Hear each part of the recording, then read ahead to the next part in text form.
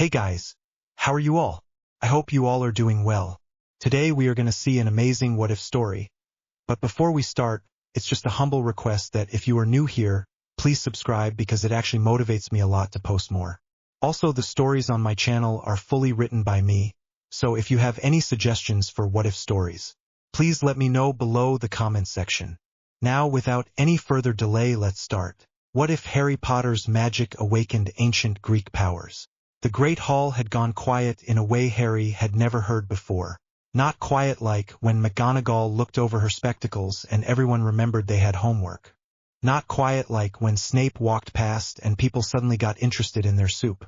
This was oppressed, waiting quiet, like the air itself was holding its breath. The goblet of fire sat on the raised platform in front of the staff table, blue flames licking out of it, steady and calm.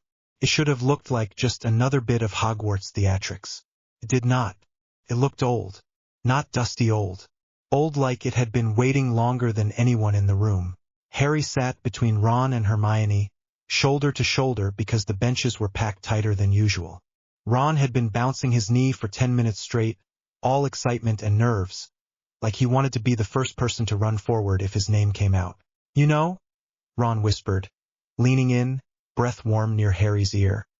If my name comes out, I'm telling Mum it was your fault. I'm serious. She'll hex you through the post. Harry kept his eyes on the goblet. Your mum doesn't even know how. She'll figure it out. She's a genius when she's furious. Hermione was already frowning, eyes sharp, voice low but firm. You are not putting your name in, Ronald. Ron pulled a face. I didn't say I was, did I? Hermione's eyes narrowed. You were thinking it in capitals. Harry tried to breathe out a laugh, but even that felt wrong in the tight silence. He shifted on the bench, palms damp. He could smell roast meat, candle smoke, and something sharper underneath like heated stone. It made his stomach feel too empty. Up on the staff table, Dumbledore stood, hands folded, expression mild. It was the same calm Harry had seen when things went wrong, which usually meant things were already worse than they looked. Champions, Dumbledore said, voice carrying easily, will be chosen by the goblet. The goblet will make its selections impartially.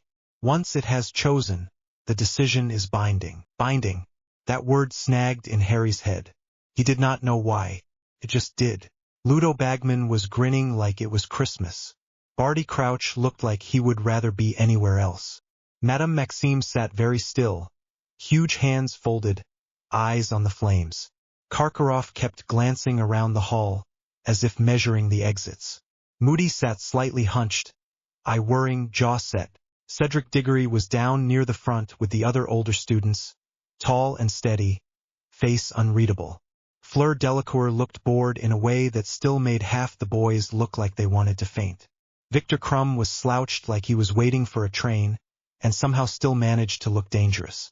Ron's knee picked up speed. Harry leaned toward Hermione. It's going to be Cedric. Hermione's lips twitched. Of course it will be Cedric. He actually volunteered, instead of daydreaming about glory. Ron's ears went a shade pink. I'm not daydreaming. It's called having ambition. Hermione turned her head slightly. It is called being reckless. Ron opened his mouth, but Dumbledore lifted his hand, and the hall tightened again. The goblet's blue flame flared higher. Harry felt it before anything happened. A pressure behind his ribs, not pain, not even discomfort. Just a sense that something in the room had shifted its attention. The first bit of parchment shot out of the flame, spinning. Dumbledore caught it neatly, unrolled it, and read. Victor Crumb. The Durmstrang table erupted. Fists thumped. Someone yelled something in a language Harry did not know. Crumb rose, almost reluctantly, and walked toward the front like it was a formality. His face did not change. His eyes did not look at anyone. He just moved. Harry watched him go, feeling like the room had exhaled once and then pulled tight again. The goblet flared a second time. A parchment fluttered out like a pale moth. Fleur Delacour. Beau's batons clapped politely, like they were in a theater. Fleur stood, hair shining under the candles, and glided forward. Harry saw Ron swallow hard. Hermione's elbow drove lightly into Ron's side. Stop staring. I'm not staring. You are. Ron's face went red. I'm looking. There's a difference. Harry made a soft noise that might have been a laugh. Came out thin. The goblet flared again. The third parchment shot out. Cedric Diggory. Hufflepuff went mad. Cedric stood, and the cheer that rose around him was the normal kind of Hogwarts loud, warm and proud. It should have been enough. It should have filled the hall and broken the strange tension for good. Cedric smiled, just a small one, and started walking forward. Harry watched him move and had a sudden, completely out-of-place thought that Cedric looked like someone walking into a story where the ending was not kind. Ron leaned forward, eyes shining. That's it, then. 3 champions. Done. Back to pudding. Hermione breathed out, shoulders dropping a fraction. Dumbledore held Cedric's parchment. Gaze kind. Congratulations, Cedric. Cedric stepped up onto the platform, and the hall was still buzzing, still loud. Then the goblet made a sound. Not a flare. Not a crackle. A cough like the fire had swallowed something wrong. The blue flame shuddered. For a split second it looked green, and Harry's stomach dropped so hard it felt like he had missed a stair. Dumbledore's head snapped toward the goblet. The flame surged. It was not blue anymore. It was green and gold, twisting together in a way that did not look like normal fire.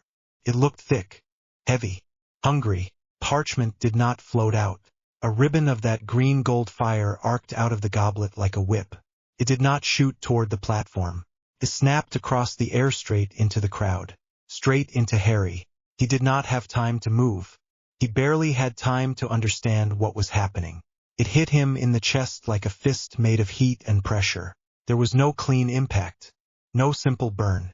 It was a shove into his skin, into his ribs, as if the fire was trying to get inside him. It felt wrong in a way spells had never felt wrong.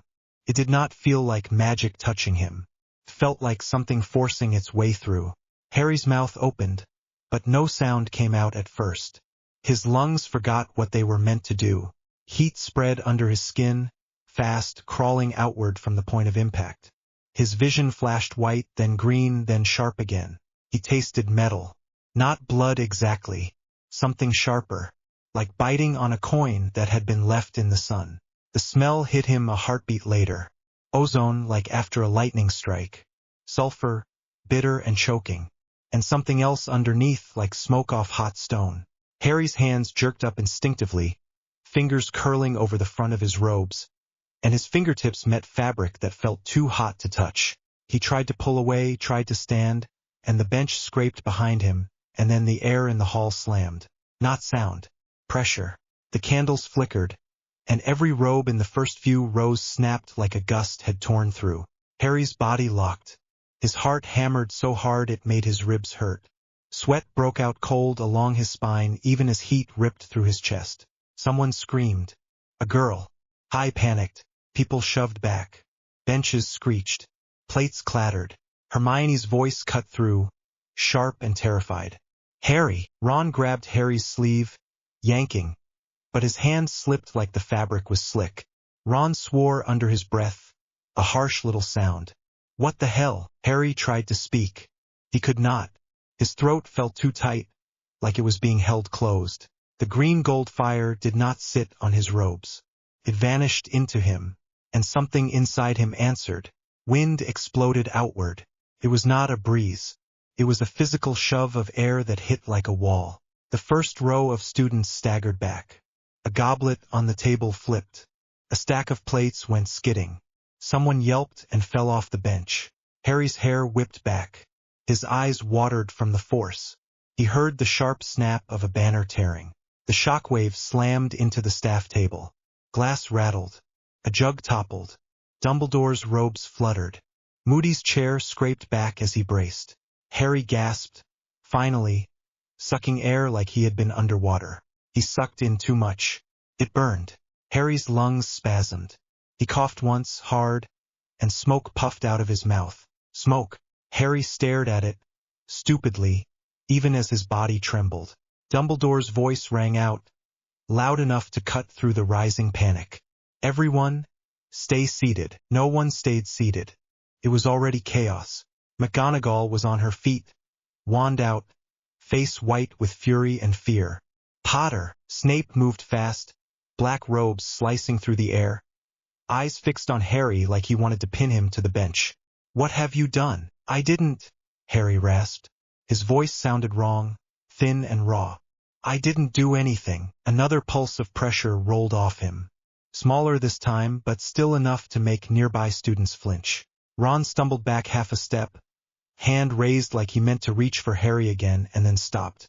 His eyes were wide, and not with excitement. Hermione grabbed Ron's sleeve. Ron, don't. Ron blinked at her like he did not understand the words. Moody lurched forward, wooden leg thumping. His magical I word, locking on Harry's chest. Clear the space, he growled. Students backed away, creating a ring. Harry sat on the bench, half twisted, palms pressed to his chest like he could hold the heat in. His skin felt too tight. His heartbeat was too loud. He looked down and saw the front of his robes smoking. Not on fire. Smoking. As if something inside him was cooking the fabric from beneath.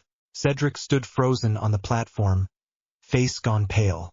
Fleur's eyes were wide, lips parted. Crumb's head had tilted, like he was listening for something. Karkaroff had risen halfway from his seat. Hands spread, expression sharp, almost fearful. Dumbledore walked down the steps from the staff table, slow, measured, as if sudden movement might set something off. His eyes stayed on Harry's chest, on the smoke curling up. Harry hated that careful look, like Harry was a dangerous thing that might bite. Harry, Dumbledore said gently, and the gentleness made Harry's stomach twist. Come with me. Harry tried to stand. His legs shook. The air seemed thicker around him, like it did not want to let him move.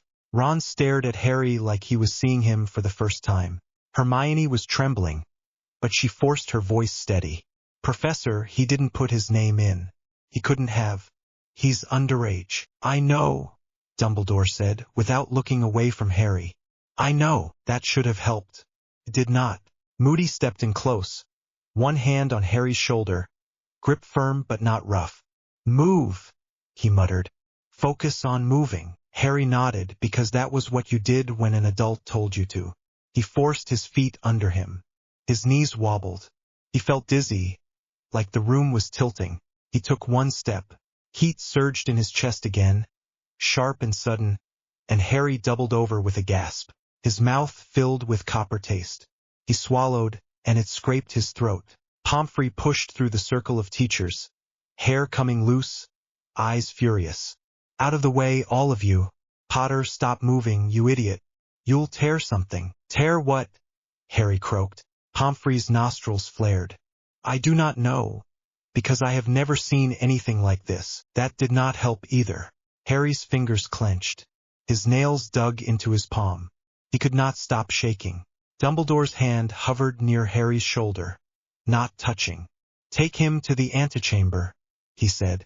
Now. McGonagall motioned sharply. Out of the way. Make room. The staff moved Harry forward. The crowd parted more. People's faces blurred past, pale, wide-eyed, whispering. Harry heard his name like a hiss, like a warning. Potter, did you see? His chest was smoking. Is he cursed? Was that fire green? Harry's ears rang. His skin prickled. The pressure in his chest built, as if something inside him was breathing. Ron was behind him. Harry knew it without looking.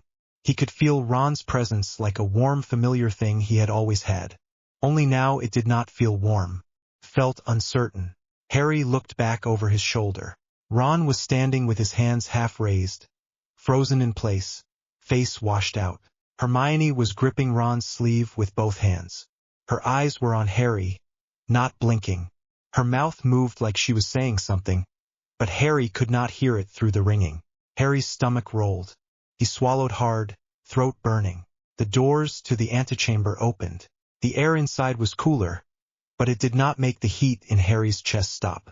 They pushed him into the smaller room, away from the roar of the great hall, and the sudden quiet was worse. The only sound was the crackle of distant fire through the wall and Harry's own breathing. Too loud, too fast. Someone shut the door. Harry's breath puffed smoke again. Moody let go of Harry's shoulder, stepping back slightly. His magical eye spun, narrowing. "That's not a normal curse," he said. Snape's eyes were fixed on Harry's chest like he wanted to cut it open and see what was inside. Obviously, McGonagall shot Snape a look that could have frozen water.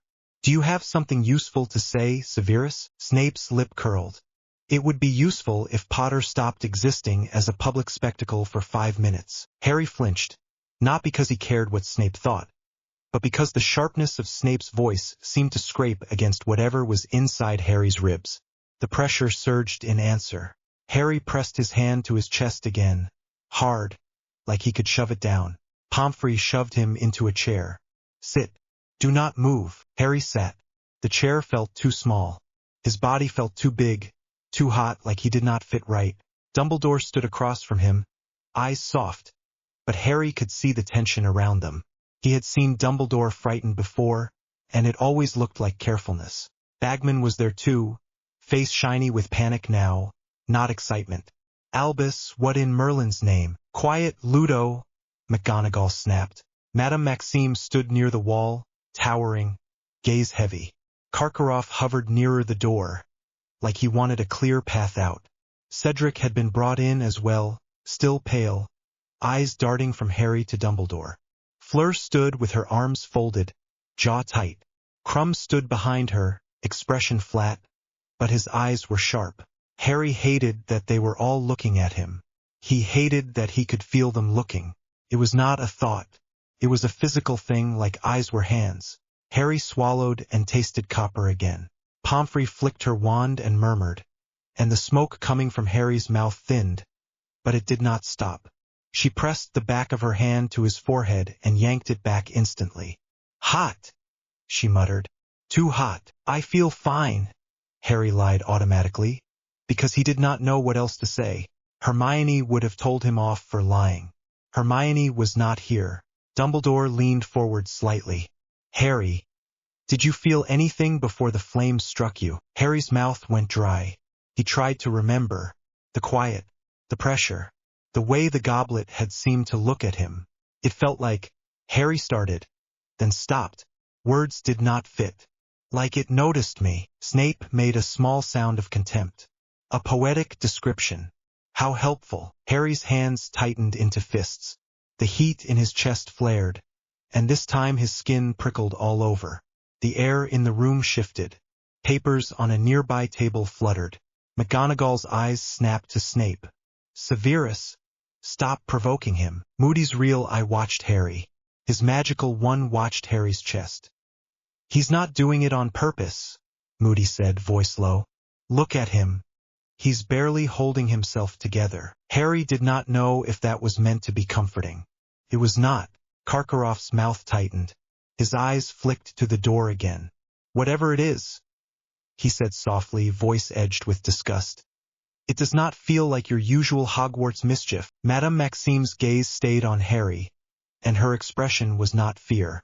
It was wary, like she was looking at a wild animal that might decide the room was too small. Cedric swallowed. "Professor," he said to Dumbledore, voice hoarse. "What does this mean? Is he a champion now?" Harry's stomach dropped. He stared at Dumbledore because Dumbledore would say no. He had to say no. Dumbledore did not look away. "The goblet has chosen," Dumbledore said quietly. "We must determine how." Harry's throat tightened. He could not get enough air. "No," Harry said, voice cracking. "No, I didn't. I didn't put my name in. I didn't do anything." "I know," Dumbledore said again. It was still gentle. It still did not fix anything. Bagman wrung his hands. "But the rules, Albus. The rules are binding." Binding. Harry heard that word again, and the heat in his chest throbbed like it agreed. Pomfrey turned on Dumbledore. "You are not sending him back out there. He's smoking." Dumbledore's gaze flicked to the smoke curling from Harry's mouth again. His eyes tightened. Snape stepped closer, wand in hand. "Let me see the point of impact." Pomfrey's hand shot out, blocking Snape like a barrier. "You will not poke him with anything." "I was not going to poke him," Snape snapped. "You were going to poke him," Pomfrey snapped right back. Harry would have laughed if he could breathe properly. Moody shifted his weight. "Let the healers look first," he said. Then we talk rules. Dumbledore nodded once. Slow. Very well. Pomfrey shoved Harry's robes aside enough to see his chest. Harry's skin underneath was not burnt in the normal sense. There was no blistering, no blackened patch. There was something else. Faint gold flecks under the skin, like tiny sparks trapped beneath. They moved when Harry breathed, and that was the worst part. It was not a mark. It was alive. Harry stared down, stomach rolling. What is that? Harry whispered. Pomfrey's face was tight, lips thin. I do not know. Snape's eyes were fixed on the gold flecks like he was trying to memorize them. That is not a brand, he murmured. Karkaroff took a single step back, and his face went hard. That, he said, voice low and sharp, is not something I want in a tournament. Madame Maxime did not move, but her fingers flexed slightly at her sides. Fleur's eyes narrowed, and for the first time her bored mask cracked. She looked unsettled. Crumb's gaze flicked briefly to the goblet door, then back to Harry, like he was deciding whether Harry was competition or something else. Harry felt suddenly exposed, like his skin was not enough to keep things in. He swallowed again, and the taste of copper grew stronger. His mouth watered, and he fought down the urge to gag. Pomfrey pressed her fingers to Harry's wrist, checking his pulse.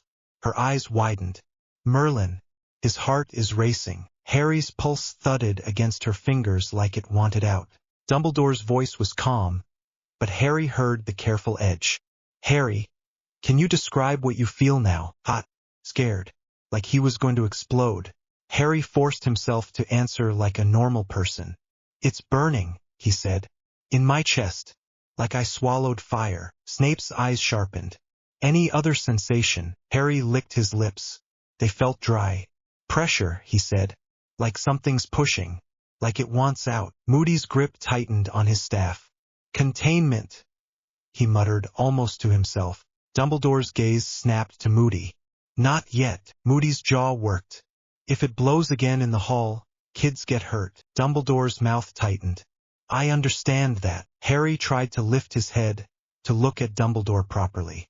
The movement made the heat shift, and pain lanced behind his sternum, sharp enough to make him gasp. Smoke puffed out again. Cedric flinched. Harry's fingers dug into the arms of the chair. His legs were shaking. He could feel sweat on his forehead, cold against the heat in his chest. He thought, very briefly, of the graveyard from his dreams, of green light and cold laughter, and then his mind snagged on something else entirely. A sound, not in the room, in his bones. A low rumble, like thunder far away. Harry blinked hard. He stared at the floor, trying to focus, trying to keep from throwing up. The rumble continued. Snape noticed Harry's stare. What are you listening to, Potter? Harry shook his head. Small. Nothing. Ron would have made a joke right now, something about Harry hearing voices, and Hermione would have told him off for being insensitive. Ron was not here. Harry's stomach twisted. Dumbledore stepped closer. He moved slowly, as if he was approaching something wild. He held his hands open, palms visible. I am going to examine you, Dumbledore said softly. No harm will come to you. Harry's throat tightened. He nodded because he did not know how to refuse the headmaster. Dumbledore reached out. His fingers hovered over Harry's chest, over the gold flecks under the skin. The moment Dumbledore's hand came close, the pressure in Harry's ribs surged violently. Harry's vision blurred. Heat slammed through him. His body reacted before his mind could. Wind exploded again. This time it did not spread out evenly. It burst forward. A focused shove that threw Dumbledore's robe back and made the older man stumble a single step. Books on a nearby shelf slammed flat. A candle on the wall sizzled and went out. The door behind Karkaroff rattled in its frame. Karkaroff swore in a harsh whisper. Pomfrey grabbed the back of Harry's chair, bracing it. Potter, she barked. Stop it. Harry's hands flew up, palms out, like he could push the wind back into his own body. I'm trying, he choked. His lungs burned. His eyes watered. Sweat ran down his temples. Moody shoved his staff into the floor and leaned into it, bracing. Easy, he growled. Easy, lad. Breathe. Harry tried. His breath came out ragged. Dumbledore steadied himself, and Harry saw something in his expression that scared him more than the wind. Not anger, decision. Dumbledore's eyes stayed kind, but the kindness had an edge now, like it had a purpose. That confirms it, Dumbledore said quietly. Harry's stomach dropped. Confirms what? That whatever is within you is reacting to proximity, Dumbledore said, voice calm, like he was discussing a lesson. It is defensive. Harry stared at him, heart pounding. I don't want it. I didn't ask for it. I know, Dumbledore said. But we must manage it. Manage it. Harry's hands shook harder. He stared down at his fingers, and for a split second he thought he saw faint gold sparks flicker along his knuckles under the skin. He blinked, and it was gone. Snape's eyes were bright with something sharp. This is not Hogwarts magic, he said. McGonagall's face was tight. Then what is it? No one answered. Karkaroff's voice cut through, cold. Remove him from the tournament. Bagman threw up his hands. We cannot. The rules. Fleur's mouth curled. Perhaps your rules should not include a boy who is burning from the inside. Cedric's voice was quiet. He didn't do it. Harry looked at Cedric, startled. Cedric met his eyes, and Harry saw fear there. Yes, but also something like stubborn fairness. Harry swallowed. His throat hurt. Dumbledore's gaze lifted to the door as if he could see through it back into the great hall. The noise out there was muffled now, but Harry could still hear the distant hum of people arguing, shouting, crying. We will speak to the champions, Dumbledore said. We will speak to the ministry. For now, Mr. Potter will be taken to the hospital wing. Pomfrey nodded once. Brisk. Good. Moody grunted. And we keep him away from crowds. Snape's gaze flicked to Harry's chest again. If he can be kept away from anything. That time McGonagall did not even argue. She just looked like she wanted to hex Snape herself. Pomfrey leaned down close to Harry, voice sharp, practical. Can you stand without collapsing? Harry tried to answer. His mouth felt too dry. He forced himself to nod. He pushed up from the chair. His legs trembled so hard he nearly sank right back down. Moody stepped in close, steadying him with a hand on the elbow. Slow, he muttered. One step at a time. Harry did as he was told. He moved one foot, then the other. Each step made the heat in his chest pulse. Each pulse made the air around him feel thick. Dumbledore opened the door. The noise from the great hall hit them like a wave. Harry saw faces turn toward him instantly. Too many eyes. Too many voices. Someone shouted his name. Someone else shouted something else, angry, accusing. Harry's stomach rolled. He swallowed and tasted copper, stronger now. His mouth watered. He breathed in, and the smell of the hall hit him again, now mixed with fear. He kept walking. McGonagall moved in front of him, like a shield, wand raised. Moody stayed at his side, and Snape followed close behind, eyes narrowed, ready to strike if Harry did anything. Harry felt like a prisoner in the middle of his own school. He glanced toward the Gryffindor table. Hermione had managed to get to the edge of the crowd near the staff. Her face was pale, eyes huge, but she was holding herself together by sheer stubbornness. Ron was a few steps behind her. Ron's face was white. His mouth was slightly open, like he had been about to say something and then changed his mind. Harry met Ron's eyes. Ron did not look away. Ron also did not move closer. Harry felt something cold slide down his spine, sharper than the fear. A sick understanding that this was different. That Ron was not just shocked. Ron was frightened. Harry wanted to call his name. He could not make his throat work right. They pushed through the doors and into the corridor. The air was cooler here, and Harry should have felt relief. Instead, the cold made the heat inside him feel more obvious, like his body was split into two temperatures at once. By the time they reached the hospital wing, Harry's shirt clung damply to his back. His hands were shaking. His breath came out uneven. Pomfrey shoved open the doors and barked at the beds. Clear that one. And that one. I want space. Harry barely saw the other students.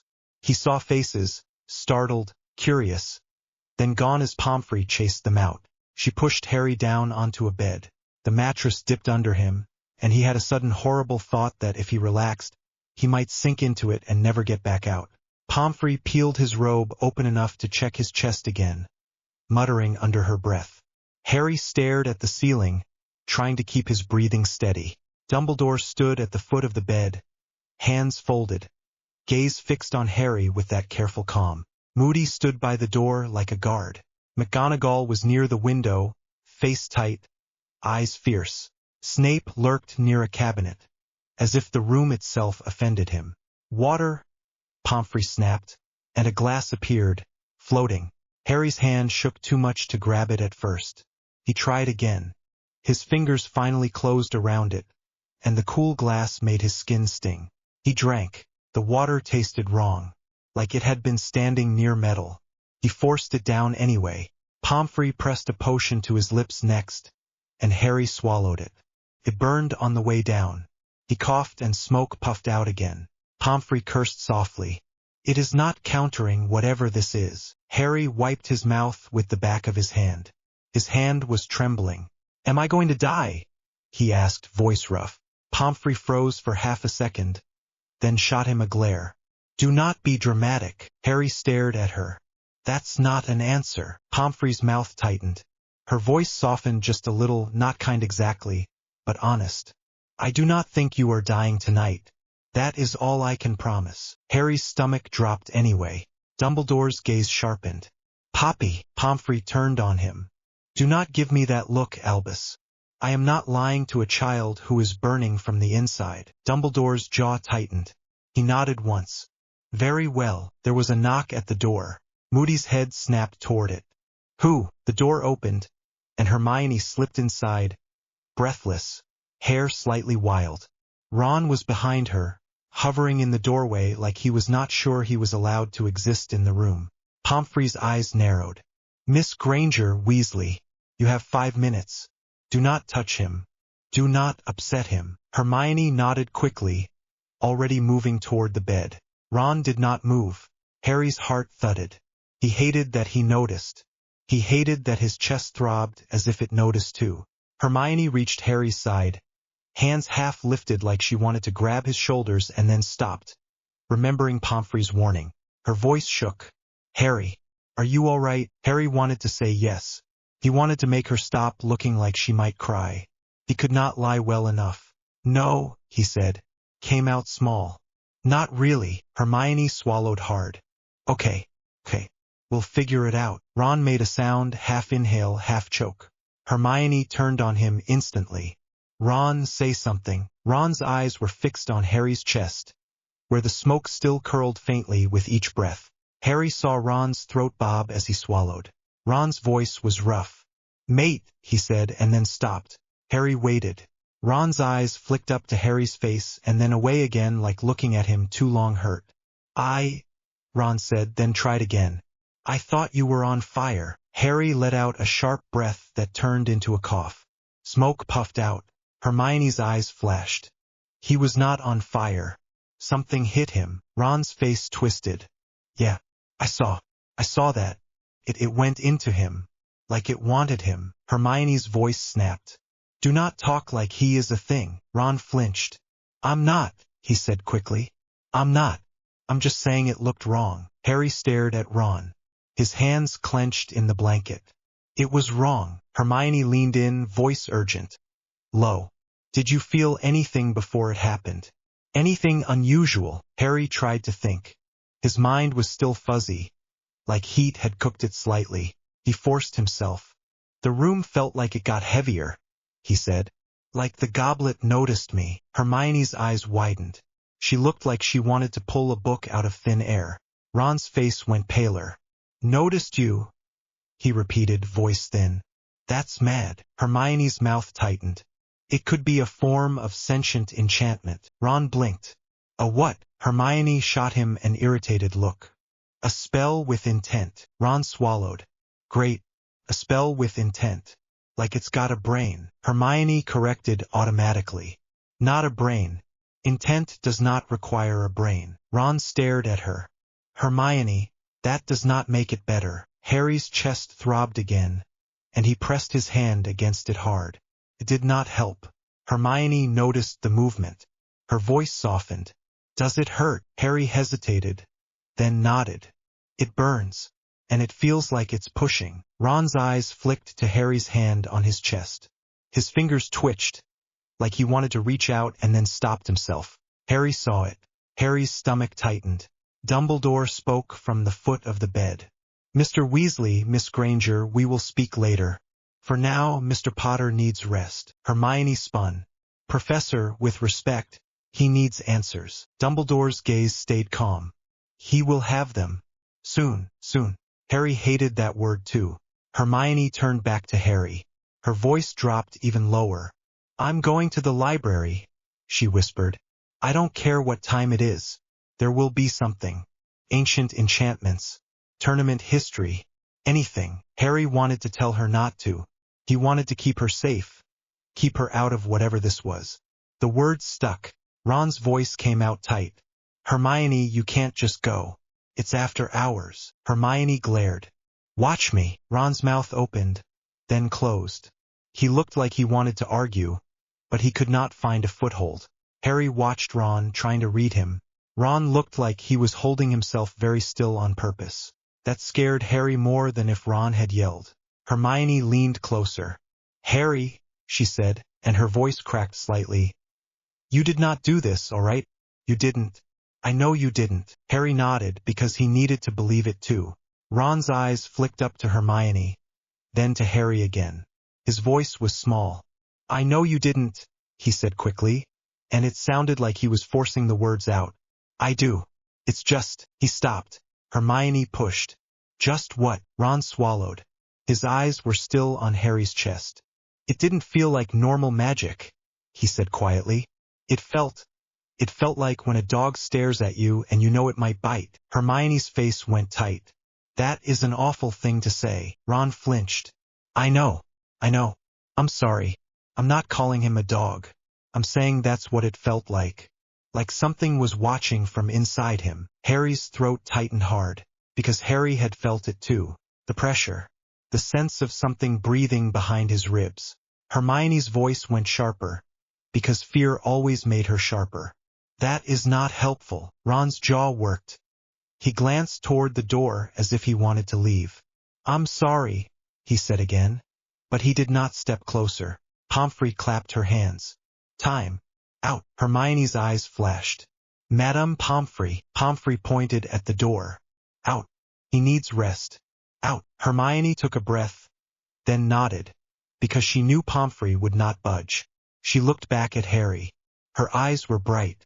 I'll be back, she said. I promise. Harry nodded.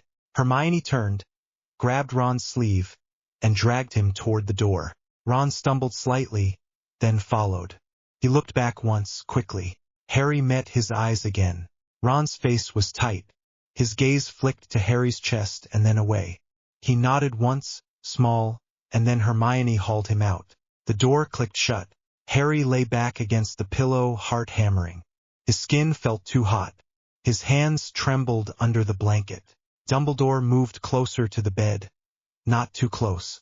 Close enough that Harry could see the lines around his eyes. You will remain in the tournament, Dumbledore said quietly. Harry's stomach dropped. I can't, he said, voice cracking. I didn't even enter, and I can't control this. Dumbledore's gaze did not waver. That is why you must remain close, where we can protect you. The tournament's binding magic is old and powerful.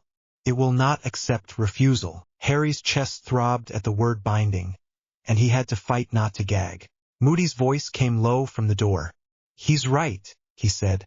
You try to run, it might drag you back in worse ways. Harry stared at Moody. Worse ways. Moody's scarred mouth twitched. Magic likes to collect what it owns. Harry's hands clenched so hard his fingers hurt. Dumbledore's voice softened. Harry, I am going to place wards around you while you sleep. They will not harm you. Harry stared at him, and something inside Harry pushed. A sudden, sharp urge to pull away, to not let anyone put anything on him. On whatever this was. Harry swallowed. His mouth tasted like pennies. He forced himself to nod because he did not know how to fight Dumbledore. Dumbledore lifted his wand and murmured. Harry felt it instantly, a thin pressure settling around him. Not painful, but present, like netting laid over his skin. Harry's breath hitched. The gold flecks under his skin flared faintly, and the smoke from his mouth thickened for a second. Moody's magical eye snapped to Harry's chest. Albus, Dumbledore's voice tightened. I am stopping. He lowered his wand. The pressure eased slightly. Harry lay very still, staring at the ceiling, sweat cooling on his skin. Dumbledore watched him for a long moment, then said quietly, Rest. We will speak tomorrow. Harry did not answer. He did not trust his voice. Dumbledore turned and left. McGonagall followed, face set. Snape swept out like he could not wait to escape the smell. Moody stayed a heartbeat longer, watching Harry with a look that was not kind but was not cruel either. It looked like a soldier looking at another soldier who had just been handed a weapon they did not understand. Get sleep, Moody muttered, then left too. Pomfrey fussed around the bed, muttering about temperatures and cooling drafts. She pushed another potion into Harry's hands, and Harry drank because arguing felt impossible. The potion cooled his throat. It did not cool the burning under his ribs. By the time Pomfrey finally stepped away, the hospital wing was dim. The candles were lower. The air smelled of potions and clean sheets. Harry's body felt heavy, like the heat had drained him and left him weak. His eyes closed for a few minutes. He did not sleep. He could not stop listening to that low rumble inside his bones. Later that evening, Pomfrey finally allowed Harry to leave, with strict instructions and a warning glare that made it clear she would hunt him down if he collapsed in a corridor. McGonagall escorted him at first, moving briskly, wand ready. Moody trailed behind, silent. Harry walked with his shoulders tight and his hands clenched, trying to keep his breathing even. Every time he breathed out too hard, smoke wanted to follow. He kept his mouth shut to stop it. When they reached the main corridor, McGonagall stopped. You will go straight to your common room, she said, voice clipped. You will not wander. You will not stop for anyone. Do you understand? Harry nodded. Moody's gaze stayed on him. If you feel it building, he said quietly, stop, sit. Do not try to walk through it. Harry nodded again because nodding was easier than talking. McGonagall's mouth tightened. Good. Go. Harry moved on. The corridors were not empty. Students were everywhere, clustered in whispers, eyes flicking toward him. Some of them stepped back as he approached, like the air around him might bite. Harry heard his name again and again, soft and sharp, like the sound of a match struck. Potter, that was green fire. His chest was smoking. Did you see the wind? Harry kept his eyes ahead, jaw tight. His skin prickled. Sweat formed at the back of his neck again, cold. He reached the fat lady's portrait. The fat lady's eyes widened when she saw him. Oh, she said, voice a little thinner than usual. Password. Harry's mouth was dry. His mind blanked. A group of Gryffindors stood behind him, whispering. He could feel them pressing in, but not close. Not like they used to. Hermione appeared at his side like she had sprinted. Her cheeks were flushed. Her hair was a mess. She looked like she had been fighting a war with books. Fortuna Major, Hermione snapped at the fat lady without even looking up. The portrait swung open. Hermione grabbed Harry's sleeve, not touching his skin, just the fabric, and tugged him inside fast. The common room hit him like a wall of noise that cut off sharply as people noticed him. Conversations died in little bursts. Chairs scraped. Someone dropped a quill. Harry stood in the doorway, stomach twisting, heat pulsing under his ribs. Every eye turned toward him. Fred and George were near the fireplace, and even they looked subdued. Fred's grin was gone. George's eyes were sharp, measuring. Neville stood near an armchair, hands clenched, face pale, looking like he wanted to come over and did not know if he should. Seamus was halfway up from his chair, expression wary. Dean's eyes were wide. Lavender whispered something to Parvati, and Parvati's face went tight. Harry hated it. He hated how familiar faces looked at him like he was new. Hermione's voice cut through, firm. He needs to go upstairs. Someone murmured, Is he dangerous? Hermione spun, eyes blazing. No, he is not. Harry's stomach rolled. The copper taste rose again. He swallowed hard. Neville stepped forward, small but stubborn. Harry, he said, voice shaking slightly. Are you all right? Harry wanted to say yes. He could not. I'm fine, he lied again, because he did not know how to say the truth without making it worse. Neville nodded, but his eyes stayed worried. Hermione tugged Harry toward the stairs. Come on. Harry followed, each step up feeling too heavy. He could feel the whispers behind him, the way people leaned together, the way they stopped when he turned his head. By the time he reached the boys' dormitory, his hands were shaking again. Hermione stopped at the top step.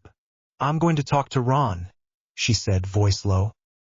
He's been acting like an idiot. Harry's chest tightened. Don't, he said before he could stop himself. Hermione blinked. Don't what? Harry swallowed. His throat hurt. Don't make him, he said, and he hated how small it sounded. If he doesn't want to. Hermione's eyes softened. Harry, he's scared. He's also being ridiculous. Harry wanted to argue. He did not have the energy. Hermione squeezed his sleeve lightly, then turned and marched down toward the dormitory door opposite. Harry pushed into the boys' room. Ron was already there. Ron's trunk was open on his bed. Ron was folding clothes with stiff, jerky movements, shoving them into the trunk like he was afraid if he slowed down, he would not be able to keep going. Harry froze in the doorway, heart hammering. Seamus and Dean were in the room too. Neville was hovering near his bed. All three of them looked uncomfortable, like they had been caught in the middle of something private. Ron did not look up immediately. Harry took a step in. The air felt thick. The heat in Harry's chest pulsed like it noticed Ron. Ron finally looked up. Ron's eyes went straight to Harry's chest. Ron's face went pale. Ron's hand stopped mid-fold. For a second, no one spoke. Harry's throat tightened. Ron, he said. Ron swallowed. His voice came out rough. All right, he said. But it did not sound all right. Harry took another step. His legs felt weak. What are you doing? Ron's jaw worked. He glanced at Seamus, Dean, Neville, then back to Harry. His eyes were shiny, not with tears exactly, but with something close. I'm packing, Ron said. Harry stared at him. Why? Ron's mouth opened, then closed. He breathed in, and Harry saw his chest rise fast, like he could not get enough air either. Seamus shifted awkwardly. Air, he said. Maybe we should. Dean cut in gently. Yeah, we should give you 2 a minute. Neville hesitated, looking between Harry and Ron. His voice was quiet. Ron, are you sure? Ron's eyes flicked to Neville. Yeah, he said too fast. Yeah, I'm sure. Neville's mouth tightened.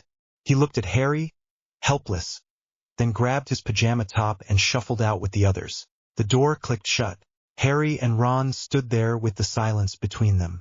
Harry could hear the crackle of the fire downstairs faintly through the floor. It sounded too much like the goblet. Harry took a shaky breath. Smoke wanted to come out. He forced it down, lips pressed tight. Ron's eyes kept flicking to Harry's mouth, like he expected smoke, like he expected proof. Harry's stomach turned. What is this? Harry said, voice rough. Are you angry? Ron shook his head quickly. No, he said. No, I'm not. I'm not angry. Harry stared. Then why are you packing? Ron's hands clenched at his sides. Because, he said, and his voice cracked slightly, which made Harry's chest hurt. Because you're not safe, mate. Harry's throat tightened hard. I'm not safe. Ron swallowed. His eyes did not leave Harry's chest. Not for me, he said quietly. Not for anyone. Harry took a step closer, desperate. Ron, I didn't do it. Ron flinched like Harry had moved too fast. I know, Ron said quickly. I know you didn't put your name in. I'm not saying you did. I'm saying something hit you and now you're... He stopped. Harry's hands clenched. Now I'm what? Ron's mouth twisted, and for a second he looked miserable, like he hated himself for what he was about to say. Ron's voice dropped. You smelled like... He started, then swallowed hard. You smelled like storms and rotten eggs and that metal smell. You were smoking. Harry, you were smoking. Harry's chest throbbed, as if offended. Harry's voice came out sharp. I couldn't help that. Ron's eyes snapped up to Harry's face. I know, Ron said, and the way he said it sounded like it hurt. I know you couldn't. That's the point. Harry stared at him, breathing hard. What point? Ron's hands shook as he grabbed another jumper and shoved it into his trunk. The point is, you can't stop it, Ron said. You blasted the whole hall with wind. You nearly knocked Dumbledore over. And you weren't even doing it on purpose. Harry's breath caught. The memory hit him, the way the air had slammed, the way people had stumbled. Harry's stomach rolled again. Ron's voice shook, but he kept going, words tumbling like he had been holding them back too long. I grabbed you, and it was like grabbing a stove. Not hot, not like fire, just wrong. Like it wanted me to let go. Harry's throat tightened. It didn't. I didn't want. Ron cut in, voice sharper now, not angry. Scared. It doesn't matter what you want, Ron said, and his eyes flashed wet. That's the scary part. It doesn't matter. Something's in you, Harry. Harry froze. The words landed like a punch. Something's in you. Harry felt the pressure behind his ribs pulse, as if it liked being noticed. Harry's hands went cold despite the heat. Stop, he whispered. Ron's jaw tightened. He looked down at his trunk, like he could not look at Harry when he said it. I can't sleep in here, Ron said, voice low. I can't. I'm sorry, but I can't. Harry's voice broke. You're leaving. Ron's shoulders hiked up, tense. Yeah, he said. I'm leaving. Harry took another step, and his legs shook. Where? Ron swallowed. I'll talk to McGonagall, he muttered. Maybe I can stay with Seamus. Or I don't know. Somewhere. Harry stared at him, chest burning, heart hammering so hard it made him dizzy. You think I'm going to hurt you, Harry said. He did not mean it as an accusation. Came out like disbelief. Ron looked up then, and his eyes were wide and miserable. I don't think you want to, Ron said quickly. I don't. I know you. I know you don't want to hurt me. But you didn't want to blast the hall either. Did you? Harry's mouth opened. No words came out. Ron's voice cracked again. And when you coughed, Ron said, swallowing hard, it wasn't normal. It was smoke. And when the wind hit, it felt like the air was pushing my chest in, like it wanted to pin me down. Harry's stomach clenched. Ron's hands grabbed the edge of the trunk lid and held it, knuckles white. I looked at you, Ron whispered, voice shaking. And for a second you didn't feel like you felt like something was staring through you, like it was measuring me. Harry's throat tightened painfully, because Harry had felt that too, the sense of being watched from inside. Harry's voice came out raw. I'm still me. Ron nodded fast. I know you are. I'm not saying you're not. I'm saying I'm scared anyway. Harry's chest burned so hard it made him want to curl in on himself. Harry's hands shook at his sides. So you're just going to leave me, he said, and he hated how it sounded. Small, like a kid. Ron's face twisted. Don't, he said, voice rough. Don't do that. Harry blinked. Do what? Ron swallowed, eyes shining. Make me the villain, Ron said. I'm not. I'm just scared. And I hate it. I hate that I'm scared. But I am. Harry's jaw clenched. The pressure in his chest surged. The air in the room shifted slightly. Curtains fluttered. Ron noticed instantly. Ron's eyes snapped to the bed hangings. His breath hitched. Harry forced himself to still. He forced his hands to unclench. The air settled. Ron's face went paler anyway. Harry felt sick.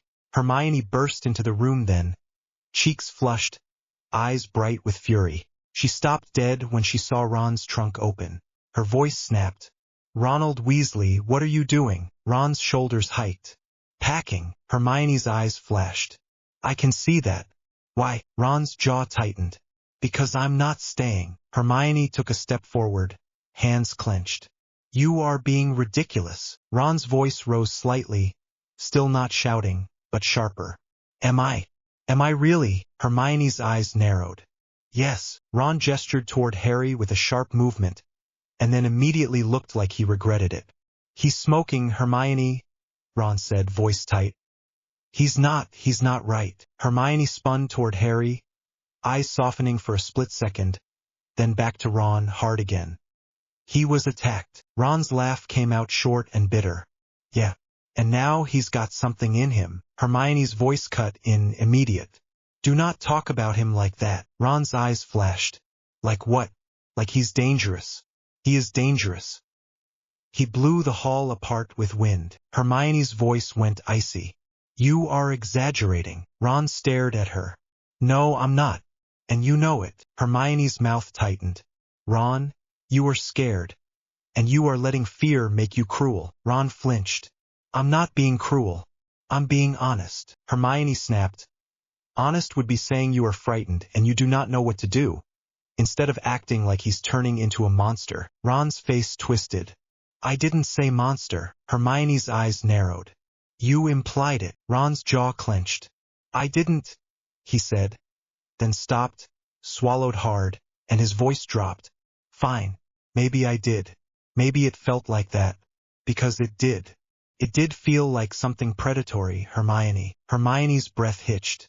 Her eyes flicked to Harry, and Harry saw the moment she fought her own fear down by force. Hermione turned back to Ron, voice shaking with anger and something else. You do not abandon your friend because you are frightened. Ron's eyes flashed wet. I'm not abandoning him. I can't be here. Hermione corrected automatically, even in the middle of it. You are abandoning him. That is what that word means. Ron stared at her, misery twisting his face. Stop, he whispered. Hermione shook her head. No. Ron grabbed the trunk lid and slammed it down. The sound cracked through the room like a spell. Harry flinched. Hermione flinched too, then shoved her hands into fists to steady herself. Ron latched the trunk with shaking fingers. Harry's chest burned. His throat tightened. Sweat ran down his temple. He felt like he might throw up. He swallowed hard. Ron grabbed the handle of the trunk and hauled it off the bed with a grunt. His arms were tense. His hands shook. Hermione stepped in his way. Ron, do not do this. Ron's voice came out raw. Move, Hermione. Hermione's eyes flashed. No. Ron's shoulders rose and fell with a shaky breath. He looked at Hermione, then passed her at Harry. Harry stood still, hands clenched, trying to make himself smaller, trying to not make the air move. Ron's voice dropped. I can't, he said, and it sounded like he meant everything at once. I can't do it. I can't sleep in here listening for you to blow up in the night. I can't pretend it's fine when you cough smoke like it's normal. Harry's throat closed up.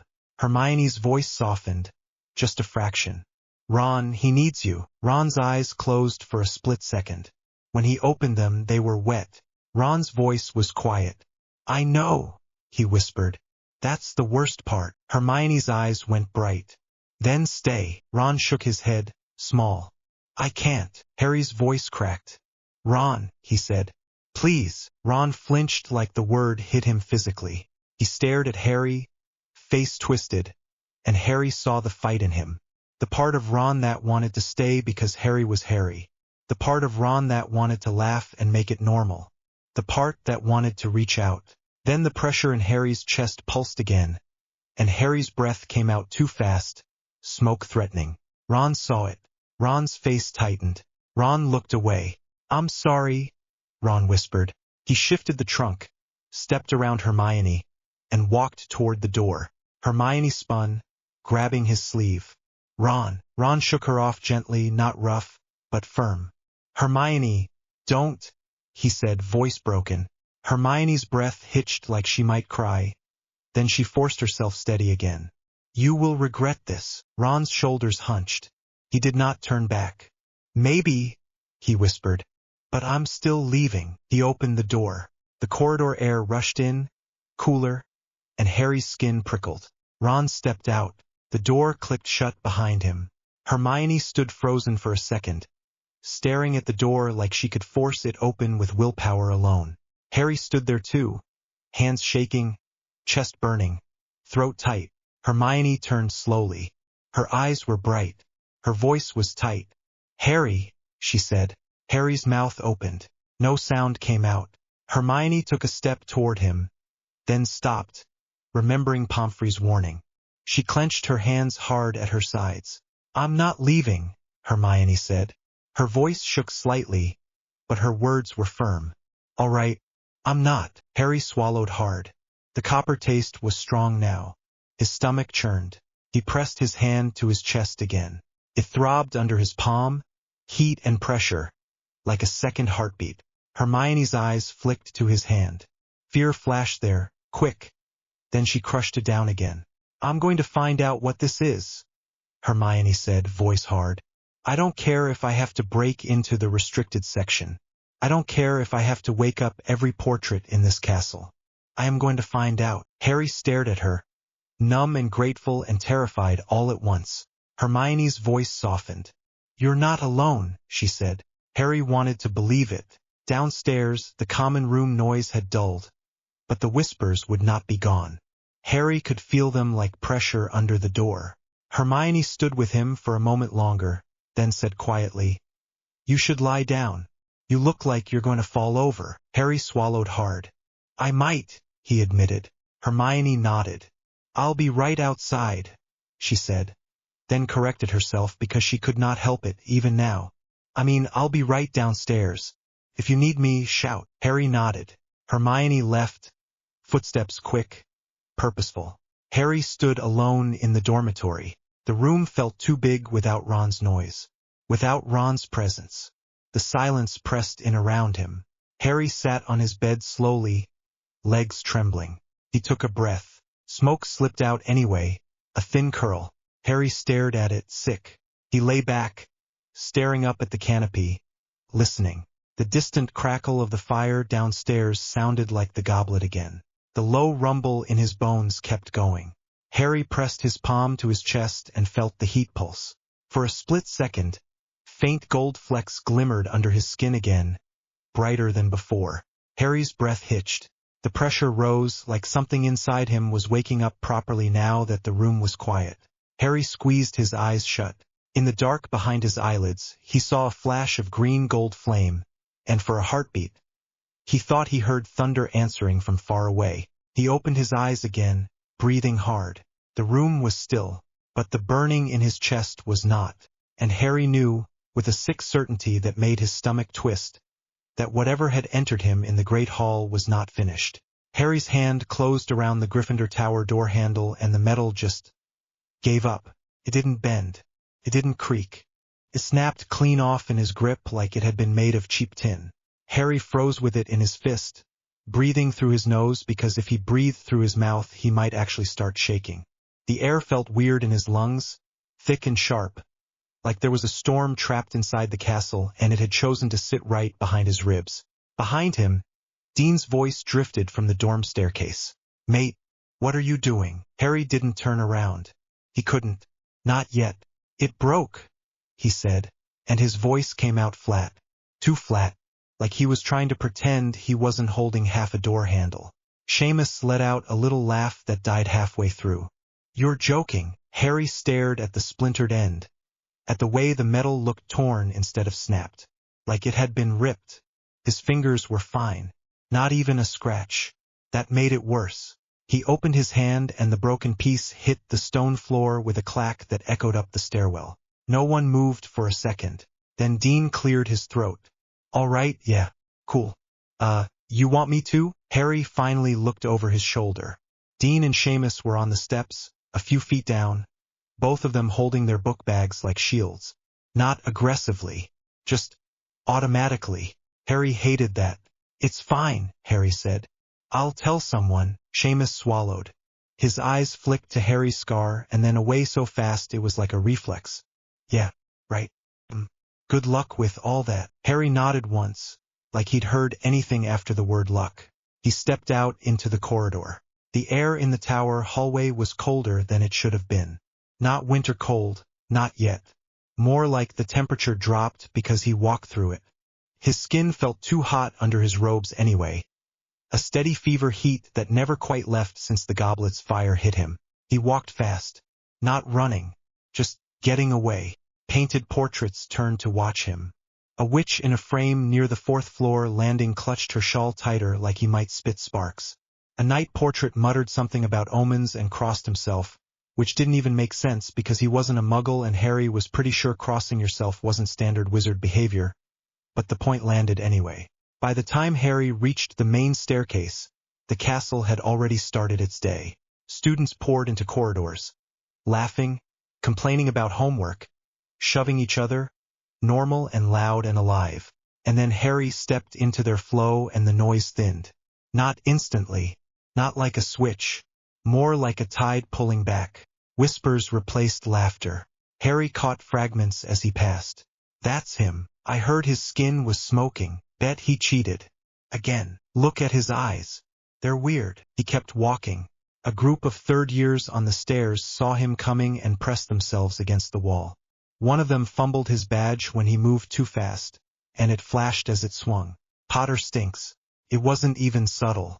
Bright letters, smug and proud. Harry's jaw tightened so hard it made his teeth ache. On the next landing, Draco Malfoy leaned against the banister like he owned it. Crabbe and Goyle were at his shoulders. Pansy Parkinson nearby with her arms folded and that delighted look on her face like she'd been waiting for this all morning. Draco smiled when he saw Harry. Careful, Draco called, voice carrying. Don't let him touch you. He might explode. A few people laughed. Not a lot. A nervous sort of laugh. Like they were checking it was safe.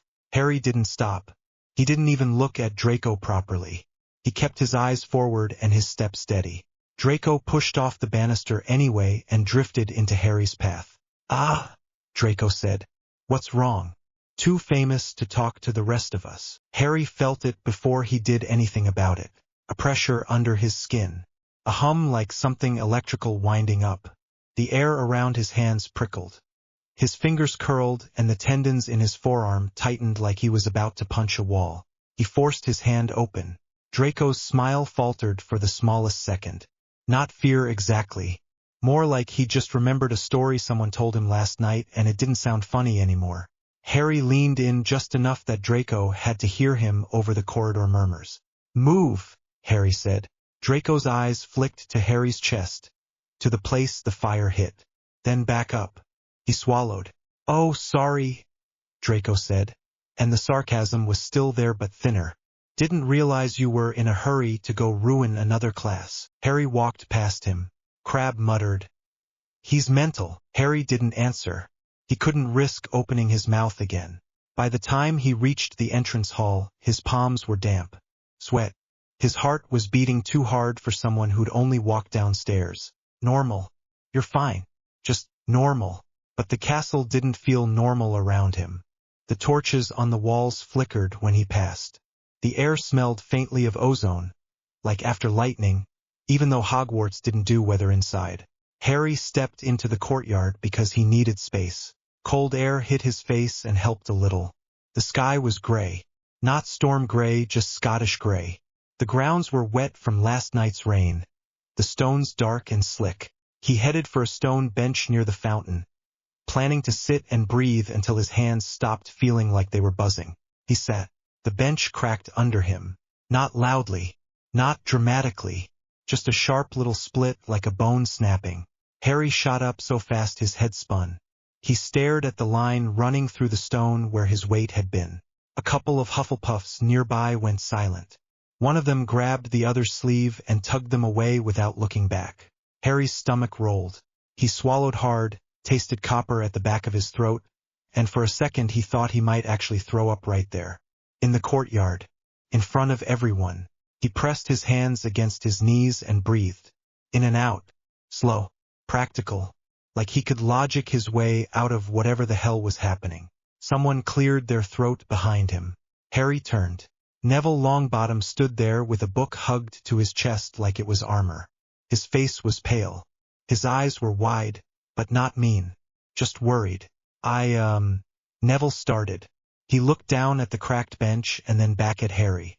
That wasn't on purpose, was it? Harry laughed once, sharp and humorless. No, Neville nodded like he believed him. Then he hesitated, shifting his weight. People are being, stupid. Yeah, Harry said. Neville's ears went a bit pink. I just meant, if you want someone to, sit with you, I can. Not here maybe, because The bench. Harry stared at him for a second. It hit him, suddenly and stupidly, that Neville was trying. Even though Neville looked like he wanted to bolt. Even though everyone else was acting like Harry had teeth. Harry's throat tightened. "I'm fine," Harry said. Because it was easier than saying anything else. Neville didn't look convinced, but he nodded anyway. "All right, if you change your mind, I'll be in the greenhouse after herbology." Harry gave a small nod back. "Thanks." Neville left. Quickly, like he was scared his courage had an expiry time. Harry watched him go, then looked back at the crack in the bench. He needed answers. He needed something that wasn't people staring at him like he was a problem they wanted to move away from. So he went to the one place that always had answers, or at least pretended it did. The library. By the time Harry got there, his hands were steady again. Mostly. The buzzing was still under his skin, but it was quieter when he focused on walking, on the feel of the worn stone under his shoes, on the way the air in the library always smelled like dust and old paper and ink. The moment he stepped through the doors, Madame Pance's head snapped up like she'd been expecting him. Her eyes narrowed. "No disturbances," she hissed before he'd even reached the nearest table. Harry blinked at her. "I wasn't going to." "No," she cut in, voice sharp. "No sudden incidents. This is a place of study." Harry's fingers curled on instinct. Then he forced them to relax. "I just want books," he said. Madame Pance watched him like he might combust anyway, but she jerked her chin toward the shelves. Quietly, Harry walked deeper into the stacks. Hermione was already there. Of course she was.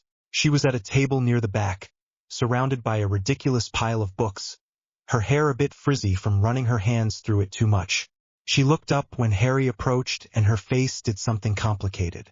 Relief, maybe, mixed with frustration. "Finally," she said, not even pretending she wasn't stressed. "Where have you been?" "Around," Harry said, sliding into the chair opposite her. Hermione's eyes flicked to his hands. "Did you break anything else?" Harry stared at her. "What?" "I'm not having a go," Hermione said quickly, lowering her voice. People are talking. Someone said you bent a suit of armor on the 3rd floor." "I didn't," Harry said. "I brushed past it." Hermione winced. "Right? That's still not normal." "No," Harry said. "That's why I'm here." Hermione pushed a book toward him. "I've been looking." Harry glanced at the cover. Curses and counter-curses. His stomach tightened again. "Hermione." "What?"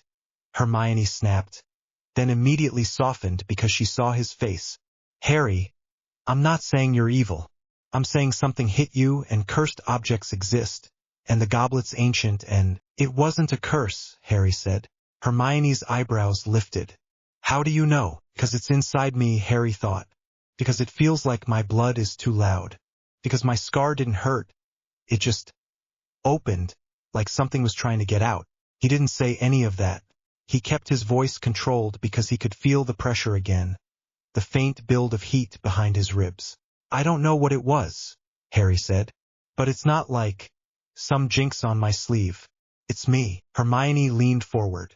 "That's literally what a curse can do." Harry's fingers dug into the edge of the table. Wood creaked. Hermione's eyes widened and she sat back fast. "Harry!" He let go instantly, breathing hard through his nose. "Stop calling it that." "Then tell me what it is," Hermione said, and her voice shook with annoyance and worry, both at once. "Because I'm trying, and you're acting like I don't know, accusing you." Harry swallowed. He tasted that copper again. "I'm not acting," he said. "I'm tired." Hermione's mouth tightened. "We're all tired." "Ron's." Harry's head snapped up. "Don't." Hermione flinched, then looked angry. "Fine. But you can't just shut everyone out and expect it to get better." Harry leaned in, voice low. "They shut me out first." Hermione's expression flickered. She glanced around, making sure no one was close enough to hear. A couple of Ravenclaws were studying near the window, but they were pointedly not looking at Harry. "I'm still here," Hermione said quietly. Harry looked at her, really looked, and he hated how much he wanted to believe it. Then he saw the pile of books again.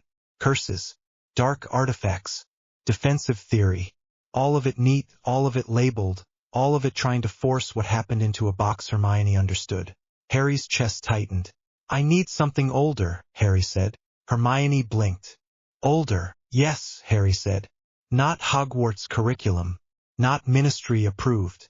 Something that explains why the goblet didn't spit out a name it spat out. That. Hermione's lips parted, then closed. She ran her fingers along the edge of her parchment like she was trying to ground herself. There's nothing in Hogwarts that says the goblet can do that, she admitted. I checked. Most of the books just say it's binding magic and selection criteria. So it did something it shouldn't, Harry said. Hermione exhaled sharply. Or it did exactly what it was meant to and we just don't know it. Harry stared at her. Hermione hesitated, then leaned in again, voice even lower. Harry, you know ancient magic exists. Not a fun ancient like runes homework. Proper old stuff. The kind Dumbledore talks about like it's a warning. Harry's stomach twisted at Dumbledore's name. Hermione noticed. He's trying to help you. He tried to grab me, Harry said, and his voice went cold without him meaning it to. Hermione's eyes widened. He was trying to examine you. He was trying to control me, Harry said. Hermione opened her mouth to argue. A calm voice cut in from Harry's left. He's not wrong. Harry turned. A girl stood in the aisle between shelves like she'd been there the whole time and Harry had somehow missed her. Pale skin. Dark blonde hair pulled back neatly. A gray scarf looped around her neck like she didn't care what season it was. Her eyes were sharp, the kind that missed nothing. Daphne Greengrass. Harry knew the name. Slytherin. Pure blood. Quiet. Always watching. Hermione stiffened immediately. What are you doing here? Daphne's gaze slid to Hermione, unimpressed. Studying. Like you. Try not to act like you own the place. Hermione's face flushed. I didn't say. Daphne ignored her and looked at Harry. Up close, Harry realized something odd. She wasn't staring at him like the others did. Not like he was a danger. Not like he was a freak show.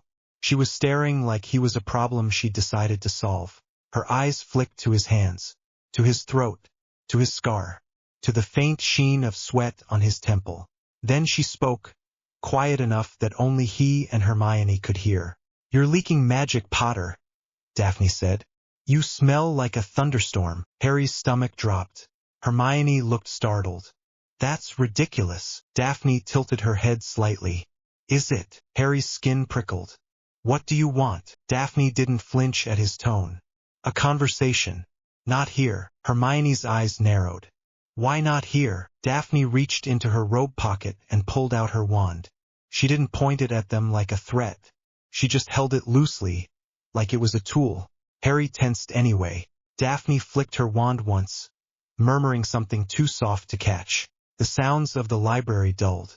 Not gone, but muffled, like Harry had shoved cotton in his ears. Hermione's eyes widened. A privacy charm, she whispered. Daphne's mouth quirked. Well done. Hermione bristled, but Harry wasn't paying attention to her now. He could feel the charm in the air, a subtle pressure around them. Daphne's eyes stayed on Harry. I saw the fire. Harry's heart thudded.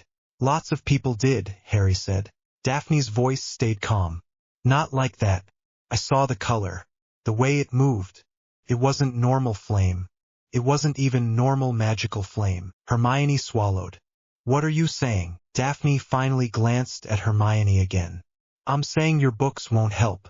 The ones in my family library might. Harry stared at her. Why? Daphne shrugged slightly. Because I'd prefer you don't explode and take a chunk of this castle with you. Also because my family doesn't like surprises. Hermione's voice sharpened. So you're helping out of self-interest. Daphne's eyes went flat. Everything is self-interest. Don't be childish. Harry's hands curled on the table edge. What kind of books? Daphne's gaze flicked to the shelves behind her. Papyri Greeki Magiki, she said, like the words tasted familiar. Ancient Greek magical papyri. Rituals. Old invocations. Things Hogwarts stopped teaching because they're messy and painful and don't care about wand movements. Hermione went still. We don't have those here. I know, Daphne said. Harry's throat tightened. You have them, in a manner of speaking, Daphne said. And I have notes. Better than nothing. Harry stared at her, trying to figure out the angle. Daphne held his gaze like she didn't care if he trusted her or not. Then she said, blunt and quiet, your blood changed. Harry's skin went cold. Hermione's mouth opened. What? Daphne's eyes stayed on Harry. I can prove it. If you meet me. Harry's voice came out rough. Where? Daphne's mouth quirked again. Abandoned classroom on the 4th floor. The one with the broken gargoyle outside. After dinner. Hermione leaned forward. Absolutely not. Harry, you can't just go off with a Slytherin. Daphne cut in, bored. Then come too. Hermione blinked. What? Daphne's eyes were sharp. Bring all the righteous suspicion you want. I don't care. But if you want answers, that's where they are. Harry swallowed. He could feel the hum under his skin again, like it agreed. Like it wanted someone to finally tell him what was happening instead of staring and whispering and wearing badges. All right, Harry said. Hermione snapped her head to him. Harry! Harry didn't look away from Daphne. All right? He repeated. After dinner. Daphne nodded once. The privacy charm lifted with a soft flick of her wand. Sound rushing back in. The library noise hit Harry like a wave. Daphne turned to go, then paused and looked back at Harry. Try not to touch metal on the way, she said casually. It'll bite you. Then she walked away. Hermione stared after her, then looked back at Harry like he'd lost his mind. What was that? Hermione hissed. Harry swallowed. Answers. Hermione's jaw clenched. Or a trap. Harry looked down at his hands, at the faint tremor in his fingers that he couldn't fully stop. I'll take the risk. Hermione looked like she wanted to argue, but she hesitated. Her eyes softened. You're scared, she said quietly. Harry's laugh came out dry. Yeah. Hermione's voice tightened. Then don't go alone. Harry met her eyes. He didn't want to say it, but it sat heavy in his chest anyway. You're going to hate what she says. Hermione's lips pressed together. I'll survive. Harry nodded once. Fine. Come. They went back to searching, but it felt pointless now. Hermione kept flipping pages, scribbling notes, but her movements were sharper, her breathing tighter. Harry barely read. His eyes kept drifting to the aisles, half expecting Daphne to appear again like a ghost with a library card. By dinner, the castle felt even worse. The great hall was loud, but the noise had an edge now, like laughter that kept slipping into mockery. Harry walked in, and the Gryffindor table had a gap around where he usually sat, like an invisible line people didn't want to cross. The badges were everywhere. Potter stinks. Some people wore them like jokes. Some wore them like shields. Harry slid into his usual seat anyway. Hermione sat beside him, stiff as a rod. Neville sat a few places down, looking like he wanted to shift closer but didn't want to make it obvious. Ron wasn't there. Not at Harry's end. Anyway, Harry's gaze flicked down the table and found him sitting with Seamus and Dean and a couple of other Gryffindors who looked uncomfortable about it, like they'd been dragged into a fight they didn't understand. Ron saw Harry looking and his face tightened. He looked away fast, jaw clenched like he was biting his own words back. Harry's chest went tight and hot. Hermione noticed. Don't, she whispered. Harry didn't answer. He stared at his plate until the food appeared. Roast chicken, potatoes, peas. Harry picked up his fork and it bent slightly under his grip. He froze. Hermione's hand shot out and covered his. Let go, she muttered. Harry forced his fingers to relax. The fork straightened a bit, like it was trying to pretend nothing happened. Hermione's voice was low, tight. See, this is why you need to be careful. Harry's mouth tasted like metal.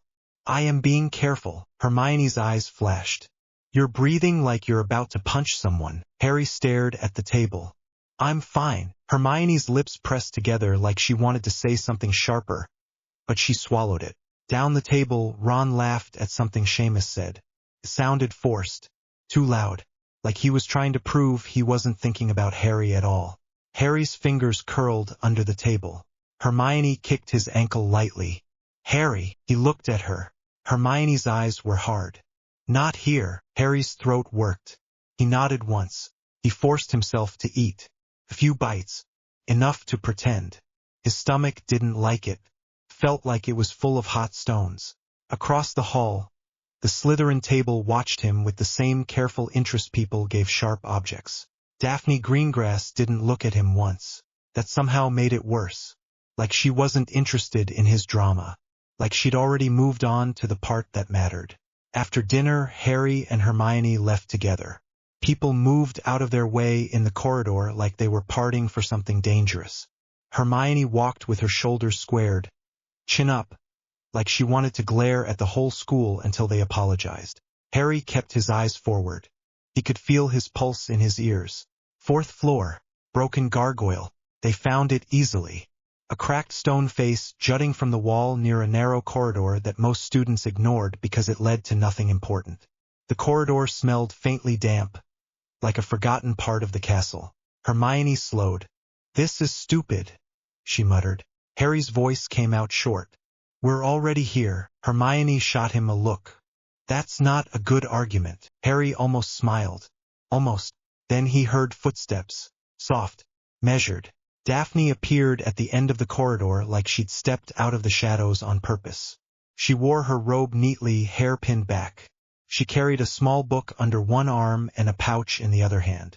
She stopped a few feet away. Her gaze flicked to Hermione, then back to Harry. "You came," Daphne said. Hermione's voice was sharp. "Obviously.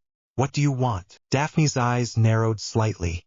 "You talk a lot for someone who doesn't know anything." Hermione bristled. "Excuse me," Harry cut in, voice flat. "Show us." Daphne studied him for a second, then nodded toward the classroom door behind her. "This one," she said. Harry stepped closer. The metal door handle was old and tarnished. He hesitated. Daphne saw it and her mouth twitched. "Good. You're learning." She opened the door herself. The classroom inside was dim, lit by a couple of half-functioning torches. Dust lay thick on the desks. A broken chalkboard leaned against the far wall. Daphne stepped in first and moved to the center of the room.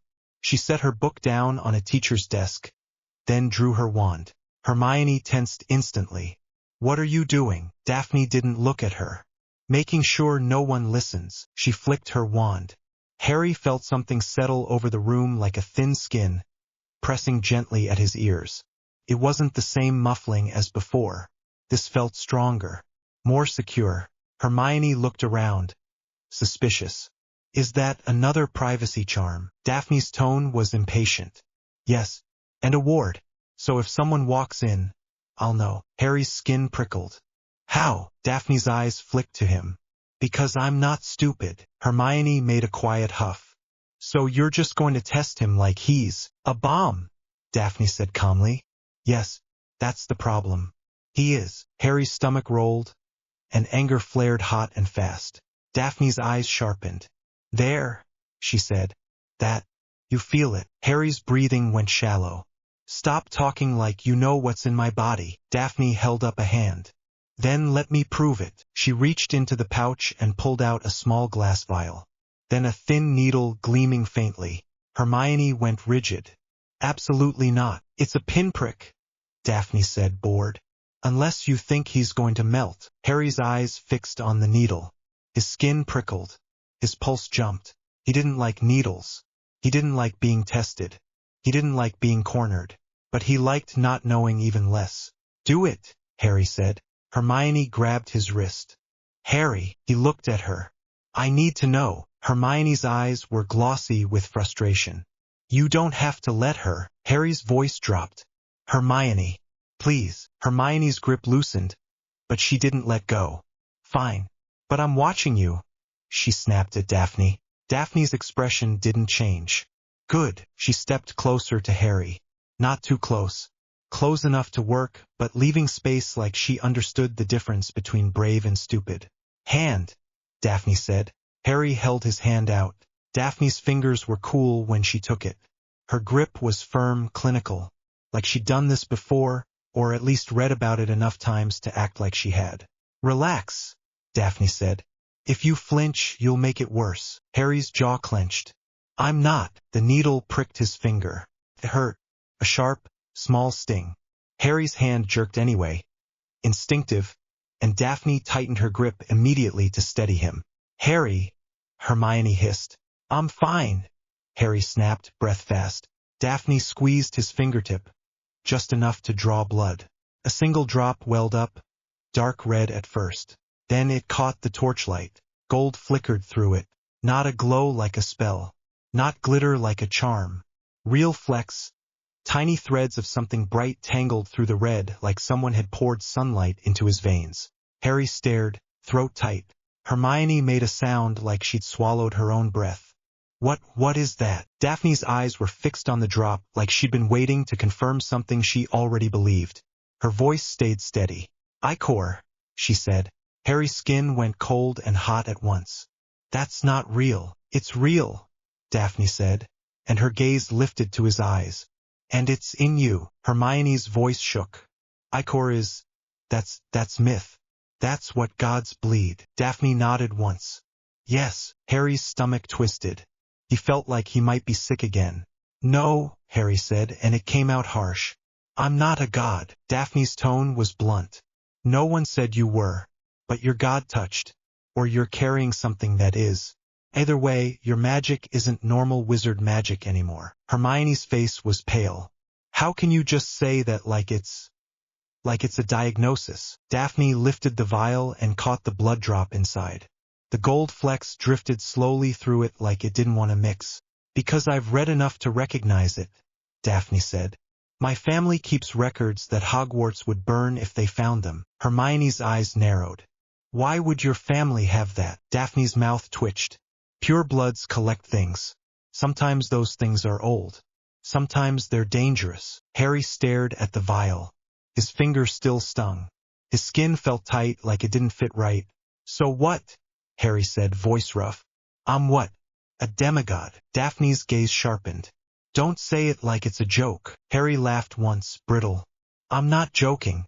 I'm trying to understand." Daphne stepped back and set the vial carefully on the desk. She pulled a cloth from her pouch and pressed it to his finger. "Hold that," she said. Harry took it. The cloth was cold. He kept staring at the vial like it might explain itself if he stared long enough. Hermione's voice was tight. "Explain. Properly. No dramatic statements." Daphne's eyes flicked to Hermione again, then back to Harry. "You asked for older answers," she said. "This is old." Harry's jaw clenched.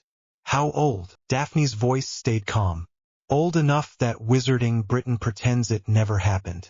Old enough that the goblet could have been made as a conduit, not just a selector." Hermione's brows drew together. "A conduit for what?" Daphne's eyes fixed on Harry. "For the old world. For divine magic. For something that doesn't care about wand movements and incantations." Harry swallowed. His throat felt dry. "So the goblet picked me." Daphne's expression was sharp. "No. It anointed you." Hermione made a small, disbelieving sound. Words matter," Daphne said, cutting her off. "Selection is paperwork. This was invasion." Harry's stomach rolled again. He swallowed hard. Hermione's face twisted. "That's horrifying." Harry's voice came out flat. "Yeah." Daphne didn't soften. "Power like this doesn't sit politely. It leaks. That's why you're breaking things. That's why your body is running hot. That's why you can't sleep." Harry's eyes snapped to her. "How do you know that?" Daphne's gaze stayed steady. "Because you look like you haven't slept in days.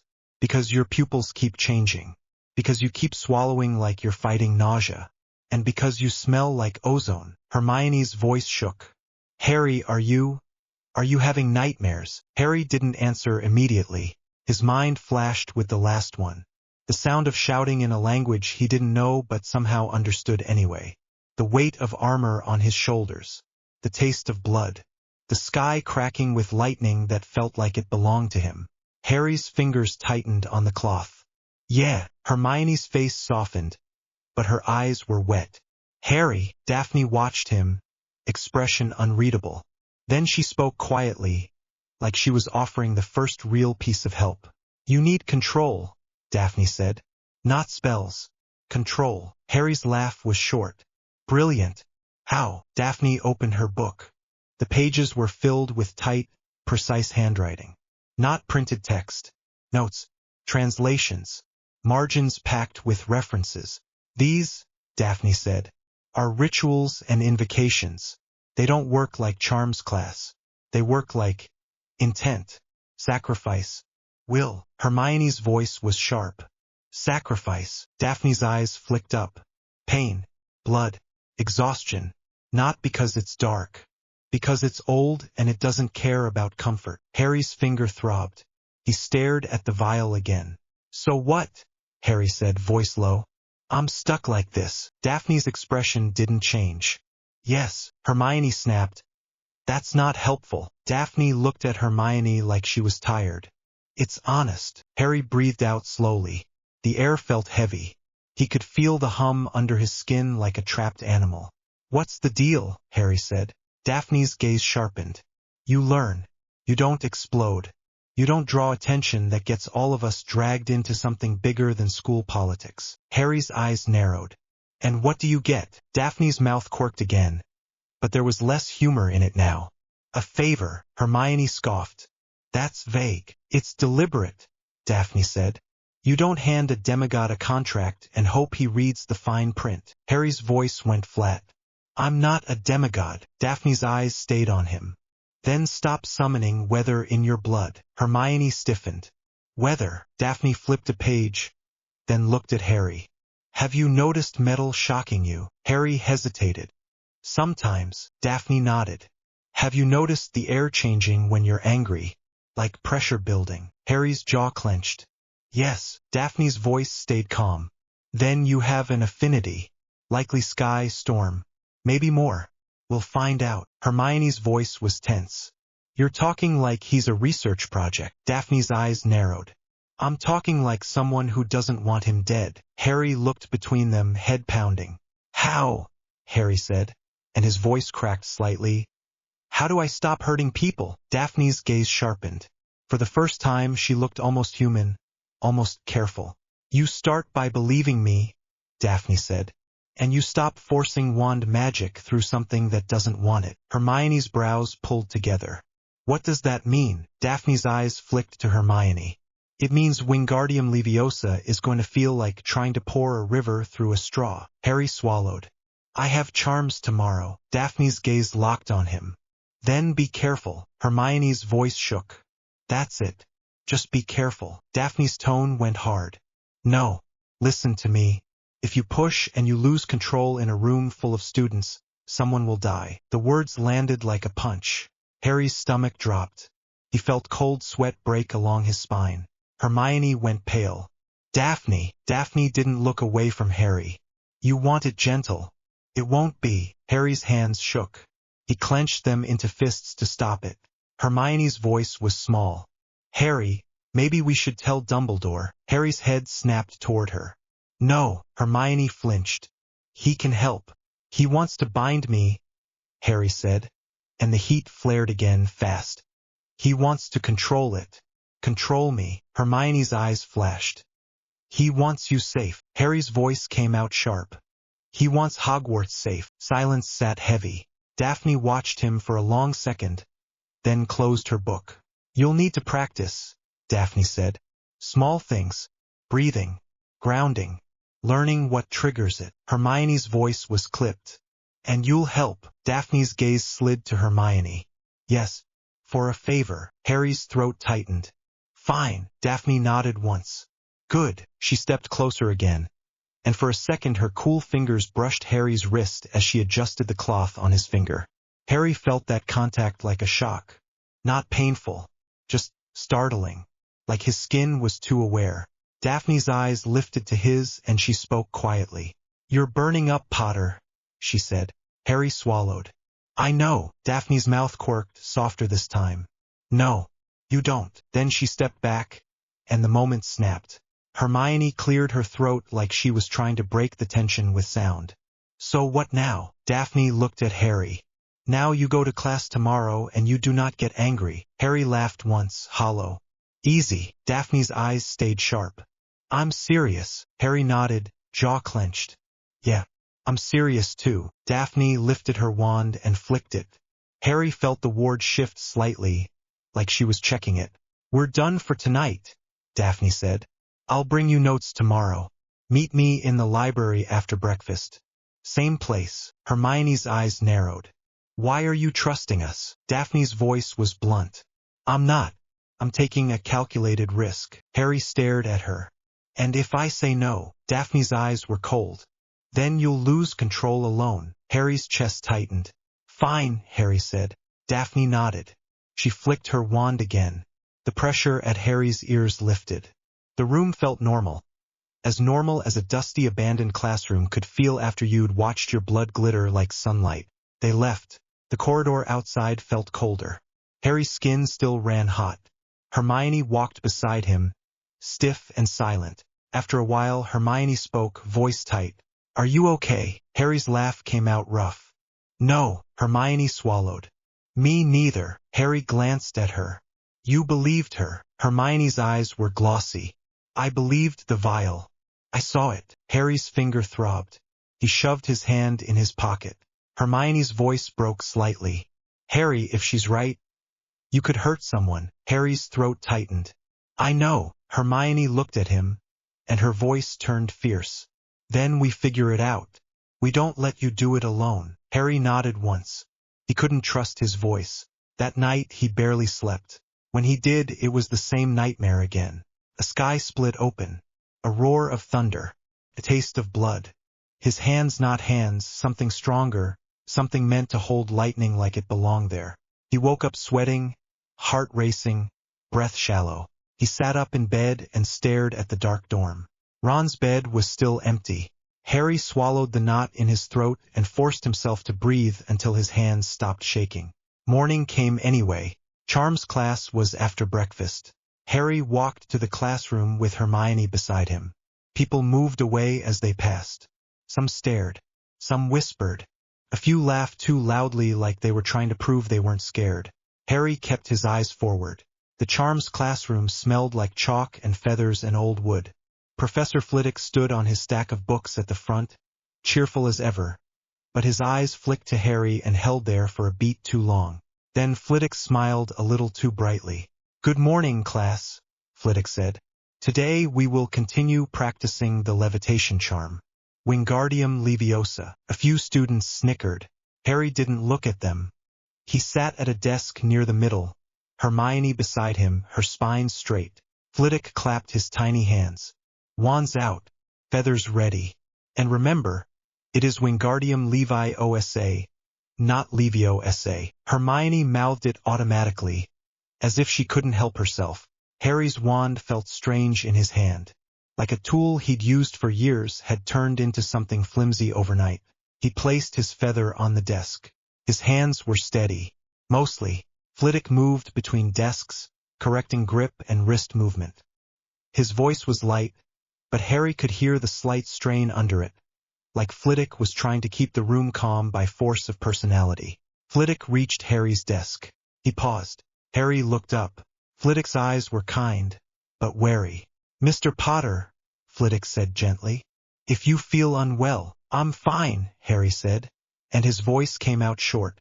Flitwick nodded slowly. All right, nice and gentle, then. No forcing. Harry swallowed. Yeah. Flitwick moved on. Hermione leaned closer, voice barely a whisper. Remember what she said. Harry's jaw clenched. I know. Hermione's eyes flicked to his hands. Breathe. Harry breathed. Flitwick clapped again. On my count. 1, 2, 3. Wands lifted. Wingardium Leviosa. The class chorused. Harry said it too quieter. He flicked his wand, careful. For a second, nothing happened. Then Harry felt the pressure build behind his ribs like something had been waiting for permission. His wand tip sparked. Not normal sparks. A sharp crackle of pale light, like static jumping. The feather on his desk didn't float. It disintegrated. It wasn't burned. It didn't turn to ash. It just came apart, fibers tearing into dust that lifted into the air like it had been shredded by invisible hands. Harry stared, stomach dropping. Hermione's breath caught. Harry! The room changed. Not slowly. Fast enough that everyone felt it at once. The air pressure dropped like someone had sucked the breath out of the room. Students gasped. Hands flew to ears. Someone yelped as their ears popped painfully. Harry's head swam. His hearing went muffled for a second. His heartbeat thudded loud in his skull. "What is?" someone cried. A thin cloud formed near the ceiling. Inside the classroom, gray and tight, swirling like a living thing that didn't belong under enchanted rafters. Harry's skin prickled all over. His palms went damp. His lungs felt tight. "No," Harry said under his breath. Hermione grabbed his sleeve. "Stop. Stop it. I'm trying," Harry snapped, voice strained. A low rumble rolled through the room. Thunder. Inside Hogwarts, people screamed. A Ravenclaw girl bolted for the door. A Hufflepuff knocked her chair over in panic. Feathers and parchment flew as the wind picked up, gusting around the room like the storm had lungs. Flitwick's face went white. He lifted his wand, voice high and sharp now. "Everyone remain calm. Please, sit down. Sit down." No one listened. The cloud thickened. A flash of light flickered inside it. Harry's stomach lurched. He tasted copper again, stronger now, like blood in his mouth. Hermione's grip tightened. "Harry, you have to." "I know," Harry said, voice raw. "I know." He could feel it. The storm wasn't outside trying to get in. It was inside him trying to get out. His hands shook. He clenched them hard enough his nails bit his palms. The wind slammed a stack of books off a desk.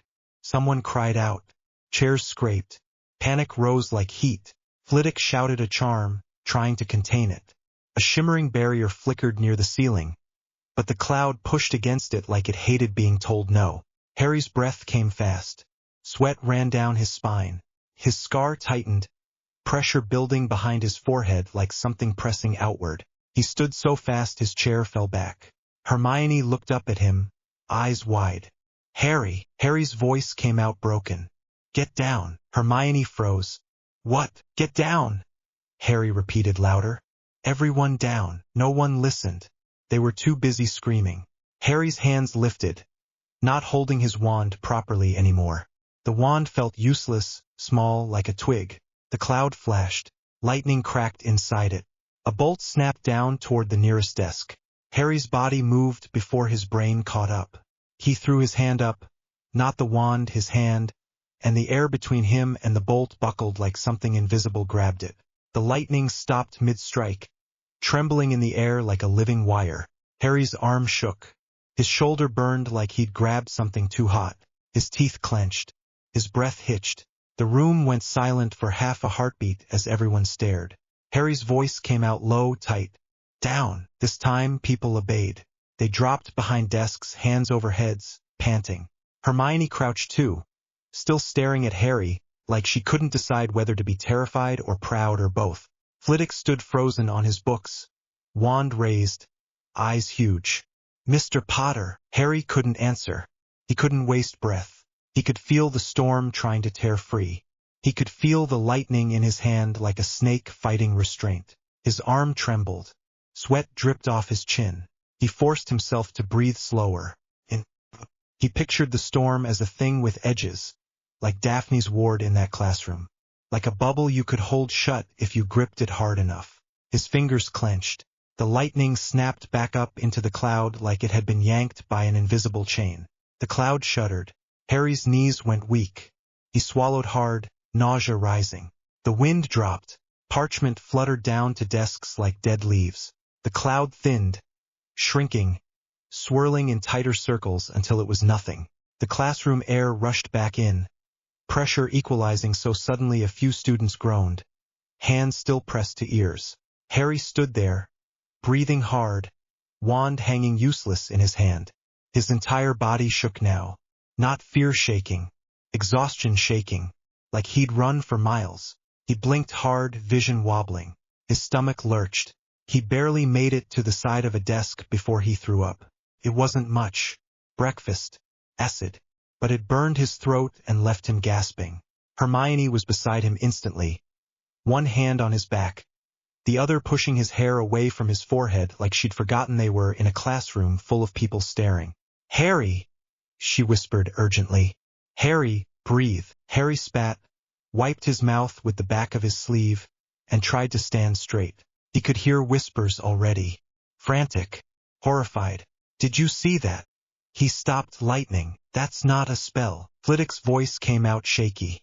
Class, please. Remain seated. No one leaves. A few students looked like they wanted to argue, but then they looked at Harry again and decided not to. Harry's throat burned. His hands shook. He forced his voice steady. I'm sorry, Harry said, and it came out rough. I didn't mean to. Flitwick stared at him like he didn't know what to say. Then softly, Mr. Potter, you need to go to the hospital wing. Harry nodded. He couldn't argue. His legs felt like rubber. Hermione stood too, glaring at anyone who stared too long. I'm taking him. Flitwick nodded quickly. Yes, go. Harry stumbled toward the door. Hermione kept a hand on his elbow like she was anchoring him.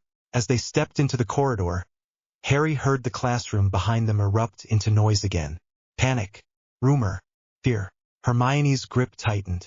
Keep walking. Harry's breathing was still uneven. His skin felt too hot. His scar throbbed with pressure. They turned a corner and nearly ran into Professor McGonagall. McGonagall stopped dead, eyes snapping over Harry's face. Hermione's grip, the faint dampness on Harry's sleeve. What happened? She demanded. Hermione opened her mouth. Harry spoke first, voice short.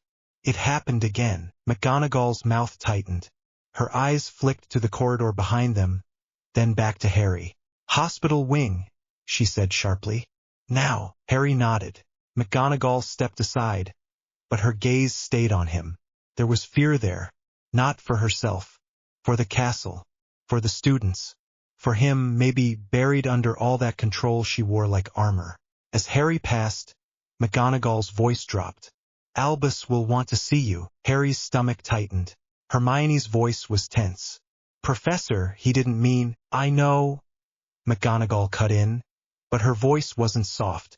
That does not change the danger. Harry kept walking. By the time they reached the hospital wing, Harry's hands were shaking again. His skin was clammy. His throat still burned. Madame Pomfrey swept toward them like a storm of her own, eyes sharp. What now?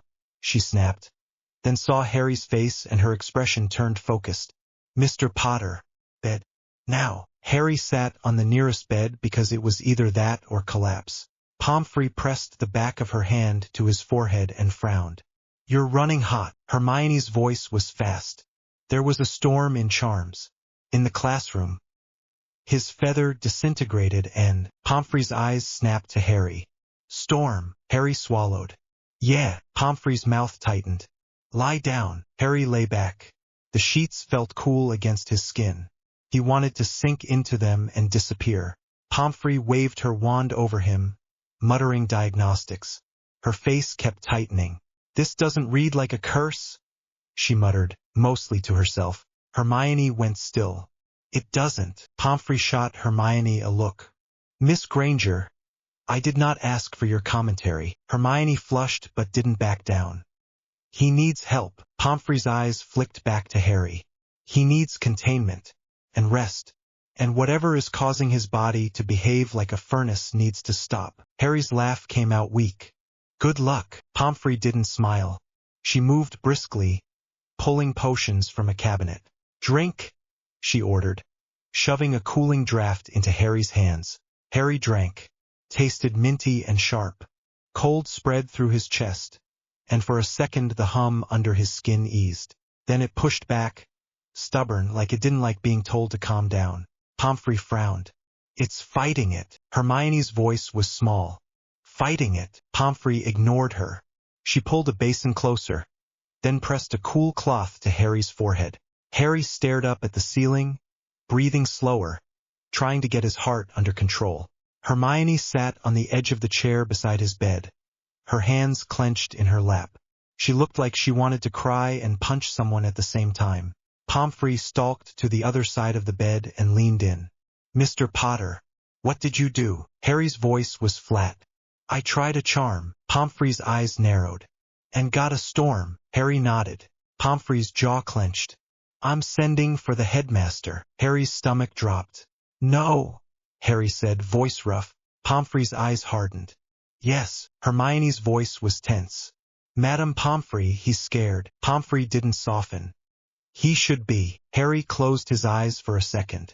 His scar throbbed. His chest felt tight. He forced his eyes open again. I didn't hurt anyone, Harry said. Pomfrey's voice was blunt. You almost did. Harry swallowed hard. The curtain at the entrance to the hospital wing rustled. Harry's eyes snapped toward it. Instinctive. It wasn't Dumbledore. Daphne Greengrass stepped through like she belonged there. Her gaze found Harry immediately. Hermione shot to her feet.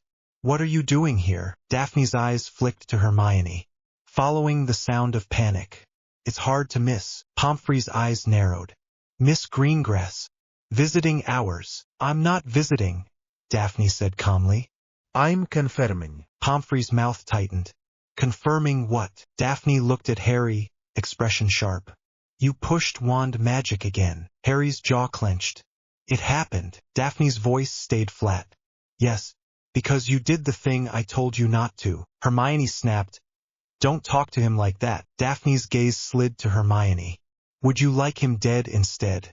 Because that's what happens when you treat this like normal school drama. Hermione's face went pale, anger warring with fear. Harry's voice came out low. It was lightning. Daphne nodded once. I know. Pomfrey's eyes narrowed. How would you know? Daphne looked at Pomfrey. Because I know what this is. Pomfrey's lips thinned. And who are you to claim that? Daphne's mouth quirked faintly. Someone with a family library Hogwarts pretends doesn't exist. Pomfrey looked like she wanted to throw Daphne out by her scarf. Hermione looked like she wanted to do it first. Harry stared at Daphne, breathing slow. So what now? Daphne stepped closer to the bed. She didn't touch him this time. She just held his gaze. Now you stop pretending you can do this alone, Daphne said quietly. And you stop pretending this is a curse you can unlearn. It's an awakening. Harry swallowed. His throat burned. Daphne's eyes flicked briefly to Hermione, then back to Harry. And now everyone will be watching you. Harry's stomach twisted. They already are. Daphne's voice stayed calm, but sharper. Not like this. This was public. You made weather in front of half your year. Harry closed his eyes for a second, exhaustion washing through him. When he opened them, Daphne was still there, steady as stone. What do you want from me? Harry asked, and he hated how tired he sounded. Daphne's gaze didn't waver. Stay alive, she said. And when I call in my favor, you say yes. Harry's jaw tightened. What's the favor? Daphne's mouth quirked. Not today. Hermione's voice was furious. That's not fair. Daphne's eyes slid to Hermione, cool and unimpressed. Life isn't fair. Ask Potter. Harry's laugh came out weak. He couldn't help it. Daphne's eyes softened by a fraction, like she'd surprised herself. Then the door at the far end of the hospital wing opened again. Footsteps. Slow. Measured. Harry's heart picked up.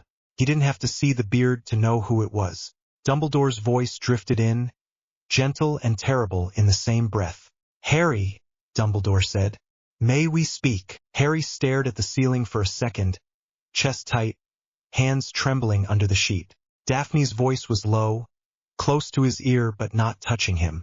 If you let him put a leash on you, she murmured, you'll never get it off. Harry swallowed, eyes burning. Then he turned his head toward the sound of Dumbledore's steps, and the air in the hospital wing felt like it was holding its breath with him. Dumbledore stopped at the foot of Harry's bed like he was trying not to look worried. It did not work. His eyes kept flicking to Harry's hands, to the faint tremor under the sheet, to the way the air around him felt too tense. Harry pushed himself up anyway. His stomach rolled again, sharp and sour, but he forced it down. No wards, Dumbledore said quietly. Harry blinked. What, on you? Dumbledore clarified, voice gentle. No curse signatures. No foreign enchantments clinging to your skin. Which is, in its own way, more alarming. Madame Pomfrey made a noise like she agreed with that part at least. Hermione sat in the chair beside the bed, rigid, her hands clenched in her lap. Harry swallowed. His throat still burned from earlier. So what is it? Dumbledore's gaze held his. Ancient power, he said. It is not a diagnosis, Harry. It is a category. A dangerous one. Harry let out a short laugh. Thanks. Helpful. Dumbledore did not smile back. I need to examine you properly. Harry's pulse kicked up. His skin prickled under the sheet. No, Hermione turned in her chair. Harry, he's trying to help. He wants to bind it, Harry said, and his voice came out tight. He wants to bind me. Dumbledore's eyes sharpened, and for a second Harry saw something harder behind the kindness. Not anger. Calculation. I want you alive, Dumbledore said. I want the children around you alive. That is not control for control's sake. Harry's jaw clenched. And what happens if I say no? Dumbledore's voice stayed soft. Then we proceed carefully. But we proceed. Madame Pomfrey crossed her arms. He is running a fever that potions do not settle, headmaster. His body is behaving as if it is fighting an illness that does not exist. Hermione's voice went smaller. And he threw up after stopping lightning. Dumbledore's eyes flicked to Hermione, then back to Harry. You stopped it. Harry stared at the blanket. I had to. Dumbledore nodded slowly. You understand the stakes, then? Harry's hands curled. The sheet creased. He forced his fingers to relax. I understand everyone's scared of me. That is not what I said, Dumbledore replied. It's what you mean, Harry shot back. Silence held for a moment. The hospital wing sounded too quiet. Even the curtains felt like they were listening. Then Dumbledore took one step closer, careful, like he was approaching a wild animal. Harry, he said, if this power is inside you, it will express itself. It will not politely wait until you feel ready. It will not ask permission before it harms someone. Harry's stomach twisted. He could still see the bolt hanging in the air, trembling like it wanted to snap loose and hit the nearest body. Hermione's eyes were glossy. Harry, please. Harry looked up at Dumbledore. What do you want to do? Dumbledore breathed out.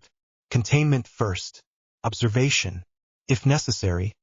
A temporary binding charm to dampen the surges until we know what we are dealing with. Harry's throat tightened. No, Dumbledore's gaze did not waver. Then you will remain in the hospital wing until the first task is finished. Harry went still. You can't. Dumbledore's voice stayed calm. I can. Hermione's head snapped toward Dumbledore. He has to compete. The contract. I am aware, Dumbledore said. And I am also aware of what happens if he walks into an arena full of dragons and panic with unstable weather in his blood. Harry's breathing went shallow. His hands started to shake again, harder. Dumbledore watched him. This is not punishment. This is triage. Harry's voice came out raw. If I don't compete, I die. Dumbledore's expression tightened.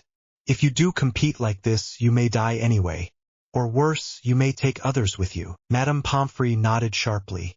He stays. Hermione looked between them, horrified.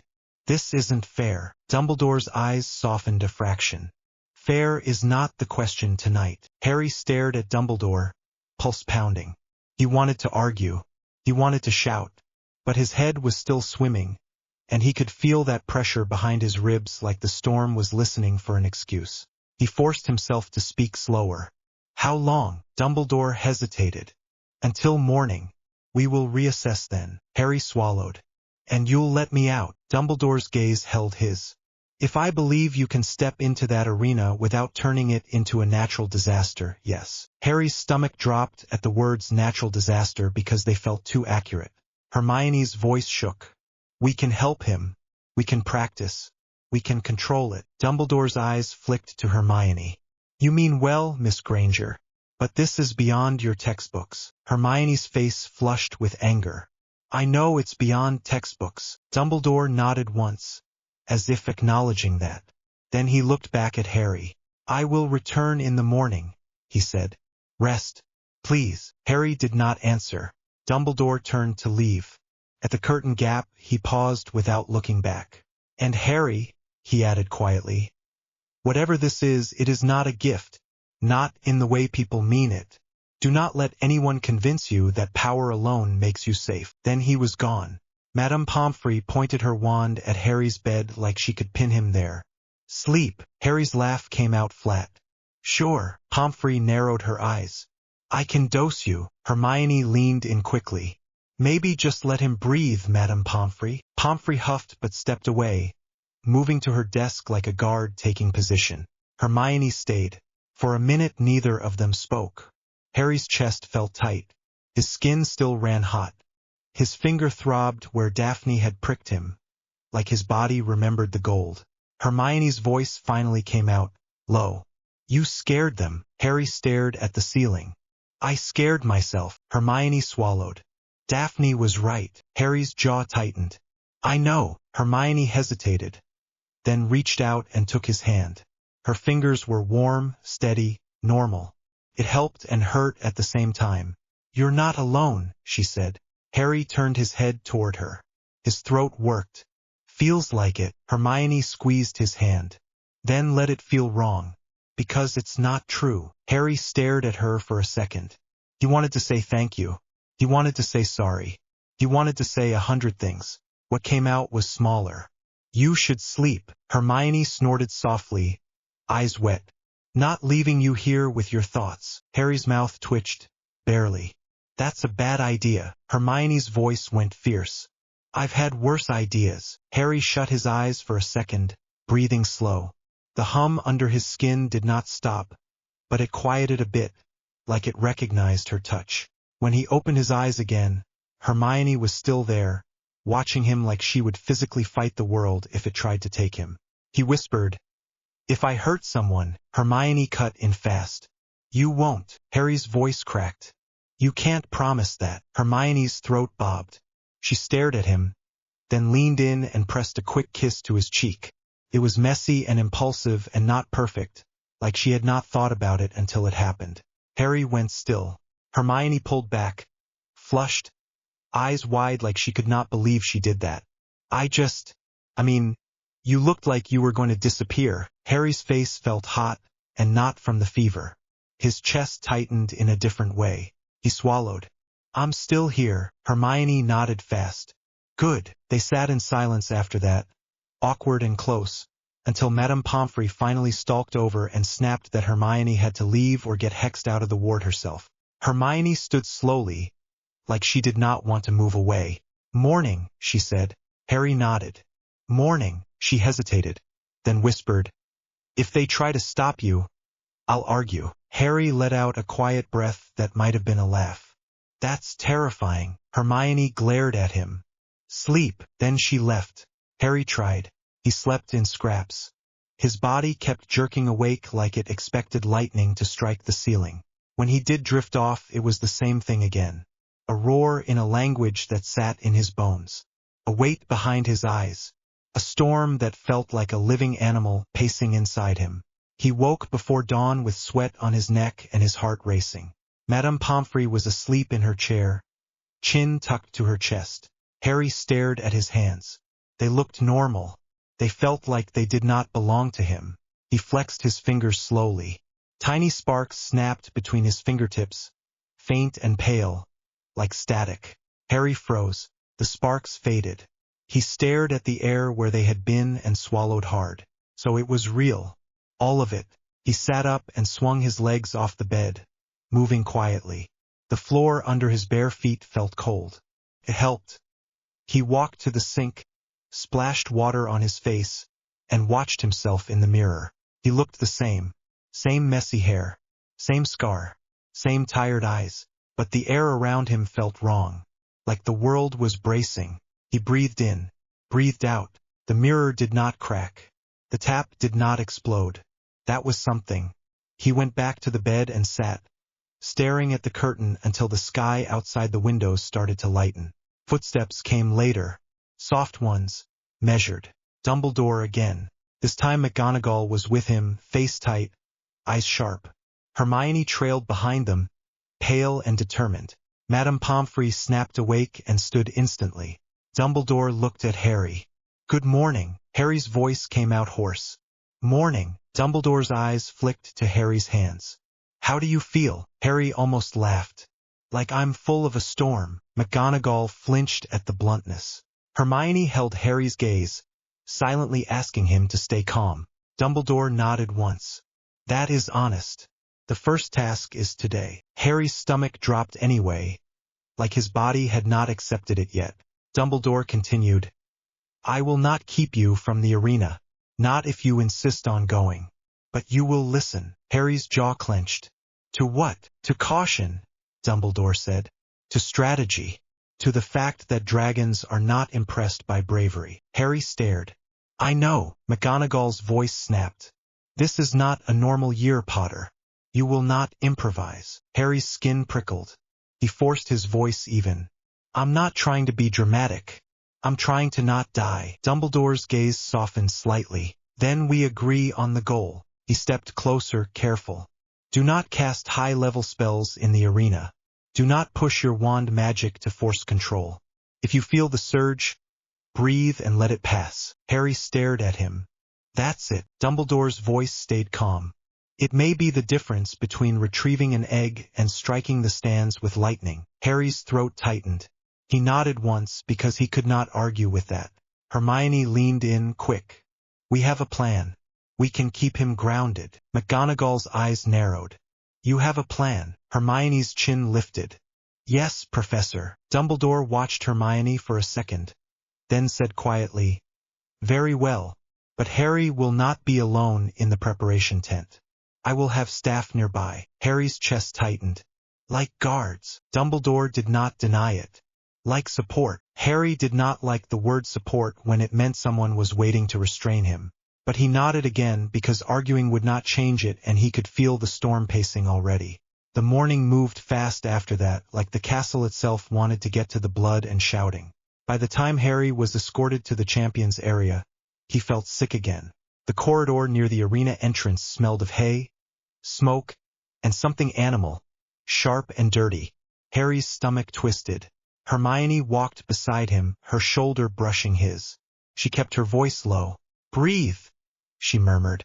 In through your nose. Harry did it. His chest felt tight anyway. They reached the tent. It was larger than Harry expected, packed with crates, ropes, and thick canvas walls that muffled the roar of the crowd outside. The noise was constant, like the whole school had turned into one big lung screaming for entertainment. Cedric Diggory stood near the far side, pale and quiet, his wand in his hand like he was holding on to something familiar. Fleur Delacour sat on a crate, posture straight, face calm in a way that felt forced.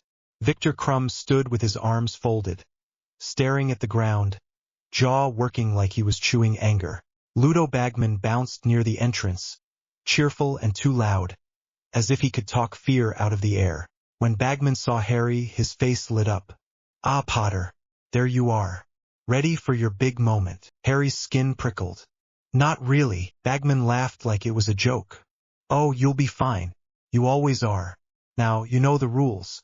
Get the egg, do not die, and try to make it exciting. Hermione's eyes flashed. That's not helpful. Bagman blinked at her, surprised. Well, it's the tournament. Hermione leaned closer to Harry, voice low. Ignore him. Harry tried, but his eyes kept flicking to the tent flap where staff stood nearby. Moody was there, leaning against a post, one eye fixed on Harry like it was drilling into his skull. McGonagall stood a few feet away, arms folded, face tight. Dumbledore was not in the tent. That almost made it worse, like he was waiting outside with a decision already made. Harry's breath came shallow. Hermione touched his wrist. Harry, look at me. Harry forced his gaze to her. Hermione's face was pale but steady. We do not use wand spells unless you have to. Harry swallowed. What else do I use? Hermione hesitated. A voice behind Harry answered first. Your will. Harry turned. Daphne Greengrass stood near the tent wall like she had always been there. She looked calm, which made Harry's skin crawl because nothing about today deserved calm. Hermione's eyes narrowed instantly. How did you get in here? Daphne's gaze flicked to Hermione. I walked. Hermione's voice sharpened. This is champions only. Daphne tilted her head. And yet, Moody's voice cut across the tent. Rough. Let her be. Hermione went still. Harry's eyes snapped to Moody. Moody's normal eye watched the other champions. His magical eye was locked on Daphne and Harry both, spinning, tracking. She's useful, Moody said. Daphne's mouth twitched like she did not care about the endorsement. She looked at Harry. Your wand will lie to you in there. she said quietly. It will try to make you small. It is trained for polite work. You are not polite right now. Harry's stomach twisted. And you think I can just decide to control lightning? Daphne's gaze stayed steady. You already did. In charms. You stopped it with your hand. Harry swallowed. Daphne stepped closer, careful, like she was aware of the air around him. Do you feel it right now? Harry nodded despite himself. Yeah. Daphne's voice was calm. Let it sit. Do not push it. Do not panic. Panic is fuel. Hermione's jaw clenched. You're acting like you're his trainer. Daphne glanced at Hermione. Someone has to. Hermione's face flushed. I am right here. Daphne's eyes sharpened. Then stop trying to solve it like homework. Hermione looked like she wanted to hex her. Harry cut in fast because the tension was making his chest tighten. What do I do when the dragon comes at me? Daphne's gaze snapped back to him. Do not think of it as a dragon. Harry blinked. What? Daphne's voice lowered. Your blood is old. Old blood sees old things. In that arena you will not just see scales.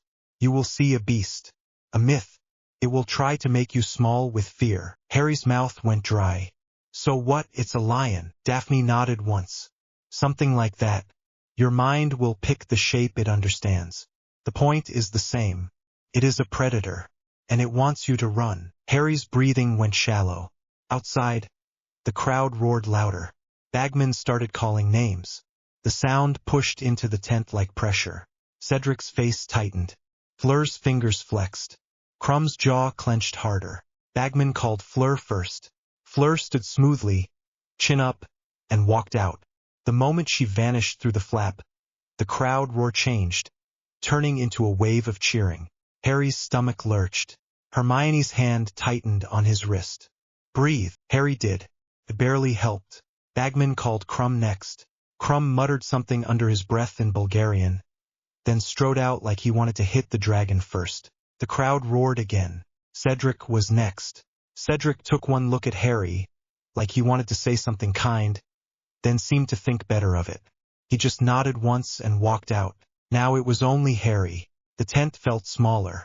Bagman's voice boomed, muffled through canvas. And now, Hogwarts champion Harry Potter. The sound outside exploded. Harry's skin prickled violently. The hum inside him jumped, like it recognized the attention and hated it. Hermione stood close. Her voice shook, but she forced it steady. You can do this. Harry stared at her. What if I can't? Hermione's eyes were wet. Then you try anyway. And if you feel it rising, you grab onto me. You remember you're not alone. Harry's throat tightened. He nodded once. Daphne stepped closer too, stopping just out of reach. Do not cast, she said quietly. Command. Harry swallowed. How? Daphne's eyes locked on his. You tell the world what it will do. Harry's heart hammered. That sounds insane. Daphne's mouth twitched. Yes. Moody's rough voice cut in. Potter. Harry turned. Moody's scarred face was unreadable. His magical eye spun, then fixed on Harry's chest. Do not play hero, Moody said. Get the egg and get out. Harry nodded once. Moody's normal eye narrowed. And if your wand snaps, let it. You do not need it. Harry's stomach dropped. You think it will. Moody's mouth twisted. Dragons like breaking toys. Bagman's voice shouted from outside. Excited. Potter, whenever you're ready. Hermione stepped in fast and hugged Harry, tight and sudden. Harry's body went stiff for a second. Then he grabbed her back like he needed to hold on to something real. Hermione whispered into his shoulder. Come back. Harry swallowed hard. I will. Hermione pulled back, wiped at her eyes with the back of her hand like she was angry at herself for showing it. Daphne's voice was low. No wand first, she said. Harry nodded, even though it felt wrong to go in without it. His wand was the one thing that had always been his. It was the proof he belonged in this world. He still shoved it into his sleeve anyway, hidden, not raised, not ready. He walked toward the tent flap. The closer he got, the louder the crowd became, and the more his skin prickled. He could feel heat in his palms again, little sparks trying to form. He forced his hands open, forced his breathing even. Then he stepped out. Sunlight hit him, Cold air hit his face. The roar of the stands hit him like a physical shove. He was in an enclosure ringed by high walls and wards that shimmered faintly. The ground was dirt and rock, churned up, scattered with broken stone like someone had already tried to smash the arena apart. Across the enclosure, a huge shape shifted. Hungarian horntail. Harry had seen pictures. This was not a picture. It was massive, black scales like armor plates, spikes along its tail, wings tucked tight. Its head lifted slowly as Harry stepped forward, and its eyes fixed on him like he was meat. Harry's stomach dropped. The crowd noise blurred. His hearing narrowed, like his body was trying to focus on the only thing that mattered. The dragon opened its mouth slightly. Heat rolled out. Harry tasted smoke. Bagman's voice echoed from somewhere. Excited, distant. Potter approaches. Remember, folks, he must retrieve the golden egg. Harry barely heard it. His feet moved forward anyway. Slow, careful. He could feel his heartbeat in his throat. The dragon shifted, claws digging into the dirt, and Harry's brain flashed the wrong image. For half a second it was not a dragon. It was a beast from a story, all muscle and hunger, its face too wide, its eyes too bright, like a lion made of ash and rage. The air around it felt heavy, old. Harry's breath hitched. Daphne was right. Fear crawled up his spine. His legs wanted to move back. Then the beast moved. The dragon lunged forward in a sudden burst, fast for something that big, jaws snapping. Harry's body reacted before his mind finished screaming. He threw himself sideways. Dirt exploded under his shoulder as he rolled. Heat brushed past his back. The dragon's teeth clamped shut inches from where his head had been. The stands screamed. Harry scrambled up, breath ragged, heart racing so hard it hurt. The dragon swung its head toward him, eyes locked. Harry's hands lifted on instinct. Empty. No wand. His palms sparked faintly. The dragon inhaled. Harry felt the air pull, like the world was being dragged toward its throat. Heat built. Harry's stomach twisted. Sweat broke across his forehead. No wand, he told himself. No spells. Command. He forced his voice out, loud enough for himself to hear over the roar. Stop! For a split second, nothing happened. The dragon exhaled anyway. Fire blasted toward him, a thick, roaring stream. Harry's body moved. He threw his arms up like he could block it. The air in front of him buckled. Wind slammed into the fire stream, splitting it. Not extinguishing, just forcing it apart, tearing it into two roaring sheets that passed on either side of Harry like he stood in the eye of a storm. Heat scorched his face. His eyebrows singed. The air smelled like burnt hair and smoke. Harry staggered back, coughing. The crowd screamed louder. The dragon's head snapped, confused, anger rising. Harry's hands shook. He felt it now clearly. The wind did not come from outside. Came from him. He could feel it like muscles he had never used, straining and pulling at the air. The dragon lunged again. Harry tried to step back, but his foot caught on broken stone. He stumbled. Panic flared, sharp and hot. The dragon's jaws snapped down. Harry threw his hand out. A crack of lightning burst from his fingertips. Not like a spell, not like a controlled charm. It was raw, jagged, loud enough that Harry felt it in his teeth. The bolt hit the ground in front of the dragon and exploded dirt and rock upward. The dragon recoiled with a furious roar. Harry stared at his hand, shaking. He had done that without his wand. His stomach lurched. The crowd noise blurred again. His ears rang. The dragon shook its head, then charged. Harry ran, not away from the arena, just toward the only cover he could see, a jagged chunk of stone near the dragon's nest mound. He could see the nest now, a huge pile of broken rock and scorched earth, and the egg glinting gold near the center. Just get the egg. Harry sprinted. His lungs burned. His legs felt heavy like they were moving through water. Behind him, the dragon's claws tore up dirt. His breath was loud, hot, close. Harry's brain screamed at him to dive. He dove. He hit the ground hard, shoulder slamming into dirt, pain flashing up his arm. He rolled and came up on one knee, gasping. The dragon's tail whipped toward him. Harry threw his hands up again. Wind slammed into the tail mid-swing. The force did not stop it fully, but it shoved it off course enough that the spikes sliced air instead of Harry's ribs. Harry's heart hammered. Sweat ran down his neck. The dragon turned, furious now, and raked a claw at him. Harry felt the air move wrong, saw the claw coming, and he jumped back. Too slow. The claw caught his arm anyway. Pain exploded. Hot, sharp, immediate. Harry screamed. The sound ripped out of him.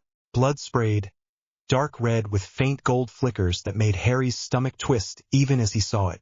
He stumbled back, clutching his forearm.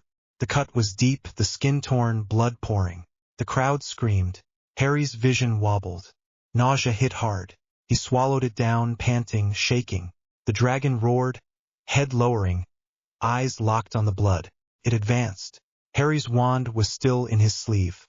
He could grab it. He could try a spell. But Daphne's words hit him again. Your wand will lie to you. Harry clenched his teeth. He held his bleeding arm tight to his chest and raised his other hand. Fingers spread. The air around his hand crackled faintly. The dragon inhaled again. Harry could feel the heat building, the pressure. His body reacted with fear and anger both, and the storm inside him surged like it was thrilled. Harry's thoughts flickered, fast and ugly. This thing wants to kill me. No, it wants to make me run. I am not running.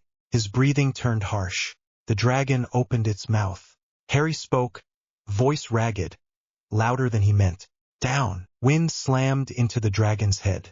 The force hit like a physical punch. The dragon's skull jerked. His jaws snapped shut.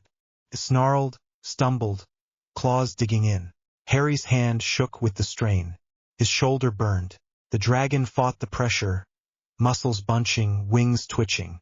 Harry felt something shift in him, like a door opening wider. Lightning crackled along his fingertips, crawling up his arm like it wanted to leap. His fear twisted into something darker, something that felt wrong because it felt good. You want to be a beast, Harry thought, and it did not sound like his normal voice. Fine. I am the storm. The words landed in his head like a promise. Harry's hand clenched.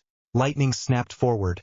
Not a single bolt, but a web of jagged lines that slammed into the dirt in front of the dragon, then crawled up in a violent arc that struck its chest. The dragon screamed. The sound was massive, shaking the air. Harry felt it in his ribs.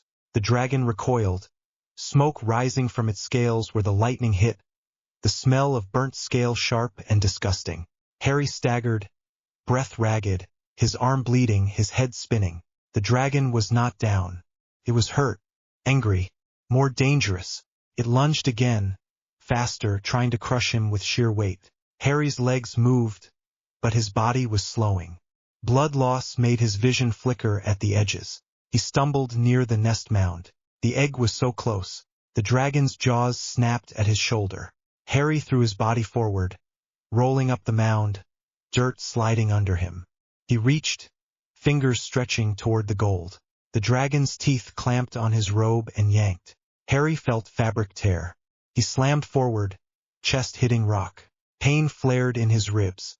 He gasped. The egg was inches away. Harry grabbed it. The moment his fingers closed around the gold, a jolt went through him, like the object was alive with old magic. His hands sparked. The dragon roared behind him, furious that he had taken it. Harry tried to pull back, but the dragon's claws scraped near his legs. A spike on its tail hit the mound, sending rocks flying. One rock slammed into Harry's side. Harry cried out, breath knocked out of him. He curled around the egg instinctively like it was the only thing keeping him alive. The dragon's head lowered, eyes fixed on him, mouth opening again. Harry's body screamed at him to use the wand. He did not. He shoved his bleeding arm under the egg, locked it to his chest, and lifted his free hand toward the dragon's face. His fingers trembled. He could feel the air like it had texture, like it could be grabbed. He pulled. Wind screamed. Not a gentle gust, not a breeze.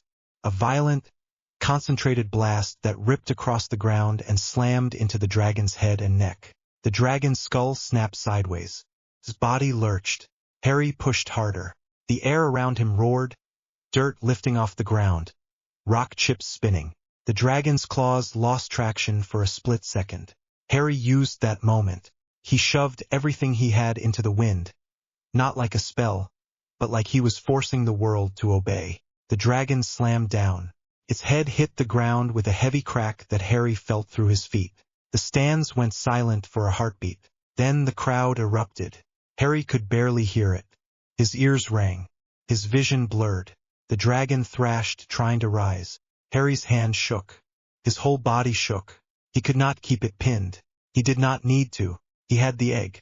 He rolled off the mound, clutching it tight, and forced his legs to move. Every step hurt. His arm was slick with blood. His side screamed. His ribs felt wrong. The dragon roared behind him, but it did not immediately chase. It was stunned, furious, hurt. Harry stumbled toward the edge of the arena where the wards shimmered and staff waited. He saw blurred faces, McGonagall's rigid posture, Bagman's open-mouthed excitement, Moody's hard stare, and in the stands somewhere, a flash of red hair. Ron.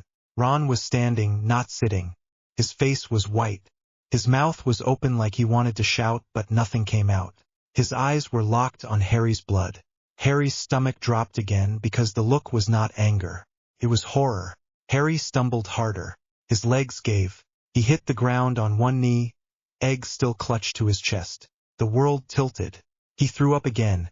Harsh and sudden, bile and blood taste, his throat burning. Hands grabbed him, strong ones, careful ones, pulling him up. Voices blurred. Get him out. Merlin, his arm, careful with the egg. Harry tried to speak. His tongue felt thick. He heard Bagman's voice, distant, shouting to the crowd about points and bravery. Harry did not care. He was dragged into the medical tent, canvas walls muffling the roar again. But now the sound felt far away, like it belonged to another world. Pain hit him properly once the adrenaline started to drop. His arm throbbed violently. His side burned. His head pounded. Madame Pomfrey shoved her way in like a battering ram. On the table, she snapped. Harry barely managed to sit before she pushed him down flat. Her wand moved fast, slicing through his torn sleeve, exposing the cut. Hermione appeared at his side like she had been summoned, face pale, eyes huge. Harry, she breathed. Harry tried to lift his head. The motion made him dizzy. I got it, he said, voice rough. Hermione's face crumpled for a second. She grabbed his hand, careful not to touch the blood. You got it. Daphne stood behind Hermione, still and sharp. Her eyes were fixed on Harry's arm. On the blood. Vindicated, Harry thought bitterly. Pomfrey swore under her breath, then snapped a spell that made the bleeding slow. Harry felt the magic press on his skin, trying to knit it closed. It worked, but not smoothly. The cut fought it. The skin resisted like it did not want to be fixed by normal healing. Pomfrey's face tightened.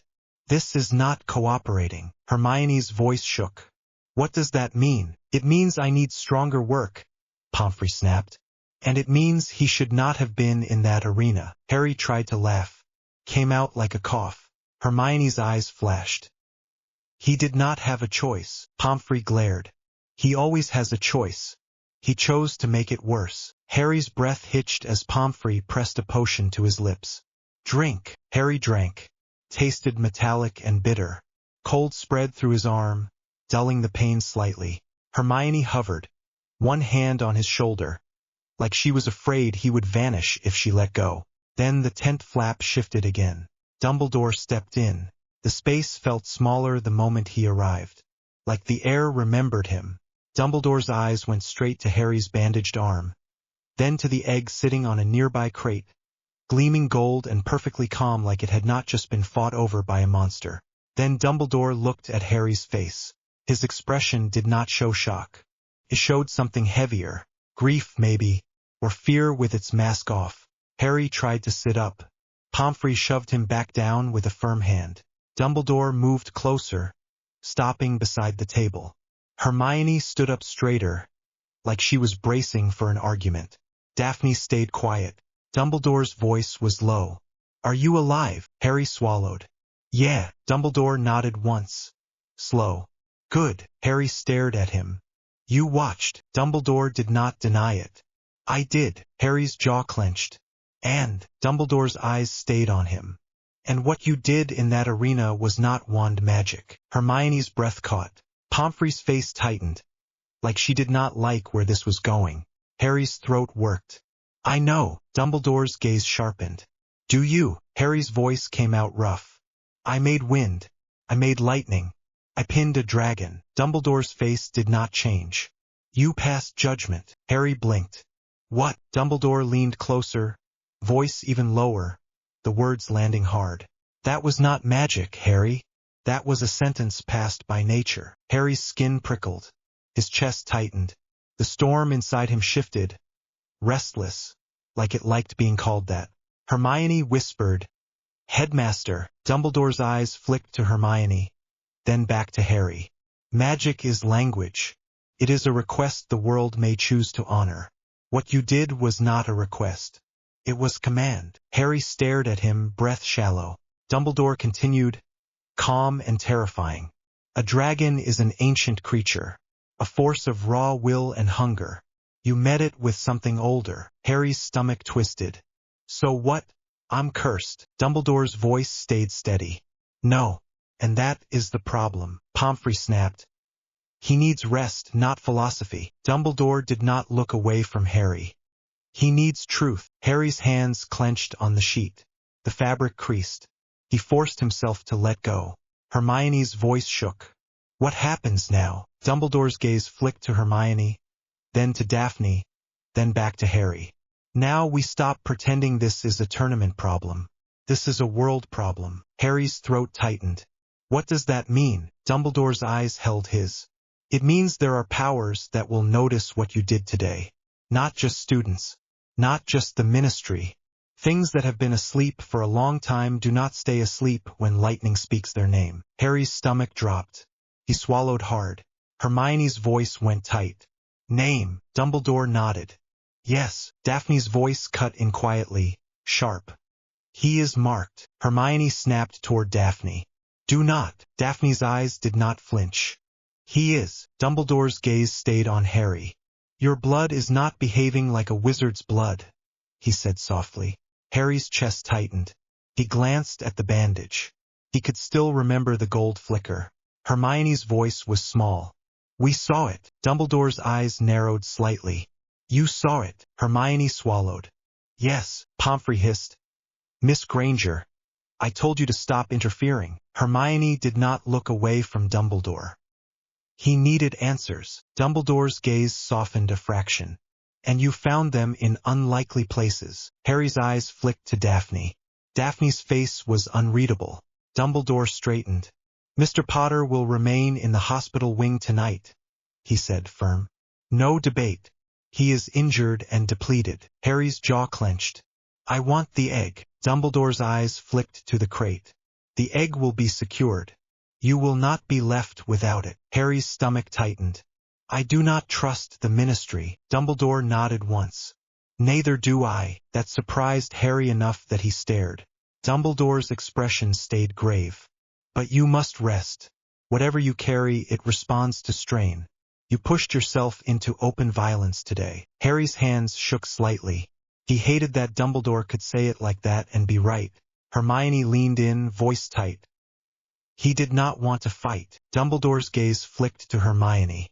No, but the power did. Harry's chest went cold. Dumbledore turned slightly, addressing Pomfrey. Please do what you can. Pomfrey's mouth tightened. I will do what I can, Headmaster.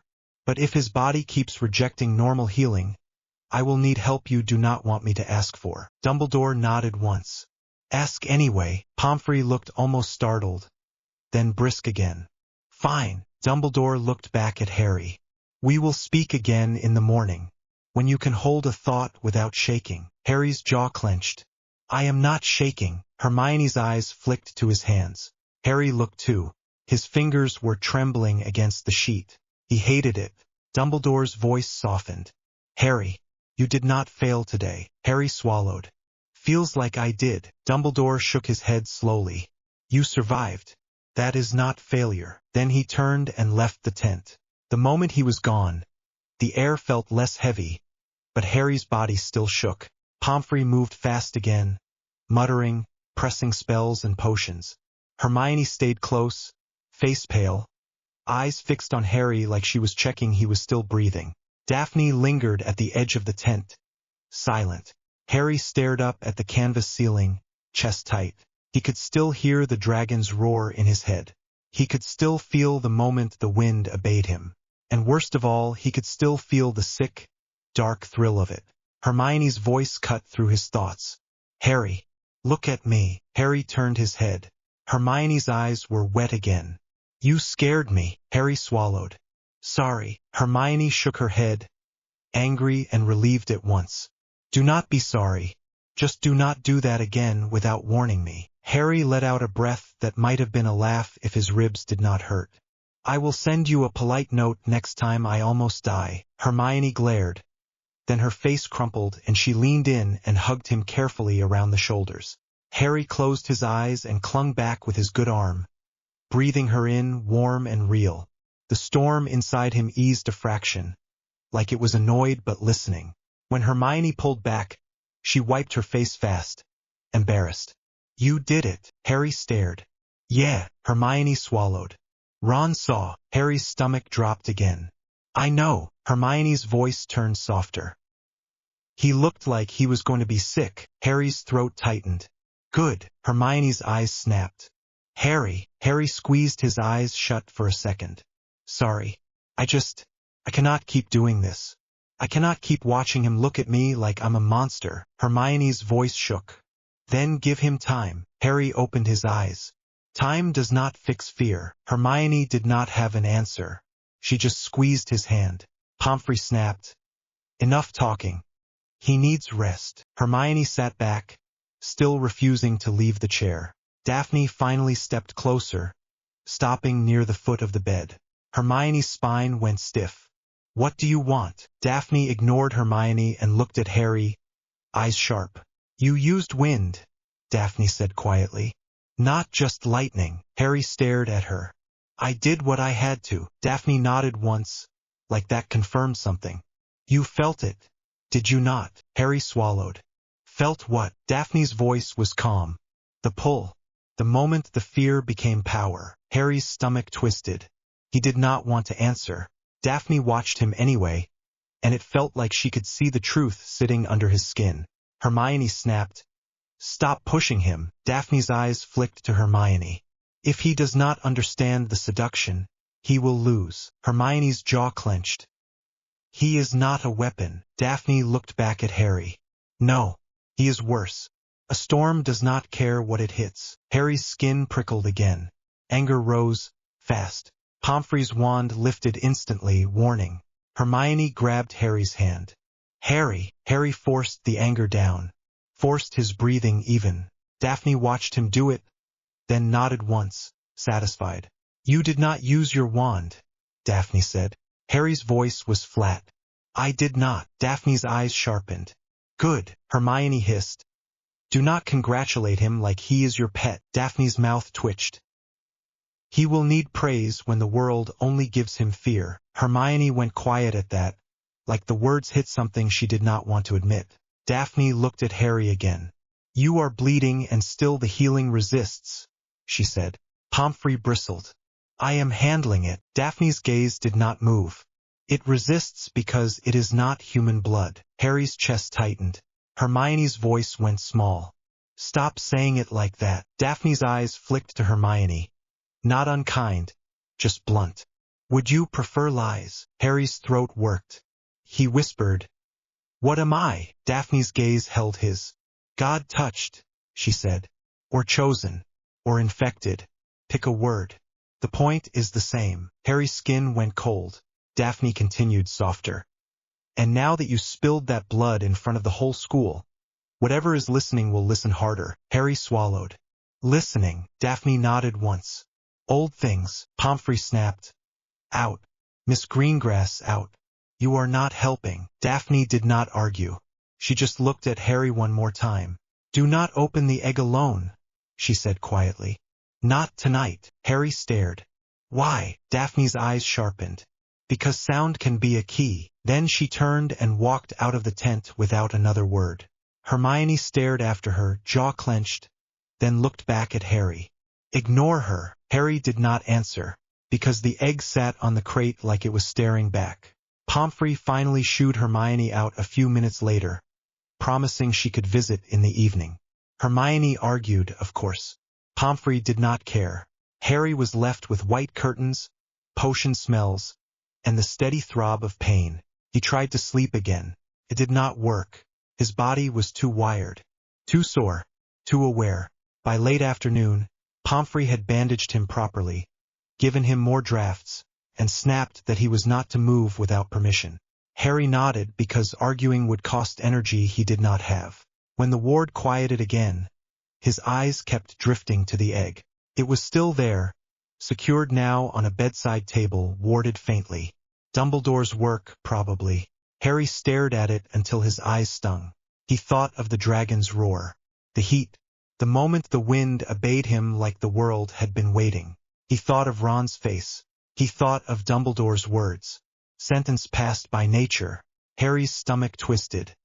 He sat up slowly, ignoring Pomfrey's earlier warning, and reached toward the egg. His fingers hovered inches from the gold. The air around it felt different. Not like normal magic. Heavy. Old. Harry's skin prickled. He should not. He knew he should not. But the egg was part of the contract. It was part of the thing that had hit him in the chest and turned his blood wrong. It was part of this.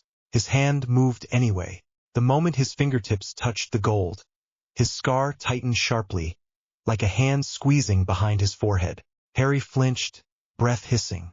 The egg stayed silent. Then, very softly, it vibrated under his fingers, like it was alive. Harry swallowed. A sound started, faint at first, like a faraway cry. It rose quickly, not a normal scream, a raw, wet sound that went straight through Harry's ribs and into his bones. It was grief and warning and drowning all at once. Harry yanked his hand back, heart hammering. The egg screamed louder. Harry clapped his hands over his ears. It did not help. The sound was inside him. His vision blurred. The room tilted. For a split second he was not in the hospital wing. He was somewhere cold.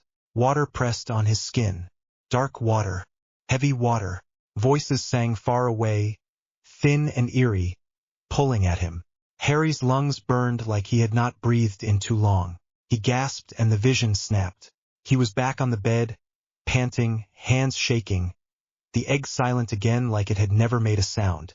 Harry stared at it, chest heaving. His skin was clammy. Sweat ran down his neck. He swallowed hard. The storm inside him shifted, restless, as if it recognized the water too. Harry whispered, voice shaking. What was that? The egg sat there, gold and calm, like it was waiting for him to touch it again. And Harry realized, sick and certain, that the next task was not going to be about bravery or spells. It was going to be about survival in a place where storms did not matter, in a place where water swallowed everything. He lay back slowly, staring at the ceiling, breathing hard. Outside the windows, the sky darkened, and far away, faint as a memory, Harry thought he heard thunder answer back. Harry walked into the great hall and felt the whole place look at him. It was stupid because of course they did. The champions were meant to make an entrance. The Yule Ball was meant to be a show. But this was different. This was not people staring because he was famous or because he was awkward. This was people staring like they were checking if the ceiling was going to crack open. He kept his shoulders loose anyway. He tried to breathe like a normal person. The air smelled like pine and food and something cold, like snow had been dragged inside on 1,000 shoes. Beside him, Daphne Greengrass did not even blink. She just adjusted her grip on his arm, light and controlled, and tilted her head like she was bored. Stop scanning the room, she murmured, lips barely moving. I am not, Harry muttered back. Daphne looked up at him. Her eyes slid over his face like she was taking inventory. You are. You are doing that thing where you pretend you are not. Harry's jaw ticked. I have not got a lot of practice being stared at without someone trying to kill me. Daphne's mouth twitched. That is still being stared at. Just with better music. The music was loud. A band on a small stage was playing something fast and polished, and the sound bounced off the enchanted ceiling where snow drifted slowly and never landed. People laughed too loudly. Cutlery clinked. The whole thing should have felt warm. Harry still felt like he was standing outside in the wind. A group of Ravenclaws whispered behind their hands. A Hufflepuff girl looked away so hard she almost tripped. Someone near the tables said something about lightning. Someone else said something about glowing blood. Harry's stomach tightened. Daphne's fingers pressed against his sleeve, just enough to ground him. "Eyes forward," she said. Harry forced himself to move. They walked down the center like it was a runway, like it was normal for him to be here with a girl from Slytherin. McGonagall was near the staff table, watching like a hawk. Her mouth was tight. Snape stood beside her, face blank, but his eyes were sharp and cold. Dumbledore sat at the center, hands folded, looking calm in a way that made Harry want to throw something. Moody leaned back in his chair, one eye fixed on Harry like he was judging whether he needed to step in. Harry hated that he had to notice all of them. He hated that the storm inside him noticed them too. Daphne's voice stayed low. "Do not glare at the staff table." Harry's mouth went flat. "I am not glaring. You are," Daphne said. "If you keep doing it, people will think you are planning to kill someone, and I would rather not spend my evening explaining your face." Harry let out a breath through his nose. "Thanks. You are welcome," Daphne said, like it was nothing. They reached the open space in the middle where couples were starting to dance. Harry could see Hermione already, standing near the edge with Victor Crumb, her posture stiff like she was still not sure she belonged there. Crumb looked uncomfortable in formal robes. Hermione kept smoothing her hair like it was a spell she could cast on herself. Hermione's eyes met Harry's. She froze for half a second, then lifted her chin and gave him a look that said, "I am fine, do not ask, do not make it weird." Crumb glanced over, saw Harry, then looked away fast like he did not want to get involved in whatever was happening. Harry swallowed. Daphne leaned in.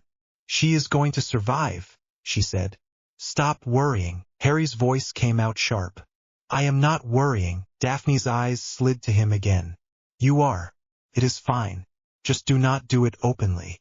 People read your face and build stories." Harry stared at her. "You talk like this is a chess match." Daphne's expression did not change. "It is." Harry looked away, because if he kept staring at her like that he was going to say something stupid. The music shifted to something slower. The couples moved closer. Harry felt Daphne's hand shift on his arm. "You remember what I said?" she murmured. "Feet, not fire," Harry muttered. Daphne's mouth twitched again. Good. He had asked her 3 weeks ago, and it still felt unreal. He had not planned it. He had just reached a point where the idea of walking into the Yule Ball alone made his skin crawl. He had tried to ask Hermione first. Not as a date, not like that, just as a normal thing like friends going together. Hermione had stared at him for a second like she was doing maths in her head, then said, very carefully, "Harry, I cannot do that." He had frowned. "Why not?" Hermione's cheeks had gone pink. "Because it would look like I am choosing sides and I am already in the middle of a mess." Harry had stared at her. "What mess?" Hermione had hesitated, then blurted, "Crumb asked me." Harry had blinked hard. Crumb. Victor Crumb. Hermione had rolled her eyes so violently Harry thought they might pop out. "Yes, Harry. Victor Crumb. Please do not do that thing where you act like I am making it up." "I am not," Harry had said, but he had been shocked. He had been relieved. He had been weirdly annoyed that it had not occurred to him sooner that Hermione could get asked by someone like that. Hermione had added fast, like she needed to set something straight. "And before you say anything, yes, I said yes because he is not awful and he is not asking because he wants a story, and I am allowed to go to a ball without it turning into a disaster." Harry had held up his hands. Okay, sorry. I am not judging." "You are judging," Hermione had said, then softened, and her voice had gone quieter. "Harry, I cannot be your anchor in every room. Not because I do not want to, because if I try, it will pull you down with me when you need someone who can actually stand up to the people who are staring." Harry had stared at her for a second, throat tight. "Are you saying I need someone else?" Hermione had shrugged. too casual. I am saying you need more than one person. Harry had wanted to argue. He had wanted to say she was enough. But the truth was he had already felt it. He had felt the way Hermione looked smaller lately, like she was holding too much fear for him and still trying to be smart about homework. He had nodded. Fine. Hermione had looked relieved, then immediately guilty. Also, about the kiss, Harry had frozen. Hermione's face had gone bright red. It was not meant to be romantic. I was panicking. You were panicking. I did not think. Harry had swallowed. It is fine. It is not fine, Hermione had hissed, then sighed and pressed her fingers to her forehead. I mean, it is fine. I just do not want you thinking I was trying to. Harry's mouth had twitched, despite himself. Trying to what? Claim me, Hermione had glared. Do not be disgusting. Harry had tried to grin. It had come out crooked. I am not. Hermione had leaned in, voice low and serious. Harry, if you want someone, you tell them. You do not drift into it because you are scared. Harry had stared at her. Why are you giving me relationship advice? Hermione had scoffed. Because you are hopeless. He had laughed then, quietly, and the sound had felt like a tiny bit of normal. Later that day he had caught Daphne in the library, of all places. She had been sitting alone at a table with a stack of books that looked like they could break someone's foot if they fell. She had looked up when Harry approached, calm and cool like she had expected him. Harry had stood there for a second, hands shoved in his pockets, feeling like an idiot. Daphne had lifted an eyebrow. Are you going to speak? Harry had cleared his throat. Do you have a date? Daphne had blinked once, then looked back down at her book like that was the least surprising question in the world. Not currently. Harry's stomach had tightened. Do you want one? Daphne's eyes had slid up again. Is this you asking? Harry had hated that he could feel his face heat. Yes. Daphne had stared at him, expression unreadable. Why? Harry had shrugged, too sharp. Because I do not want to go alone. Daphne's gaze had sharpened. That is not an answer. Harry's jaw had clenched. He had leaned in just slightly and lowered his voice. Because I do not want to walk into a room full of people who think I am a monster without someone beside me who does not flinch. Daphne had held his gaze for a long moment. Then she had closed her book, slow and deliberate. Fine, she had said. Harry had blinked. Fine. Daphne had tilted her head. Yes, I will go with you. Harry had stared like he was waiting for the punchline. That was easy. Daphne's mouth had twitched. It was not easy. It was simple. There is a difference. Harry had swallowed. Why are you saying yes? Daphne's voice had gone quieter. Because you are not wrong. And because I am bored of watching everyone gossip like they are brave when they are just cruel. Harry had frowned. That is still not an answer. Daphne's eyes had flicked away for half a second. Because people will assume I know something. That is useful. Harry had stared. So I am a strategy. Daphne's gaze had snapped back. Everything is strategy. That does not mean it is fake. Harry had swallowed, then said, all right. Daphne had nodded once, like the deal was done. Dress properly. Do not embarrass me. Harry had blinked. I am the one embarrassing you. Daphne had looked him up and down, calm as anything.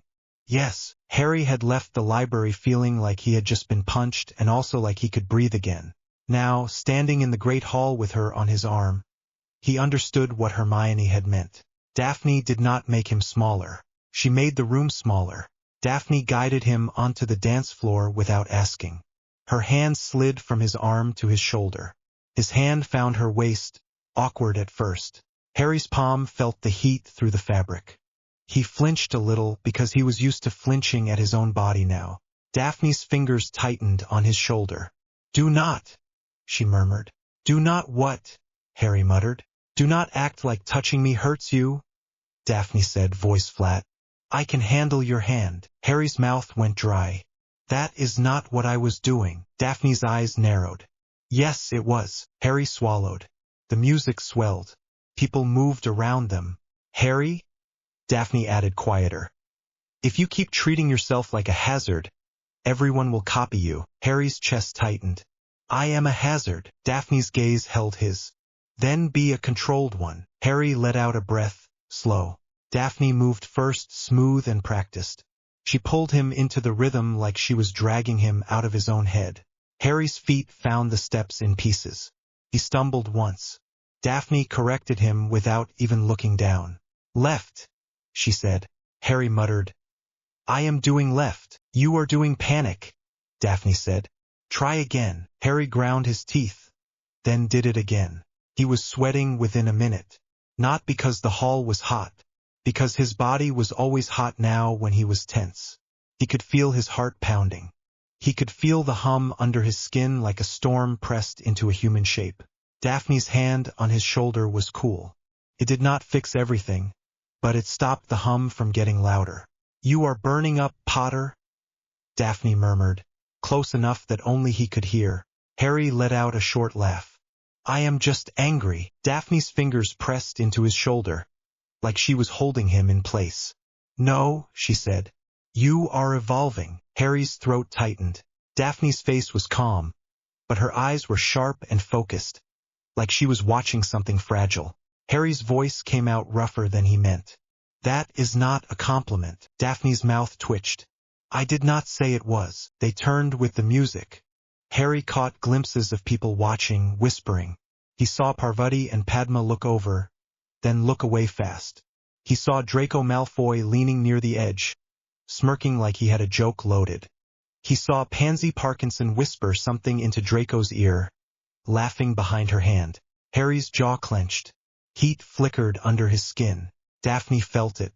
She shifted closer, like she was blocking him from the room.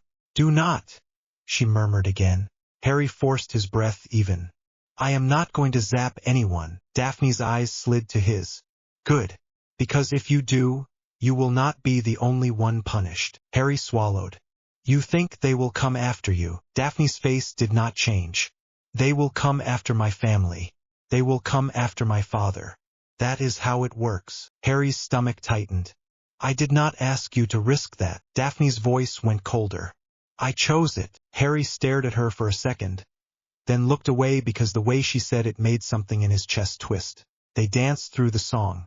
Harry got better by the end. He did not look graceful, but he looked like he belonged there. That was the point. When the music shifted again and couples moved away, Daphne did not let go immediately.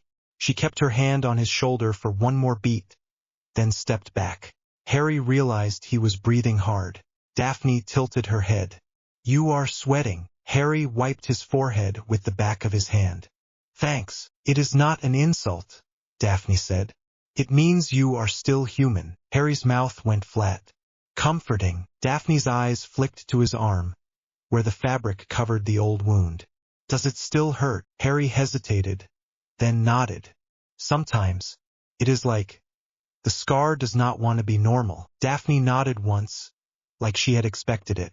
Because your body is not agreeing with normal anymore. Harry swallowed. You talk like you are okay with that. Daphne's mouth twitched. I am not okay with anything. I am just practical. Harry stared at her. Why are you being nice to me? Daphne looked at him like he was slow. I am not being nice. I am being honest. It only feels like kindness because everyone else is lying. Harry's stomach tightened. He glanced toward Hermione again. Hermione was still at the edge, talking to Krum now, her posture loosening slightly. Krum leaned down, listening. Hermione looked like she was explaining something intense, because of course she was. Krum's eyebrows pulled together like he was trying to keep up. Hermione caught Harry looking and lifted her chin in a small, stubborn nod. Harry nodded back. Then he turned and saw Ron. Ron was near the back, half hidden behind a group of Gryffindors. His hair looked messier than usual, his cheeks flushed. He was holding a glass that did not look like pumpkin juice. He was staring at Harry like he had been staring since the dragon.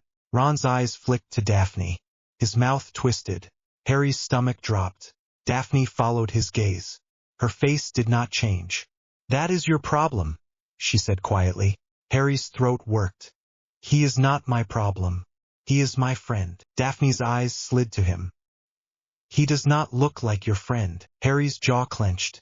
He is scared. Daphne nodded once. Yes, and scared people hurt what they cannot understand. Harry wanted to say Ron would not. He wanted to believe it, but Ron had been looking at him like Harry was the thing that did not belong. Harry felt heat flicker under his skin again. Daphne's hand touched his wrist. Light. "We can leave," she murmured. Harry shook his head. "No. If I leave, they win." Daphne's mouth twitched. "You sound like you are going to start a war. It is a ball." Harry's voice came out bitter. "It does not feel like a ball." Daphne's gaze held his. "Then treat it like a battlefield. Smile. Move. Do not give them your fear." Harry swallowed hard. Daphne turned slightly, scanning the room. "We should speak to a few people," she said. Harry stared. "Why?" Daphne's eyes narrowed. "Because you are not invisible. You have just become politically interesting." Harry almost laughed. "That is disgusting." Daphne's mouth twitched. "Yes, welcome to it." Before Harry could argue, Daphne guided him toward a cluster of older students near the side. A few Slytherins and Ravenclaws, and one Hufflepuff prefect who looked like he wanted to be anywhere else. As they approached, conversation slowed. Eyes flicked to Harry. People went quiet, like the air had sucked the sound away. Daphne did not hesitate. She nodded to a tall Slytherin boy Harry barely recognized. "Miles," she said. The boy blinked, then nodded back. "Greengrass." Daphne's expression stayed calm. "This is Harry." Harry resisted the urge to say, "I know." The boy's gaze darted over Harry's face, then to Harry's hands, like he expected sparks. "Right," he said. "Potter." A Ravenclaw girl with dark hair shifted uncomfortably. "Hi," she said like it hurt. Harry forced a small nod. "Hi." Daphne spoke smoothly, like she was doing a lesson. "You were at the first task," she said to the group, voice even. "You saw what happened." The Hufflepuff prefect cleared his throat. "Everyone saw," he said. Daphne's eyes slid to him. "Yes, and now everyone is talking. I would rather you talk to his face than behind his back." The Ravenclaw girl flushed. "We were not." Daphne's gaze sharpened. "You were." Harry's stomach twisted. He wanted to stop her. He wanted to tell her not to start fights for him. But part of him felt relief because someone was finally saying it out loud. The tall Slytherin boy shifted. "Look, I do not want trouble." Daphne's mouth went flat. "Then stop making it." Harry inhaled. Slow. He forced his voice steady. "I am not here to threaten anyone." The Ravenclaw girl swallowed. "That is not what people think." Harry's jaw tightened. "I know." The Hufflepuff prefect spoke, cautious. "People are just shocked. No one has ever seen someone do that without a wand." Harry's throat tightened. "I did not plan it." Daphne's voice stayed calm. "Intent does not matter to rumors. Only spectacle does." The Ravenclaw girl glanced at Daphne like she was surprised she was talking like that. "You sound like you have done this before." Daphne's expression did not change. "I have." Harry looked at her. Daphne kept her face blank, but her fingers flexed slightly at her side, like tension had slipped through her control. Harry understood then that Daphne was not just being calm because she did not care. She was being calm because she had to. The Hufflepuff prefect nodded slowly, like he was trying to be fair. "I do not think you are dark," he said to Harry. Harry's stomach twisted. "Thanks. It is just—" The boy continued, hesitating. "When you did that, it did not look like a spell. It looked like nature got angry." Harry's skin prickled. Daphne's gaze sharpened. "And nature is not moral," she said quietly. "That is what frightens people." The Ravenclaw girl swallowed. "Do you think it is safe?" Daphne's eyes slid to Harry for half a second, then back. "Nothing about this year is safe." Harry forced a small nod. "I am trying," he said, voice tight. "That is all I can say." The group went quiet again. The Hufflepuff prefect shifted, uncomfortable, then said, "Well, good luck, I suppose." Harry nodded.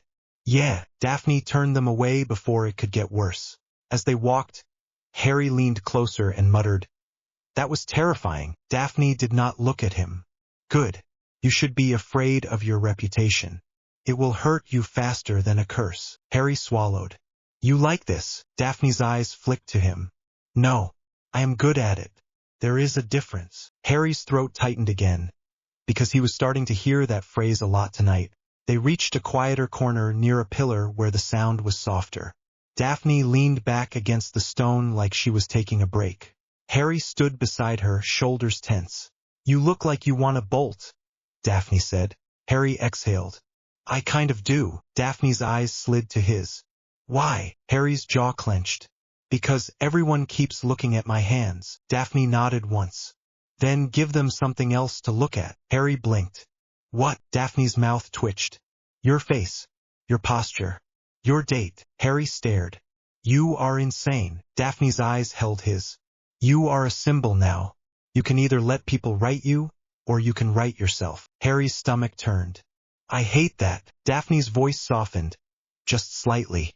"So do I." Harry looked at her. Really looked, and for a second her control slipped. Not a lot. Just enough that Harry saw strain behind her eyes. He lowered his voice. "Why do you hate it?" Daphne's gaze flicked away. "Because neutrality is a lie," she said quietly. Harry's chest tightened. "What?" Daphne's jaw worked. "My family pretends we can sit between sides. Pretends we can stay clean. It is just a prettier way of saying we are waiting to see who wins." Harry swallowed. "That is not your choice." Daphne's eyes snapped back. "It will be.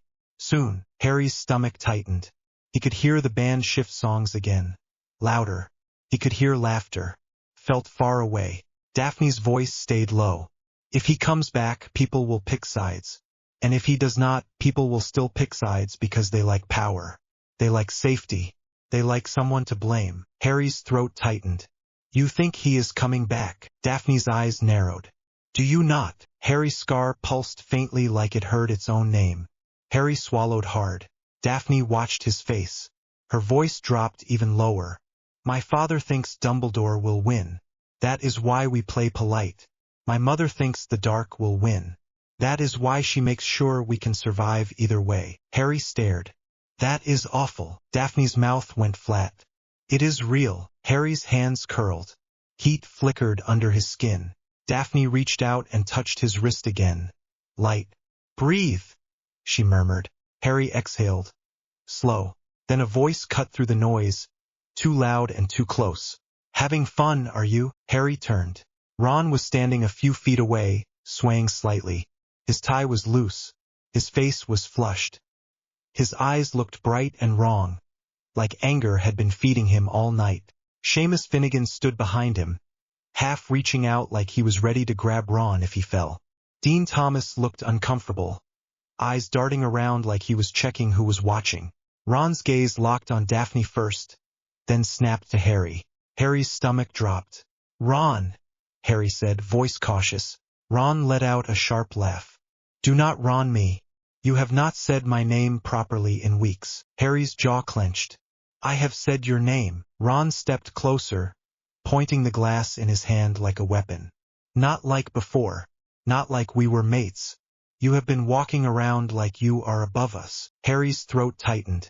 "I am not." Ron's eyes flashed. "You are. Look at you.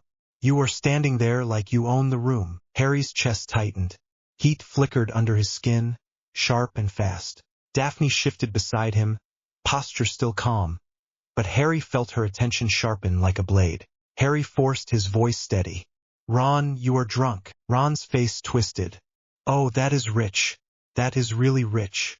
You nearly blew up a dragon with your hands, and you are telling me I have had too much to drink." Hermione's voice cut in from the side. Sharp. "Ronald, stop." Harry's head snapped toward the sound. Hermione had moved closer, Crumb behind her like a shadow. Hermione's eyes were hard. Her cheeks were flushed, either from dancing or anger. Ron's gaze snapped to Hermione. "Oh great, you are here too. You having a lovely time with your famous Durmstrang bloke." Hermione's jaw tightened. "He is not a bloke. And do not deflect." Ron scoffed. "Do not deflect," she says. Listen to her. She has learned one big word, and now she uses it on everyone. Hermione's eyes narrowed. Deflect is not a big word. Ron's mouth twisted. It is when you are trying to sound clever. Hermione's voice went colder. Ron, you are embarrassing yourself. Ron's eyes flashed. No, I am embarrassing him. That is the point. Harry's stomach dropped. People nearby were turning. Heads were lifting. The sound of the room shifted as whispers spread. Harry could feel his pulse hammering. He could feel his skin heat, like the storm inside him loved conflict. Harry forced his hands open at his sides. He kept his voice low. "Ron, stop. Not here." Ron laughed again, loud enough that a few people flinched. "Not here." "Where then?" "In the common room where you can pretend you are still normal." "You are not normal." Harry's throat tightened. "I did not ask for this." Ron's face twisted. "You always get everything and you never ask for it. That is your whole bloody life, is it not?" Harry's jaw clenched. His chest felt tight. He could hear the band still playing, but it sounded distant now, like the room had moved away and left only this. Hermione stepped forward. "Ron, you are not being fair." Ron snapped. "Do not talk to me about fair. He is glowing in the dark." The words hit the room like a slap. Harry's stomach dropped hard. He felt eyes on him more than before. Fear and fascination, mixed together. Ron pointed at Harry's chest. Everyone saw it. Everyone saw his blood. Gold. Like he is not even human. And you are all just standing there like it is fine because it is Harry Potter and he always survives. Harry's breathing went shallow. Heat pulsed under Harry's skin, stronger now. The air around his hands prickled. Daphne's voice cut in, calm and sharp. "You are making a scene." Ron's gaze snapped to Daphne, and something ugly flashed across his face. "Oh, shut it. You are only here because you fancy being attached to him. You think it will save you when he goes mad." Daphne's eyes narrowed slightly. "I am here because he asked me." Ron scoffed. "Yeah, he asked you. Sure. Like he asked the goblet to spit his name out.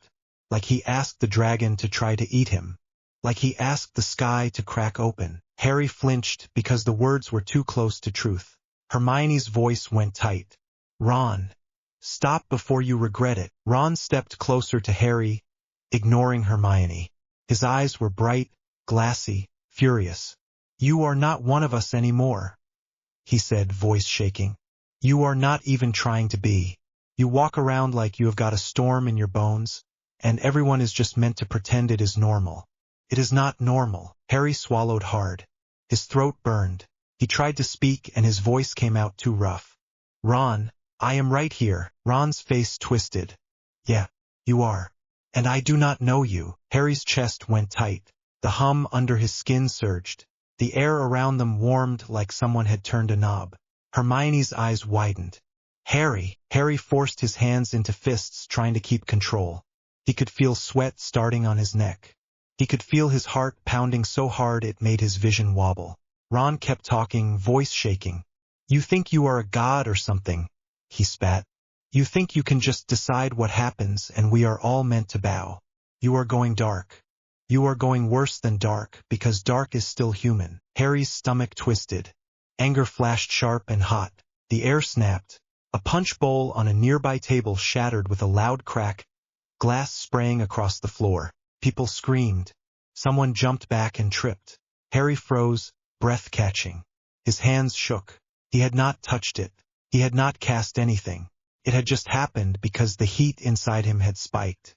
Ron went pale for half a second, but then his fear turned into rage. "See!" he shouted, voice breaking. "See! You cannot even stand there without breaking things." Hermione grabbed Ron's arm. "Ron, stop it. Now." Ron yanked his arm away. "Do not touch me." Krum stepped forward, his voice low and warning. "You should walk away." Ron snapped. "Stay out of it." Krum's eyes narrowed, and Harry could tell Krum was holding back, because he was in a room full of teachers and politics and cameras in people's heads. McGonagall's voice sliced through the chaos. "That is enough." Harry's head snapped toward her. She was striding over, robes swishing, face furious. Snape followed, eyes cold. Other professors shifted too. Ron's breath came fast. He looked like he wanted to keep going anyway. Harry's body was shaking now. He could feel the storm pushing at his skin, wanting out. Heat rolled off him in waves. Daphne stepped closer to Harry, not touching him, but close enough that he could feel her presence. Her voice was low, controlled. "Look at me," she murmured. Harry's eyes flicked to her. Daphne's face was calm, but her eyes were hard. "Breathe," she said. Harry forced air in, forced it out. His hands stopped shaking a little. McGonagall reached them. She took one look at the shattered bowl and the crowd and Ron's flushed face. "Mr. Weasley," she snapped. "Out. Now." Ron opened his mouth. McGonagall's eyes flashed. "Now." Ron's jaw clenched. For a second he looked like he might argue. Then his eyes flicked to Harry's hands, to the heat shimmering faintly in the air, and fear one. Ron stepped back, swallowing hard. He pointed at Harry one last time, like he could not stop himself.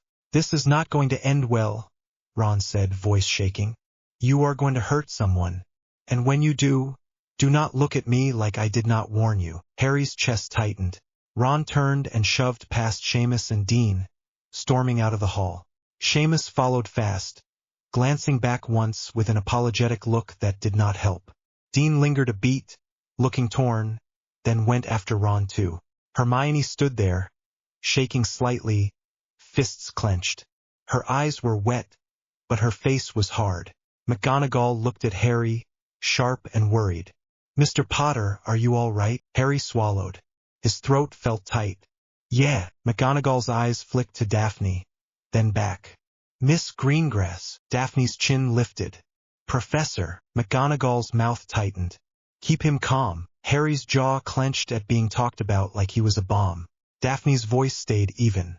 "I am trying." Snape's eyes slid over Harry, cold and judging. "How touching," he drawled. "Slytherin charity." Harry's hands curled. Heat flickered again, sharp. Daphne's fingers brushed Harry's wrist. "Quick." "Do not," she murmured, "just for him." Harry forced his hands open. Hermione stepped closer, voice shaking. "Harry, come with me. Come sit down. Please." Harry's chest tightened. He looked at Hermione, then at the crowd. People were watching like they were hungry. Harry hated it. He swallowed hard. "I need air." McGonagall's eyes narrowed. "You are not to leave the Great Hall without supervision." Harry's jaw clenched. "I am not a prisoner." Snape's mouth curled. "Not yet." Harry's stomach dropped. The storm inside him surged like it loved that line. Daphne stepped forward slightly, her voice calm but firm. "Professor McGonagall, we will step into the corridor.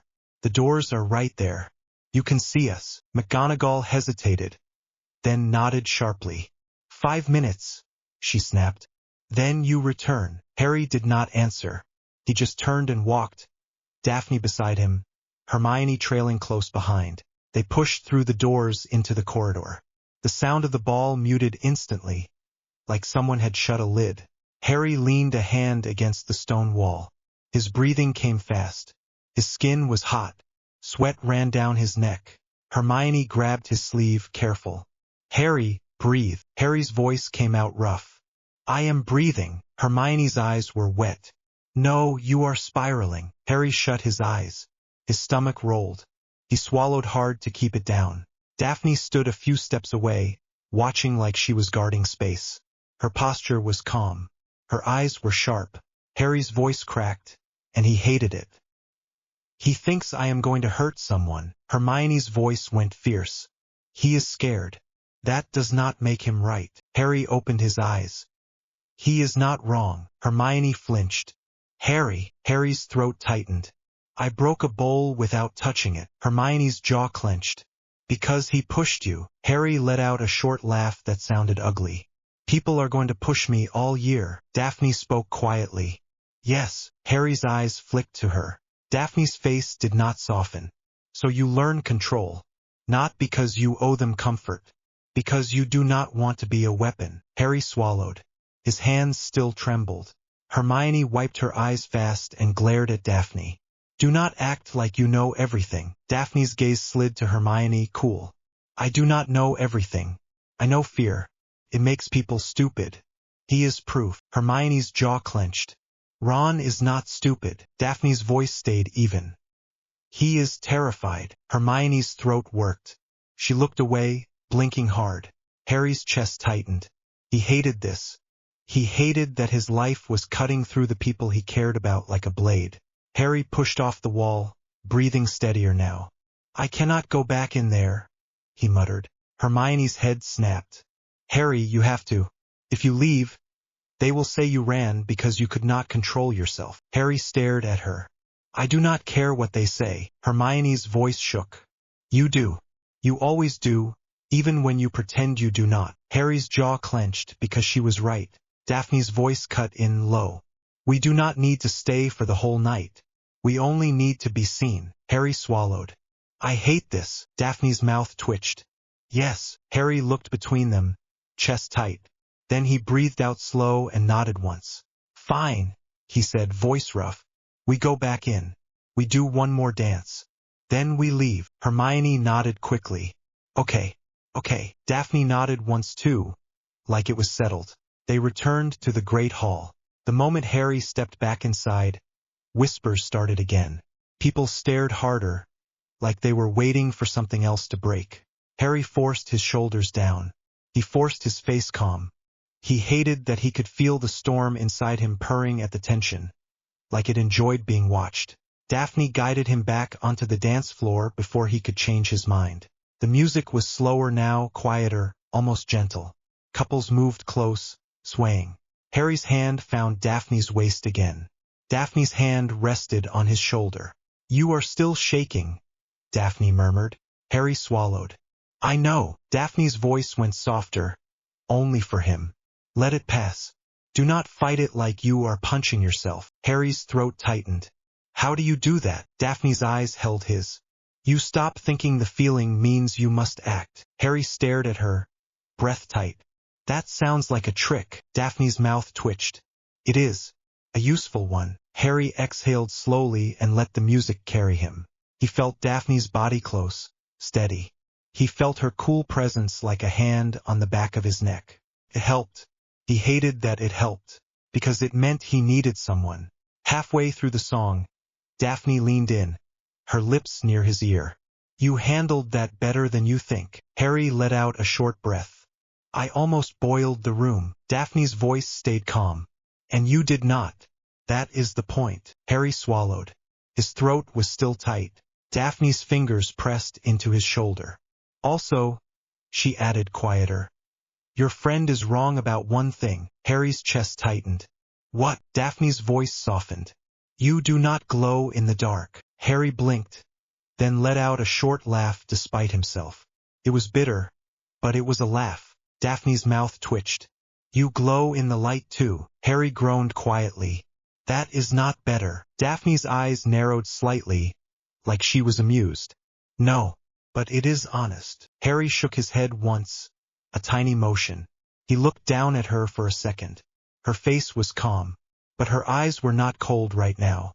They were watching him like he mattered. Harry's chest tightened again, in a way that was not panic. When the song ended, Daphne did not step away immediately. She looked up at him, close. Her voice was low. Consent, she said, blunt and simple. Harry blinked. What? Daphne's cheeks went faintly pink, like she hated that she was doing this. If I kiss you, will you panic? Harry froze. His mind went blank for a second, then filled with heat. Harry swallowed hard.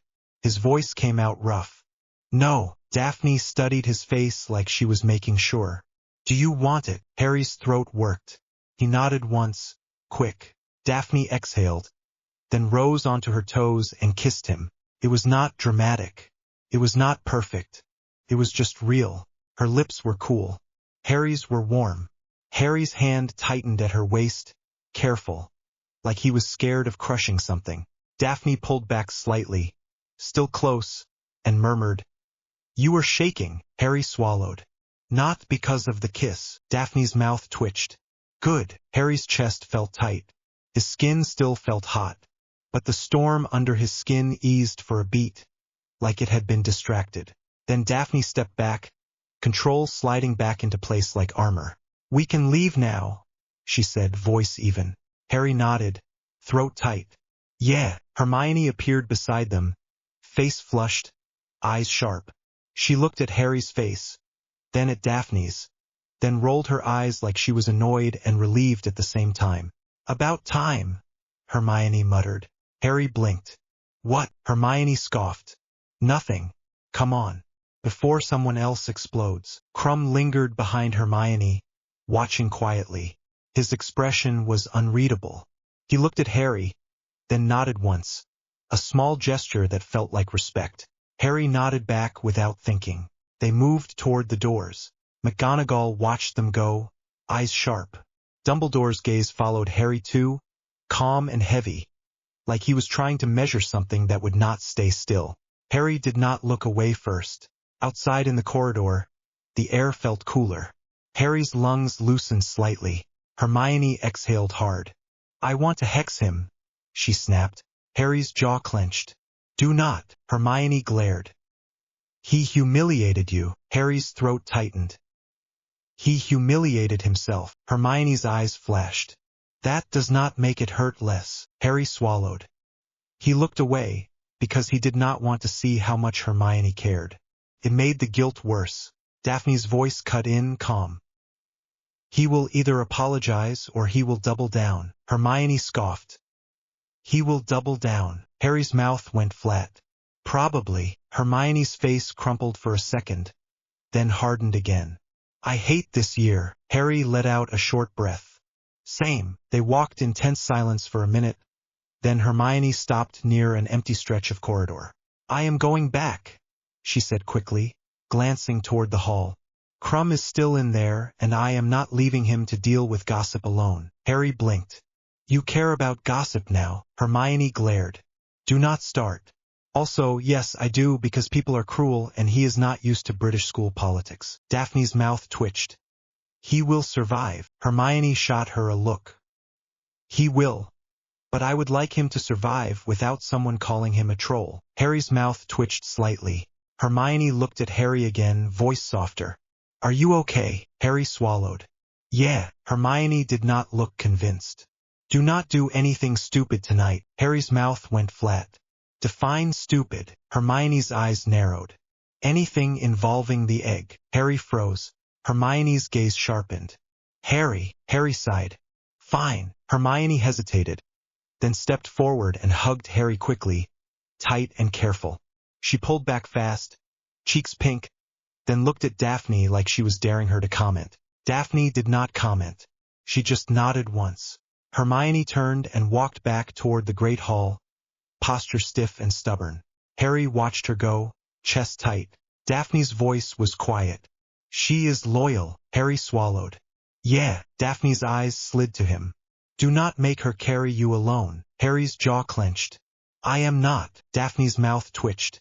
Good. They walked in silence after that, heading away from the noise. By the time they reached a quiet corridor near a window, the castle felt almost asleep. Snow pressed against the glass outside. The torches flickered. The air smelled like cold stone. Harry leaned against the window ledge and exhaled. His breath fogged the glass. Daphne stood beside him, arms folded, looking out at the dark grounds like she was checking for threats. Harry's voice came out low. Did you mean it? Daphne glanced at him. Mean what? Harry swallowed. That you chose it. The risk. Daphne's gaze held his for a moment. Her expression softened. Just a little. Yes, she said quietly. Harry's chest tightened. Why? Daphne's jaw worked. For a second she looked like she might say something sharp again. Then she exhaled and her voice went softer. Rawr. Because if everyone decides you are a monster, they will make you one, she said. And I am tired of watching people push others into corners and then act shocked when someone bites. Harry swallowed hard. Daphne looked away, like she hated that she had said it. Harry's voice was rough. I do not want to bite anyone. Daphne's eyes flicked back. Then do not. Harry let out a bitter laugh. That is not helpful. Daphne's mouth twitched. It is the only advice that matters. Everything else is technique. Harry stared at her, throat tight. You do not sound scared of me. Daphne's voice stayed calm. I am scared, she admitted. Harry froze. Daphne held his gaze. I am scared because I can see what you are becoming. And because I can see what people will do to you when they decide they cannot control it. Harry's stomach tightened. So why stay? Daphne's voice dropped. Because I would rather stand close to the thing people fear than stand with the crowd that pretends fear makes them righteous. Harry's chest tightened so hard it hurt. He stared at her, then looked away because he did not trust his own face. Daphne's hand touched his wrist again. Light. Also, she added quieter, I do not like being told what to do by my family. Harry blinked, then let out a short laugh. That I believe. Daphne's mouth twitched. Good. They stood in silence for a minute. The castle creaked softly. Snow drifted outside. Harry's eyes flicked to Daphne's hand on his wrist. His voice came out low. Do you want to stop? Daphne's eyebrows lifted slightly. Stop what? Harry swallowed. This. Before it gets worse. Daphne stared at him like he had asked something absurd. No, she said. Harry's chest tightened. You did not even think about it. Daphne's gaze held his. I have thought about it. A lot. That is why my answer is no. Harry swallowed hard. Daphne's voice softened just slightly. Harry, I am not going to pretend this is easy, but I am not going to run because it is hard. Harry's throat worked. Okay. Daphne studied his face, then leaned in, close enough that Harry could feel her breath. She did not kiss him again. She just said, very quietly, now tell me about the egg. Harry froze. Daphne pulled back, eyes sharp again. You did something with it after the task. I can tell. Harry's stomach dropped. How? Daphne's mouth twitched. Because your face does that thing where you think you are hiding a disaster. Harry groaned softly. Brilliant. Daphne's eyes narrowed. Did it scream? Harry went still. He swallowed. Yeah. Daphne's expression tightened. Out loud. Harry shook his head. In my head.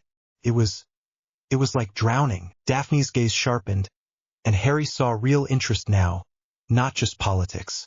Drowning, she repeated. Harry nodded. And voices. Singing.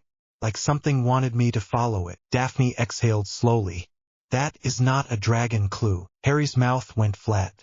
No kidding. Daphne's eyes flicked toward the direction of the lake, like she could see through stone and snow. Bring it, she said. Harry stared. Now. Daphne's voice stayed calm. Yes, before you do something alone and end up in a mess again. Harry opened his mouth, then shut it. He could not argue with that. Fine, he muttered. They moved through the corridors quickly, not wasting time. Harry retrieved the egg from where it was stored for him, under heavy wards and a lot of suspicious looks. He did not like the way the staff watched him carry it, like it might explode because he was holding it. Daphne did not flinch at the weight.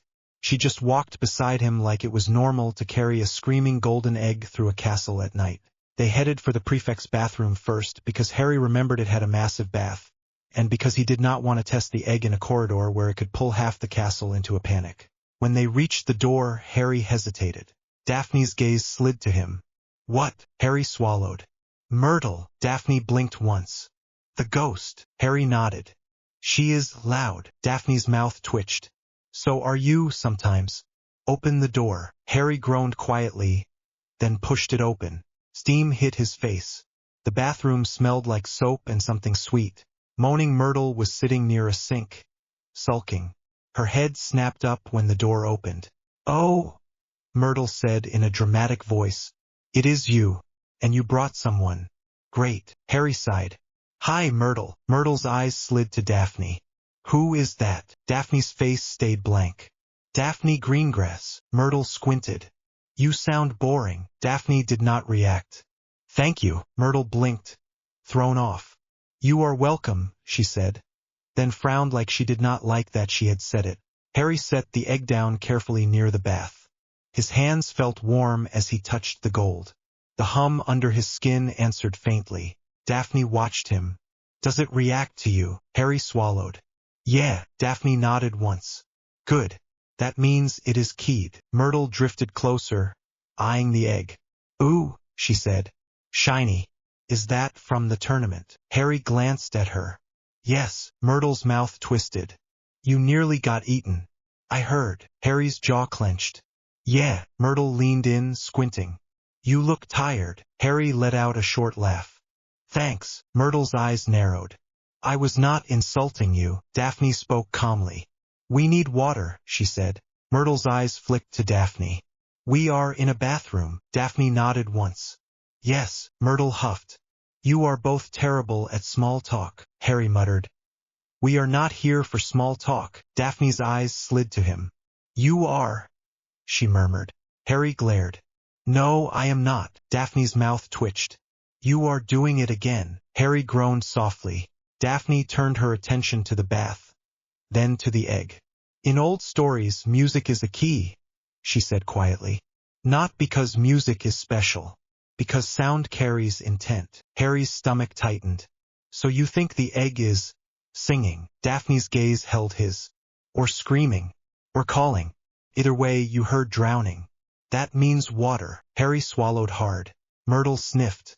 If you want to hear something properly in here, you put it in the water, she said casually. Harry froze. What? Myrtle rolled her eyes. The egg genius. Put it in the bath. Sounds different. Harry stared at Myrtle, then at Daphne. Daphne's eyes narrowed slightly, like she was impressed despite herself. She is right. Myrtle's face brightened. Of course I am right. Harry's throat tightened. How do you know that? Myrtle shrugged. People talk. Prefects come in here. Sometimes they bring things. Sometimes they cry. Sometimes they complain about tasks. It is all boring. Harry stared. You have heard about the egg. Myrtle sighed dramatically. Yes, someone brought it in once and it made awful noises. Then they screamed and ran out. It was funny. Harry grimaced. Who? Myrtle squinted, thinking. A boy. Tall. He smelled like dirt. Harry's stomach tightened. Cedric. Of course Cedric would be smart enough to try water. Daphne's voice stayed calm. We do it now, she said. Harry nodded once. Throat tight. They filled the bath. The sound of rushing water echoed. Steam curled up. Harry's hands shook slightly as he lifted the egg. Daphne's fingers brushed his forearm. Quick. Breathe, she murmured. Harry inhaled. Slow. Then he lowered the egg into the water. The moment the gold touched the surface, Harry's scar pulsed faintly. The hum under his skin tightened like a muscle. The egg vibrated. Harry's stomach turned.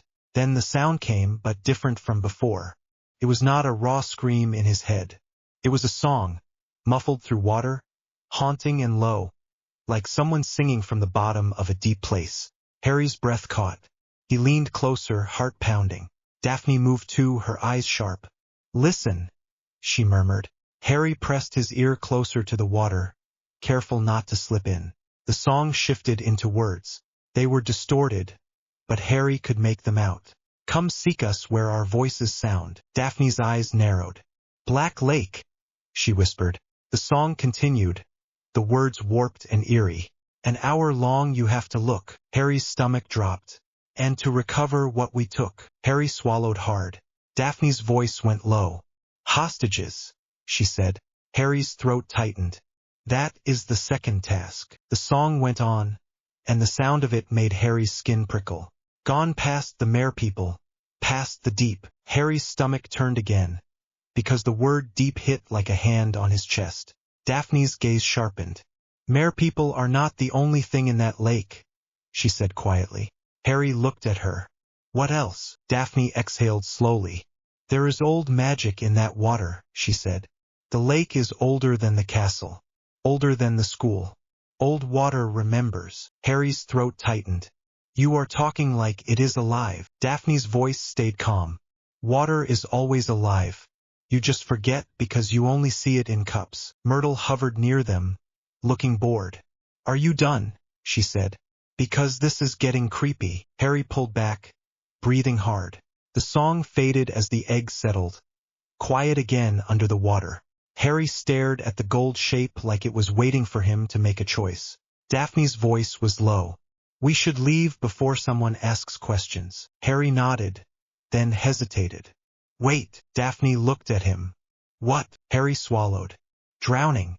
The voices. The thing I felt before. It is the lake, is it not? Daphne studied his face. Yes. Harry's hands curled. So why does it feel like it knows me? Daphne's eyes sharpened. Because you are keyed to it now. Harry's stomach dropped. Keyed. Daphne nodded once. The goblet did not just choose a champion. It marked a vessel. The tasks are not tests of spells. They are tests of what is inside you. Harry's throat tightened. Daphne reached into her dress robes and pulled out a folded piece of parchment, careful and precise. I brought this, she said. Harry frowned. You brought notes. Daphne's mouth twitched. Yes, Harry stared. You are insane. Daphne's eyes narrowed. I am prepared. Harry exhaled. Slow. Fine. What is it? Daphne unfolded the parchment and pointed to a few lines written in neat, tight handwriting. Black Lake, she said. In old myth, there are rivers that separate worlds. One of them is the Styx. Harry's stomach tightened. He had heard the name in Hermione's frantic research, and in the way the word felt like cold water on skin. Daphne's voice stayed calm.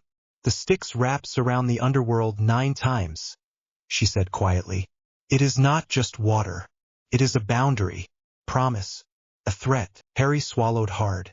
You think the lake is like that? Daphne's gaze held his. I think Hogwarts sits on old land, she said. And the lake has always been the easiest place for old things to hide. Myrtle made a noise of disgust. You two are such nerds. Daphne glanced at Myrtle. Thank you, Myrtle huffed. Stop saying that. Harry almost laughed. Came out as a short breath. Daphne looked back at Harry. If the lake behaves like a boundary, she continued, then things that live in it are not just creatures. They are guards. Harry's stomach turned. Guards of what? Daphne's eyes narrowed slightly. Of the deep. Of whatever sits under it. Harry's throat tightened. He thought of the drowning feeling. The voices calling. The way the egg song had sounded like it came from a place that was not just water. Harry swallowed. So what do I do? Daphne's expression stayed calm. You do not swim like a normal wizard, she said. Harry blinked. I was not planning to. Daphne's mouth twitched. Good. Because normal wizards drown. Harry stared. That is comforting. Daphne's eyes slid to him. You are not normal, she said quietly. That is the only advantage you have. Use it. Harry's chest tightened. He looked at the water in the bath. The egg sat under the surface like it belonged there. Harry's voice came out low. I want to see the lake. Daphne's eyebrows lifted slightly. Now. Harry nodded once. Now. Daphne studied him for a beat, then nodded. Fine. Myrtle brightened suddenly. Can I come? She asked. Harry blinked. No. Myrtle pouted. Rude. Daphne's voice stayed calm.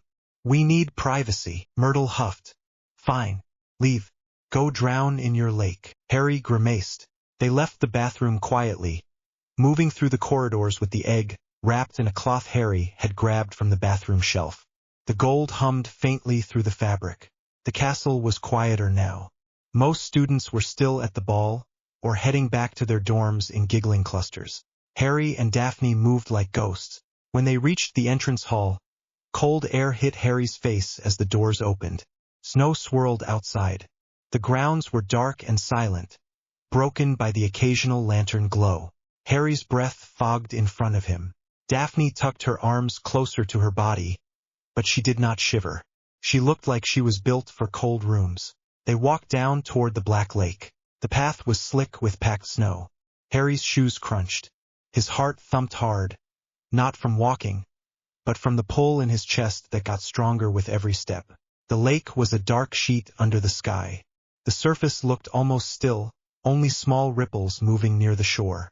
Harry stopped at the edge, staring. His skin prickled.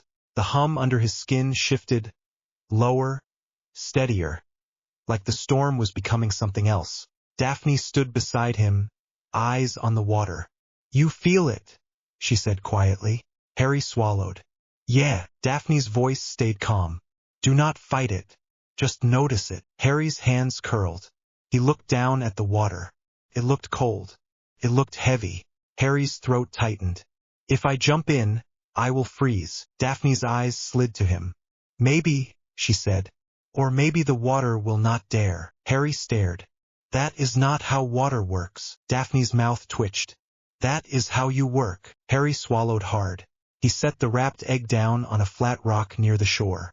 He stared at the lake again, heart pounding. Daphne watched him. Her voice was low. Consent, she said again. Harry blinked. What? Daphne's eyes narrowed slightly. If you are about to do something reckless, I would like to know, she said.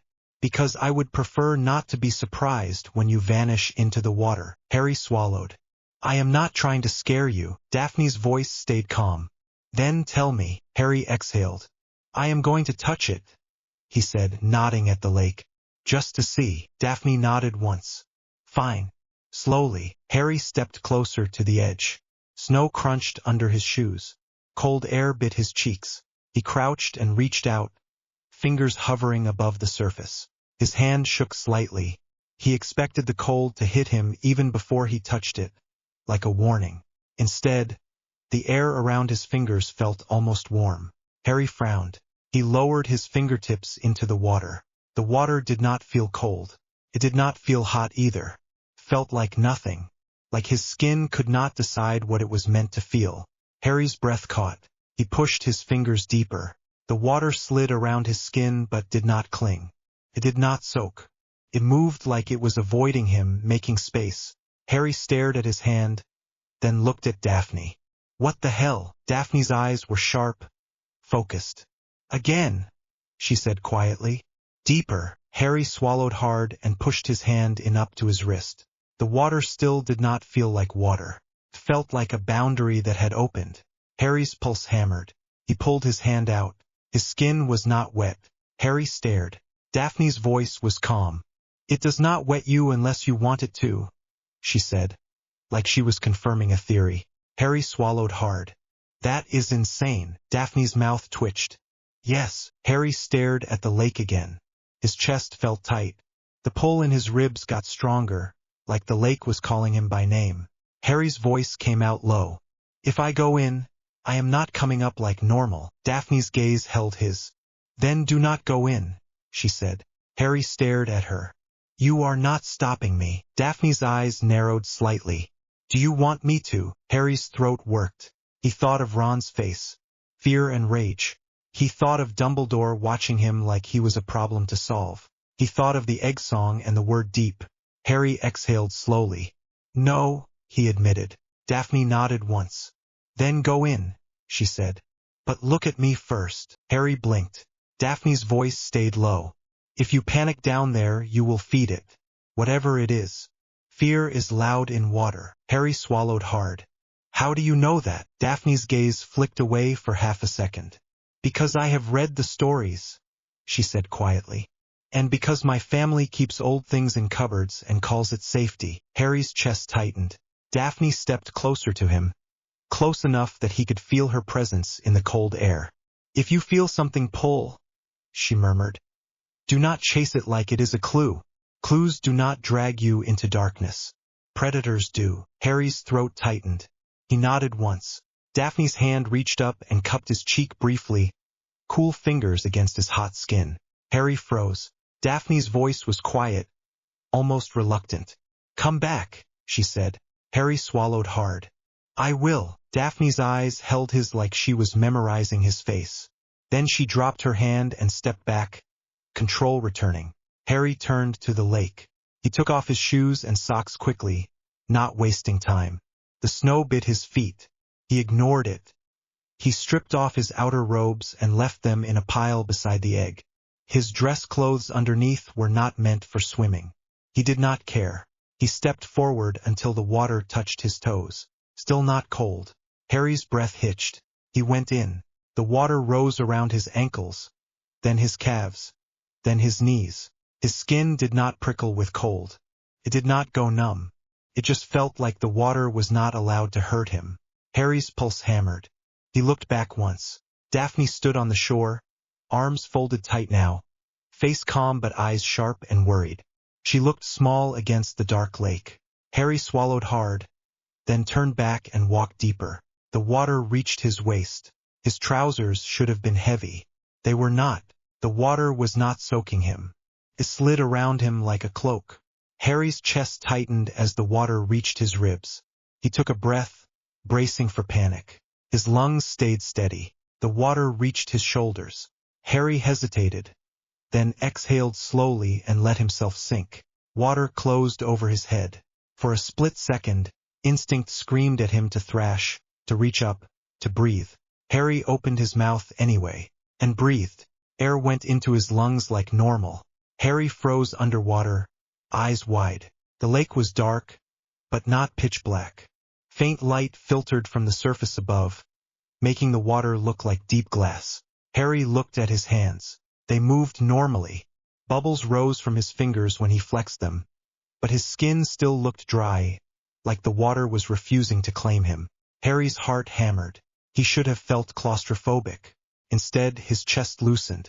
The hum under his skin shifted again, lower, calmer, like the storm had found a different shape. Harry pushed off the bottom and drifted deeper. The deeper he went, the quieter it got. The sound of the world above faded until it was just his heartbeat and a low, distant pressure in his ears. Harry's mind tried to panic anyway. It tried to fill the dark with threats. He forced his thoughts practical, like Hermione always did. I can breathe. I am not wet. I am moving. Harry angled his body and kicked. He did not swim like normal. He barely needed to move. The water seemed to accept him and carry him forward, like it knew where he wanted to go. Harry's stomach tightened. No, he muttered into the water, the sound coming out strange and muffled.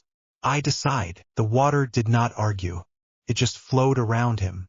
Harry pushed deeper, following the slope of the lake bed down. Then he saw something move. A shape flickered in the distance, too fast to be a fish. Harry's breath caught. He stopped and held still, listening with his whole body. The shape moved again, closer now. Long limbs. Thin. Pale. Harry's stomach tightened. Grindylows. He had seen them in books.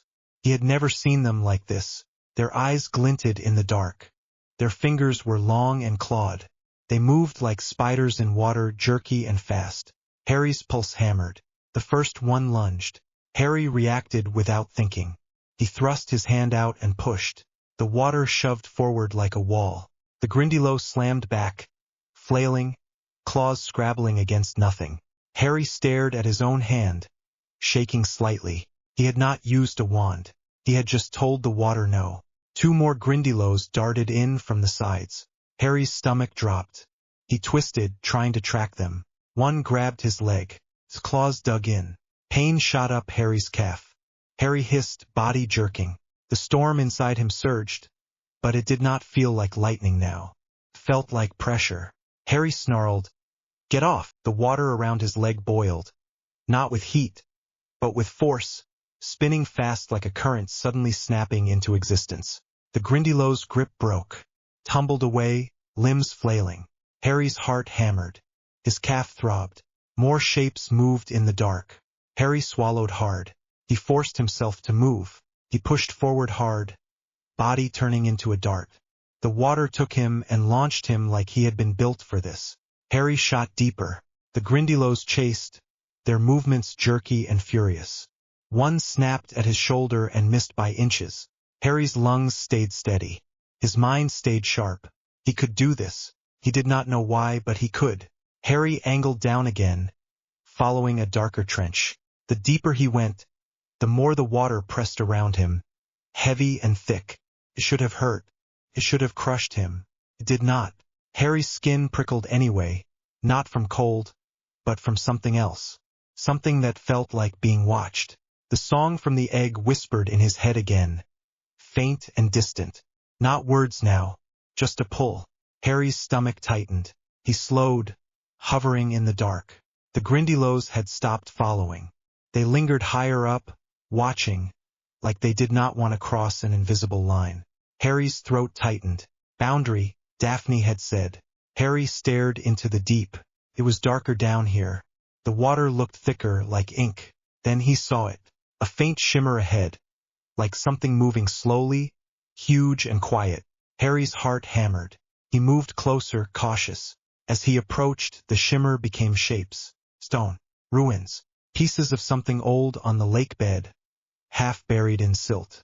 Broken pillars, carved rock, something that looked like steps leading down into nothing. Harry's stomach turned. This was not Hogwarts. This was older. Harry drifted closer, eyes wide. His fingers brushed a carved edge. The stone felt smooth under his hand. The moment he touched it, the hum under his skin tightened. Harry's breath caught. A sound rolled through the water, low and distant, like a voice too deep to be human. Harry froze. He looked around, heart hammering. The darkness did not move like normal water. Felt like it was leaning toward him. Harry's mouth went dry even underwater. He pulled his hand back from the stone. The sound came again, closer this time. Not words, just a presence. Harry's pulse hammered. His calf still throbbed. His whole body was tense. He thought of Daphne on the shore, saying fear is loud in water. Harry forced himself to breathe slow. He turned away from the ruins, pushing upward. The water carried him up fast, like it was letting him go, like it had proved its point. The Grindylows watched him rise, eyes glinting, but they did not attack again. They just drifted back into the dark like they had been ordered to leave him alone. Harry broke the surface near the shore, gasping out of habit even though he did not need to. Cold air hit his face. Snow fell lightly. The world above felt loud and messy after the quiet deep. Daphne was already kneeling at the edge, reaching out. Harry grabbed her hand and pulled himself up onto the bank, coughing water that was not even in his lungs, just in his throat. Daphne's face was tight. "You are alive," she said, like she had been forcing herself not to say it until she could see him. Harry dragged in breaths, shaking. "Yeah," he rasped. Daphne's eyes flicked over him fast, checking for injuries. "You were under for too long." Harry swallowed hard. "I could breathe." Daphne's jaw clenched. "That does not mean it was safe." Harry tried to stand. His legs wobbled. He caught himself on his hands, panting. Daphne grabbed his shoulders, steadying him. Her hands were cold. Harry's skin was hot. "You are not wet," Daphne said quietly. Harry stared at his clothes. They were damp in places but not soaked. The fabric clung only where he wanted it to. The rest looked like the water had refused to claim it. Harry's voice came out hoarse. "It is like it does not touch me." Daphne's eyes sharpened. "It is like it recognizes you," she corrected. Harry's stomach tightened. He looked back at the lake, breathing hard. "I saw something," he said. Daphne's grip tightened. "What?" Harry swallowed. His throat was tight. "Ruins," he said. "Stone. Steps. Like there is something down there. Something old." Daphne's face went still. For the first time tonight, she looked genuinely shaken. Harry's voice dropped. "And I felt something watching." Daphne swallowed hard. "Did it speak?" Harry shook his head. "Not words," he said. "Just pressure. Like the water got heavier." Daphne's jaw clenched. She looked at the lake, eyes hard. "The second task is not just a rescue," she murmured. Harry's chest tightened. "No." Daphne looked back at him, voice low and sharp. "You do not go down there alone again," she said. Harry swallowed. "I had to know." Daphne's eyes narrowed. "Now you know. And now we plan." Harry's hands shook as he reached for his robes on the rock. He pulled them around himself, shivering now that the adrenaline was fading, even though he was still warm. Daphne picked up the wrapped egg and held it like it weighed nothing. "We do not tell Dumbledore about the ruins," she said quietly. Harry stared at her. "Why?" Daphne's gaze held his. "Because he will try to seal you," she said. "And he will call it protection." Harry's stomach dropped. He thought of Dumbledore's calm eyes, his quiet dread, the way the staff watched Harry like a problem. Harry swallowed hard. "So who do we tell?" Daphne's mouth went flat. "We tell Hermione what she needs to know to help you survive," she said. "And we keep the rest between us until we know who is safe." Harry's chest tightened. He nodded once. Daphne studied his face, then reached out and brushed snow off his hair. A small gesture that felt strangely intimate in the cold. "You did not panic," she said quietly. Harry swallowed. "I wanted to." Daphne's eyes narrowed slightly. "Wanting to and doing it are different." Harry let out a short breath, half laugh, half shiver. "You sound like Hermione." Daphne's mouth twitched. "Do not insult me." Harry almost smiled. Felt wrong and right at once. Then his scar pulsed, sharp and sudden, and Harry flinched. Daphne's eyes snapped to him. "What?" Harry swallowed hard. staring at the dark lake. "It is calling," he whispered. Daphne's face tightened. "The lake," Harry nodded, throat tight. "Something in it." They stood there in the cold, snow falling softly, the castle behind them warm and loud and human. The lake was dark and quiet and heavy. Harry's chest tightened as the pull in his ribs grew stronger, like a hand reaching up from the deep. He looked at Daphne, breath shaking. Daphne's eyes held his steady. "We will drag you back," she said. "If it tries to take you." Harry swallowed hard. Then he looked at the water again.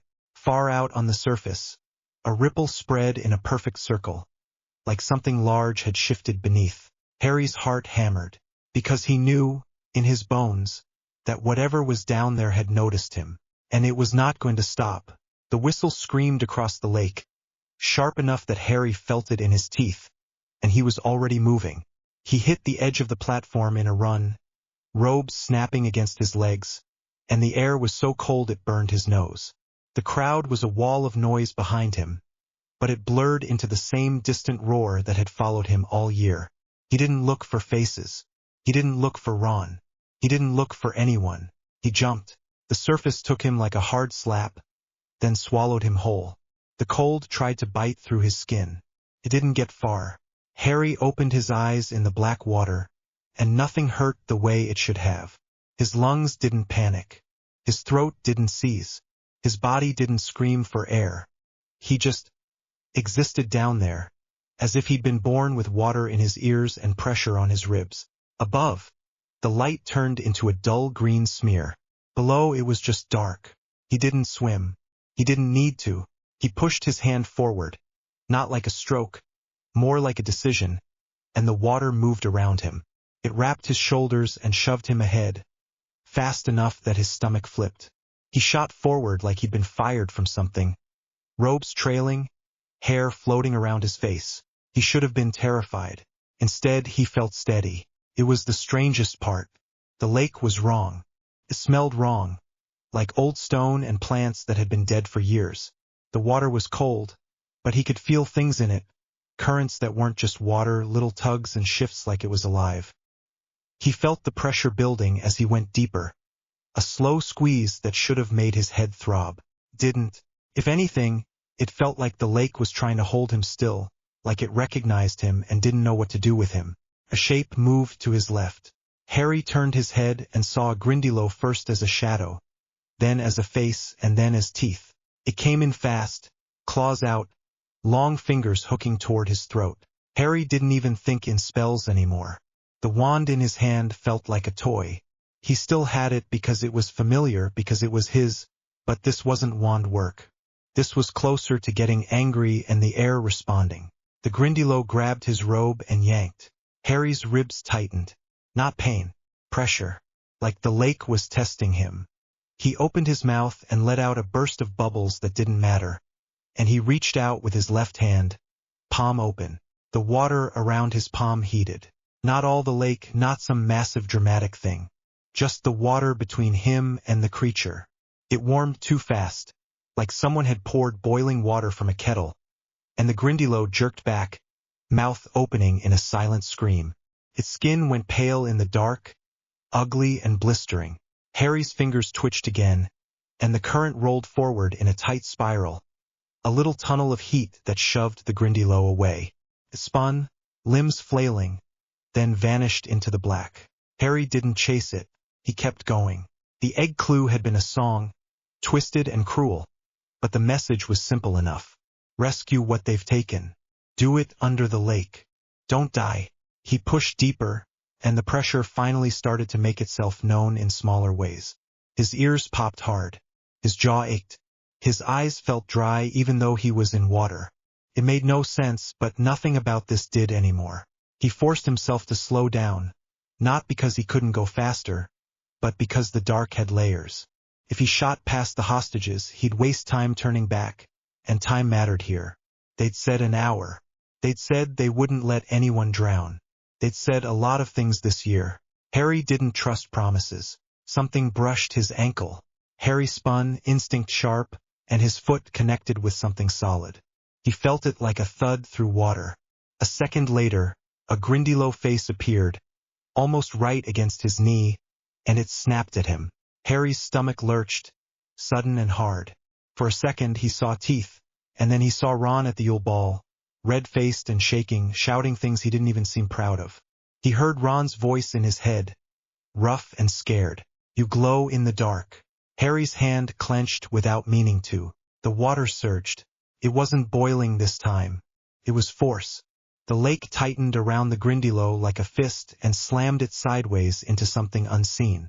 The impact made a dull shock through the water. The creature went limp, drifting. Harry's fingers trembled for a second after. He made himself loosen his grip. That wasn't control. That was reflex. That was dangerous. He forced a slow breath even though he didn't need to breathe, and he let the lake settle around him again. He moved forward, slower now, alert, eyes searching the dark for any sign that he wasn't alone down here. A faint glow appeared ahead, greenish and sick, like light filtered through weeds and distance. Harry angled toward it. The lake floor rose under him, and then the world changed.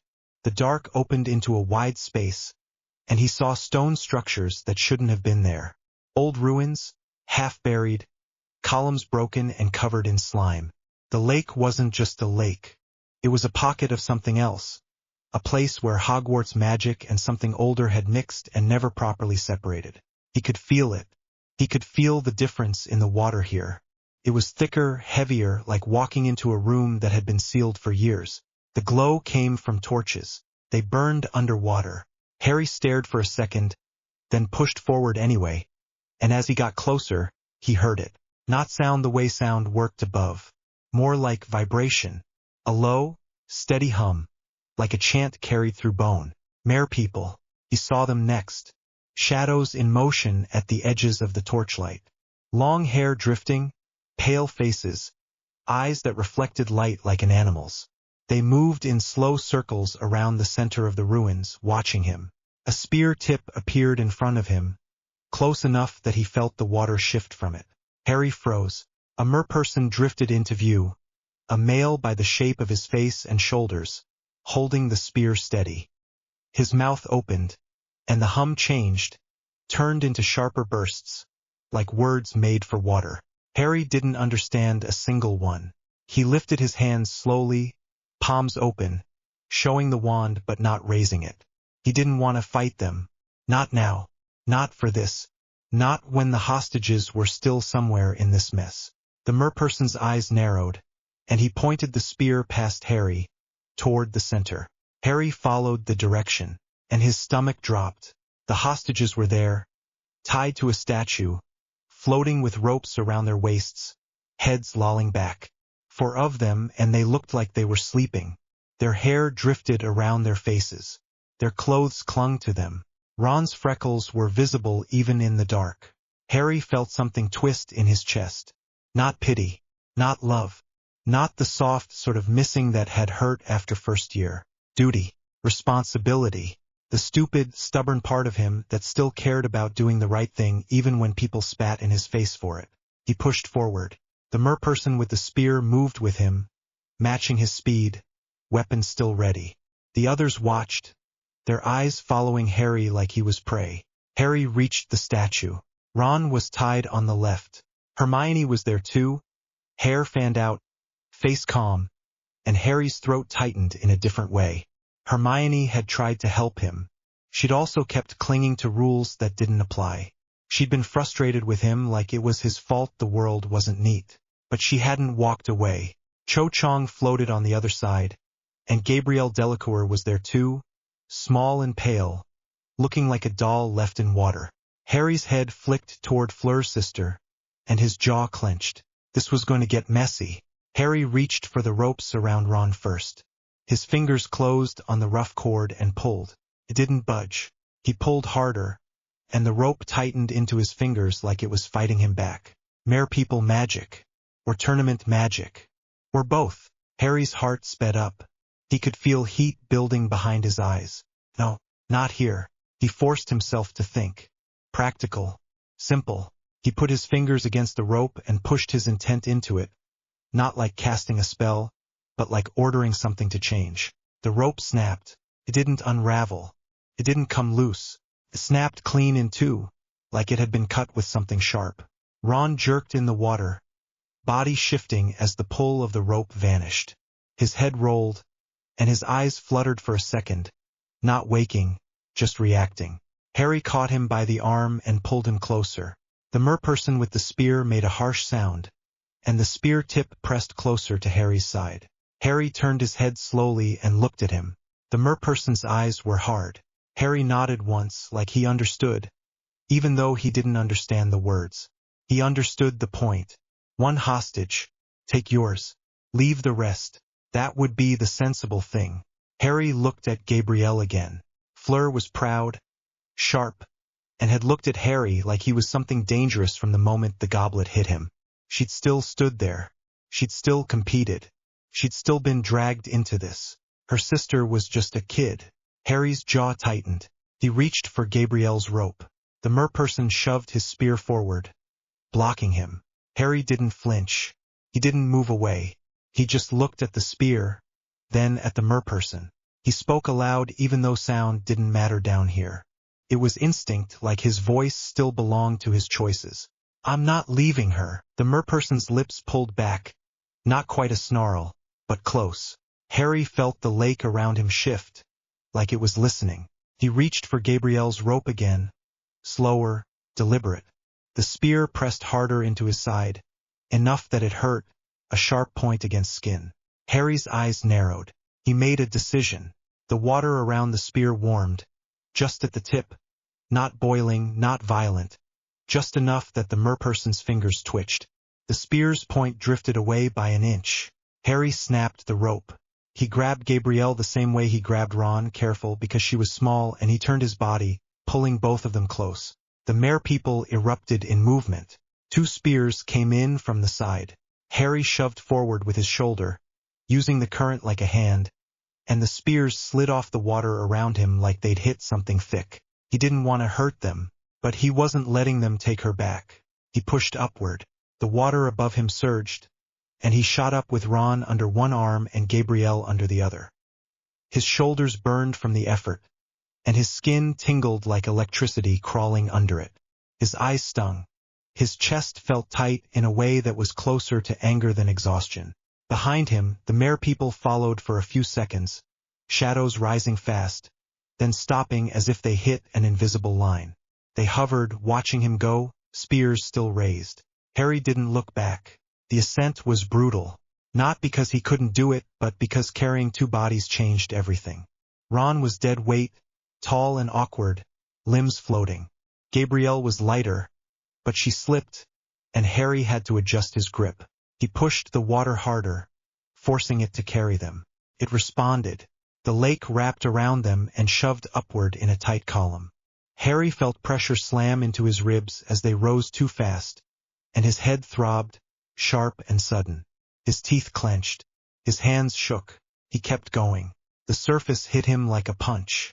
Harry broke through with a gasp that was more habit than need, water pouring off his face and hair. The air was freezing, biting his wet skin, and the noise of the crowd smashed into him like a wall. He heard shouting. He heard a whistle again. He heard someone scream his name. He didn't look around. He focused on getting them to the platform. Water surged under him, lifting him, carrying him toward the judge's area. He felt hands grab Ron first, pulling him out. Then Gabrielle. Harry hauled himself onto the platform last, dripping, shaking, teeth chattering. The cold hit now. Without the lake holding him, without the pressure steadying him, the air felt too open, too loud, too full. He pushed wet hair out of his face and blinked hard. His eyes burned. He saw Fleur first, running toward Gabrielle, face pale, mouth open in panic. When she saw her sister in the arms of a Hogwarts staff member, alive, Fleur made a sound that wasn't pretty. It was raw. She grabbed Gabrielle and held her like she'd never let go again.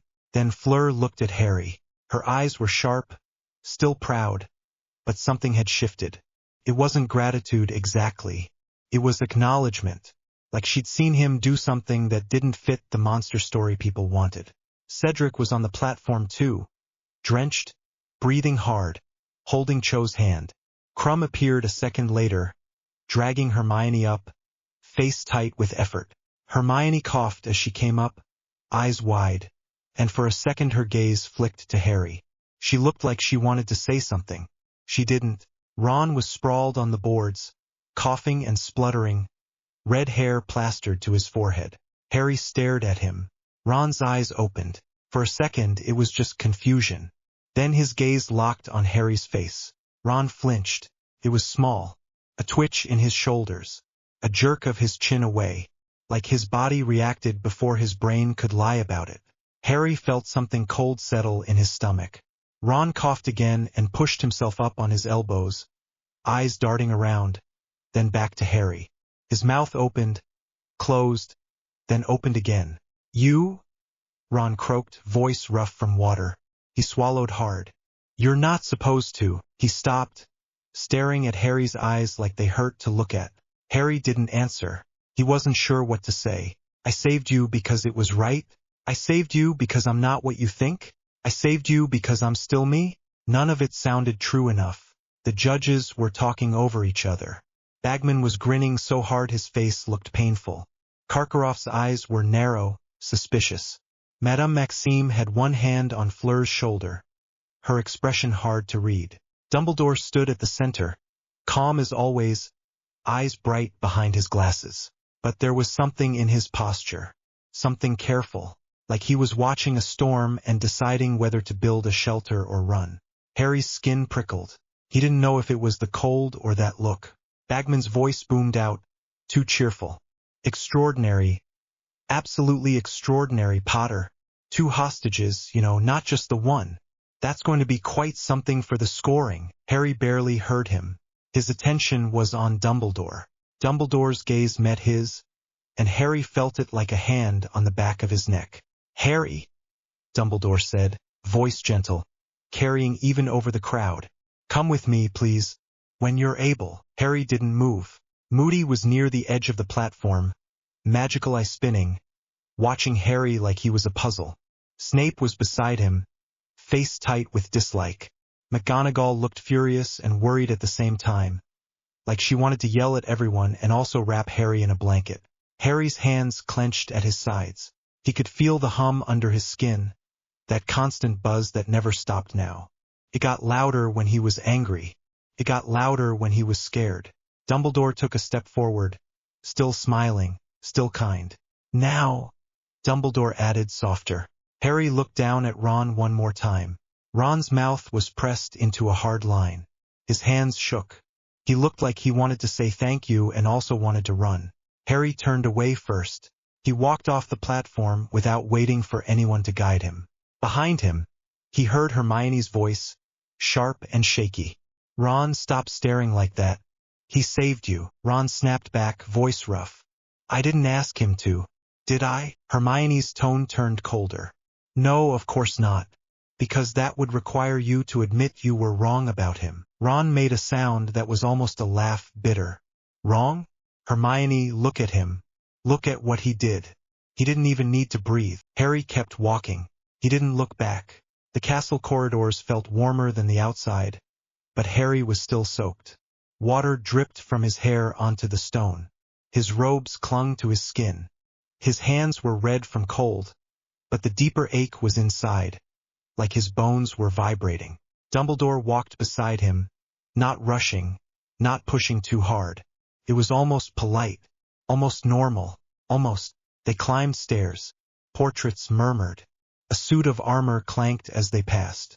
Harry's wet footprints marked the steps, dark spots on old stone. He didn't say a word. Dumbledore didn't either, not at first. Harry could feel the moment Dumbledore decided to speak. It was like a shift in the air. You did well today, Dumbledore said, as if they were discussing a lesson. Very well. Harry's jaw tightened. Dumbledore continued. You showed mercy. You showed care. Harry's eyes flicked toward him, sharp. Did I? Harry asked. His voice came out calm, detached. It sounded older than he felt. Or did I ruin your neat rules again? Dumbledore's expression didn't change much. If anything, his eyes softened. I do not believe rules are neat, Dumbledore said. Not this year. Harry let out a short breath through his nose. Almost a laugh. It didn't reach his face. They reached the gargoyle that guarded Dumbledore's office. Dumbledore spoke the password, and the statue hopped aside. Harry stepped onto the moving staircase without being told. The spiral carried them up, higher, until the air smelled like old parchment and lemon. The office opened around them, warm and crowded with strange instruments. Everything ticked and whirred. Silver devices spun slowly, scattering light. Portraits watched from the walls. Fawkes sat on his perch, feathers bright even in the dim. Harry stepped onto the carpet, water still dripping. He didn't sit. Dumbledore moved behind his desk, calm and careful, hands folding together. Harry, Dumbledore said again, like the name was a spell that could make things softer. What happened to you at the goblet was not ordinary. Harry's fingers twitched. That's one way to say it, Harry replied. Dumbledore's gaze held his. I have spent weeks consulting old sources. Texts I hoped I would never need. Harry's stomach tightened. Dumbledore's voice stayed gentle. I believe you are becoming something dangerous. There it was. No pretending. No sugar. Just the truth under the politeness. Harry felt heat build in his chest, slow and steady. Dangerous, Harry repeated, flat. Because I can do what you can't control. Dumbledore's eyes narrowed slightly. Not anger. Assessment. Because you are suffering, Dumbledore said. Because your body is changing. Because your magic is not behaving like magic. It behaves like weather, like disaster. Harry's lips pressed together. You didn't complain when I was useful, Harry said. He kept his tone even, but his hands were shaking now. When I fought the dragon and didn't die.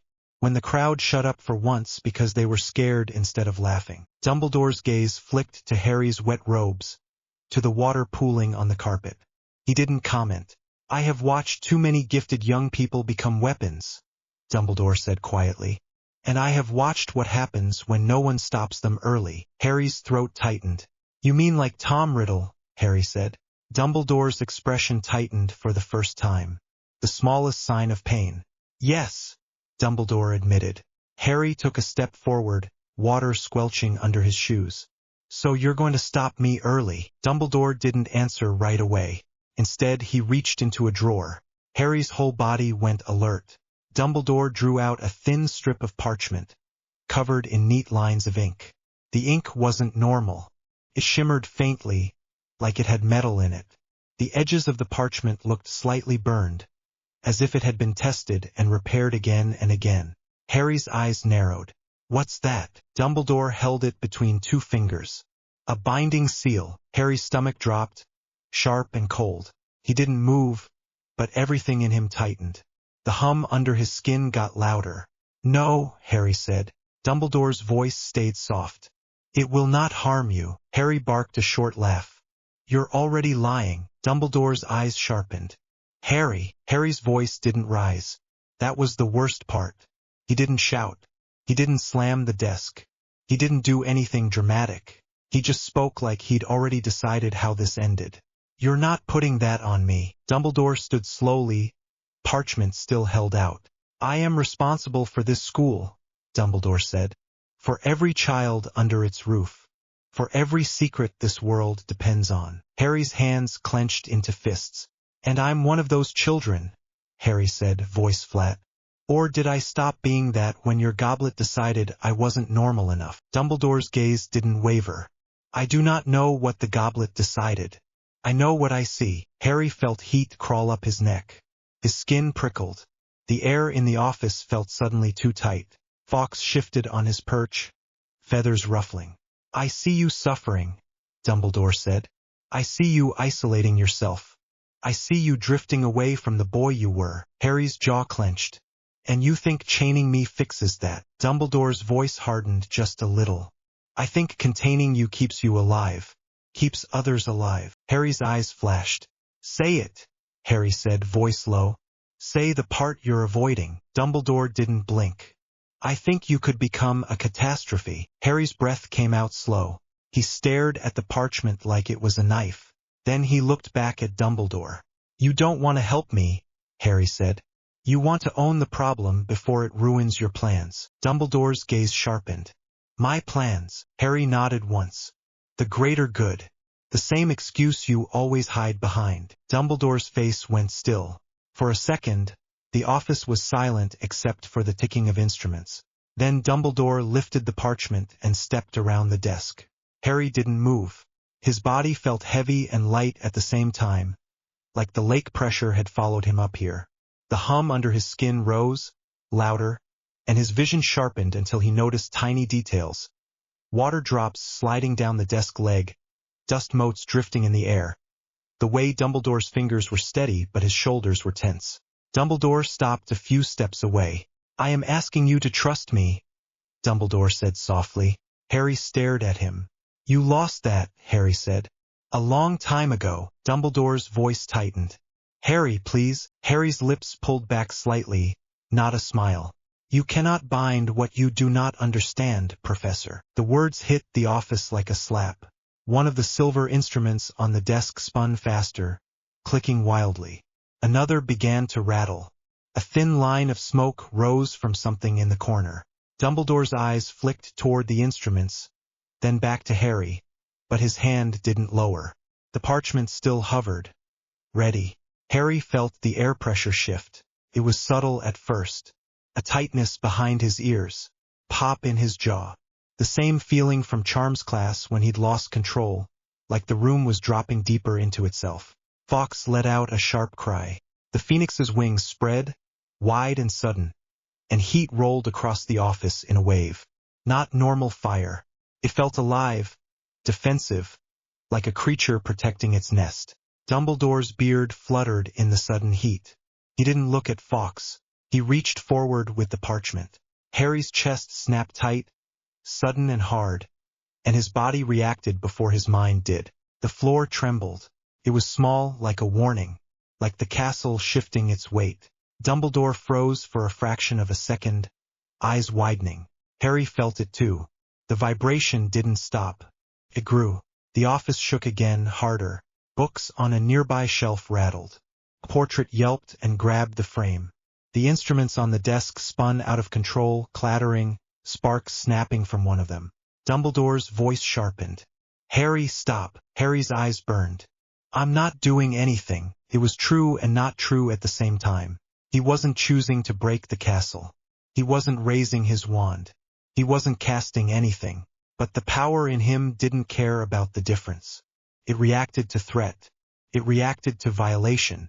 Dumbledore stepped forward again, determination hardening his face. I will not allow you to endanger this school, Dumbledore said. Harry's hands shook. And I will not allow you to put a collar on me, Harry said, voice still calm, but his tone was iron.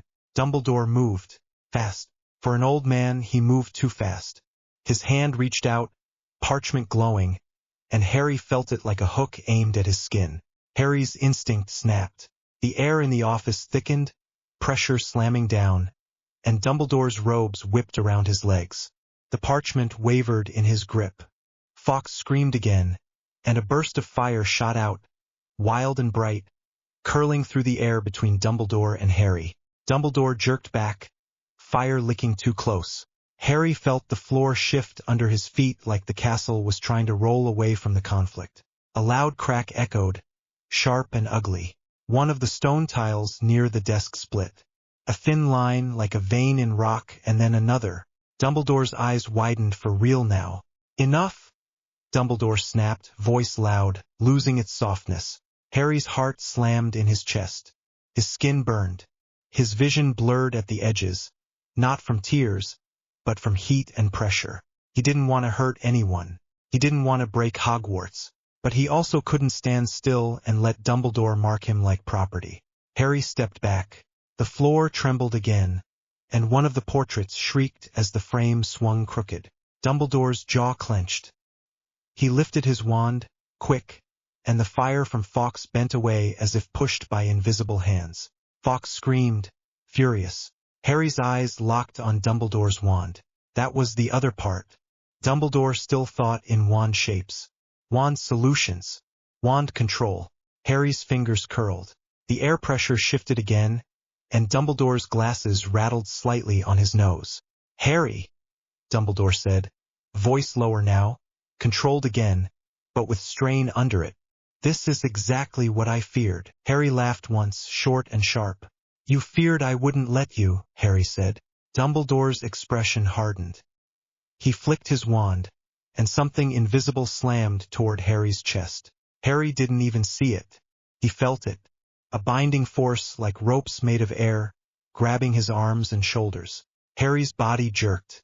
His feet slid on the carpet. The restraint tightened.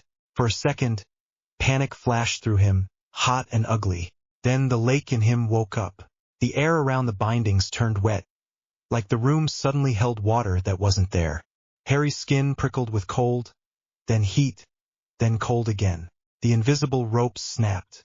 Not gradually, not softly. They snapped like string. Dumbledore stared, stunned for half a second. Harry stepped forward, eyes hard. Dumbledore lifted the parchment again, stubborn, and Harry saw it clearly now. Not a gentle safety measure. Not a harmless seal. It was control. It was a line drawn around him that said, "You belong to me, to my rules, to my order." Harry's hands shook harder.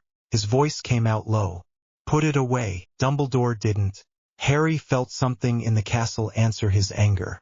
The floor heaved, hard enough that Harry stumbled and caught himself on the back of a chair. Hard enough that Dumbledore grabbed the edge of his desk, knuckles white. A loud crack ran across the ceiling, dust falling in thin lines. The instruments on the desk exploded into motion, sparks flying. A glass sphere shattered, raining sharp fragments onto the carpet. Fawkes burst into full flame. Not dying, not reborn, protecting. Fire roared across the perch, curling into the air like a barrier. Heat slammed into Harry's face. He flinched, eyes stinging. Dumbledore shouted something, words Harry didn't catch, and the fire shifted, pulled back. Harry's ears rang. He could taste copper. He couldn't tell if it was blood or just the weird constant metallic taste that came with this power. Harry straightened. His voice stayed calm, even as the office shook around them. "Do you feel it?" Harry asked, staring at Dumbledore. "Do you feel how scared you are?" Dumbledore's eyes flashed. "I am not afraid." Harry's mouth twisted. "Yes, you are," Harry said.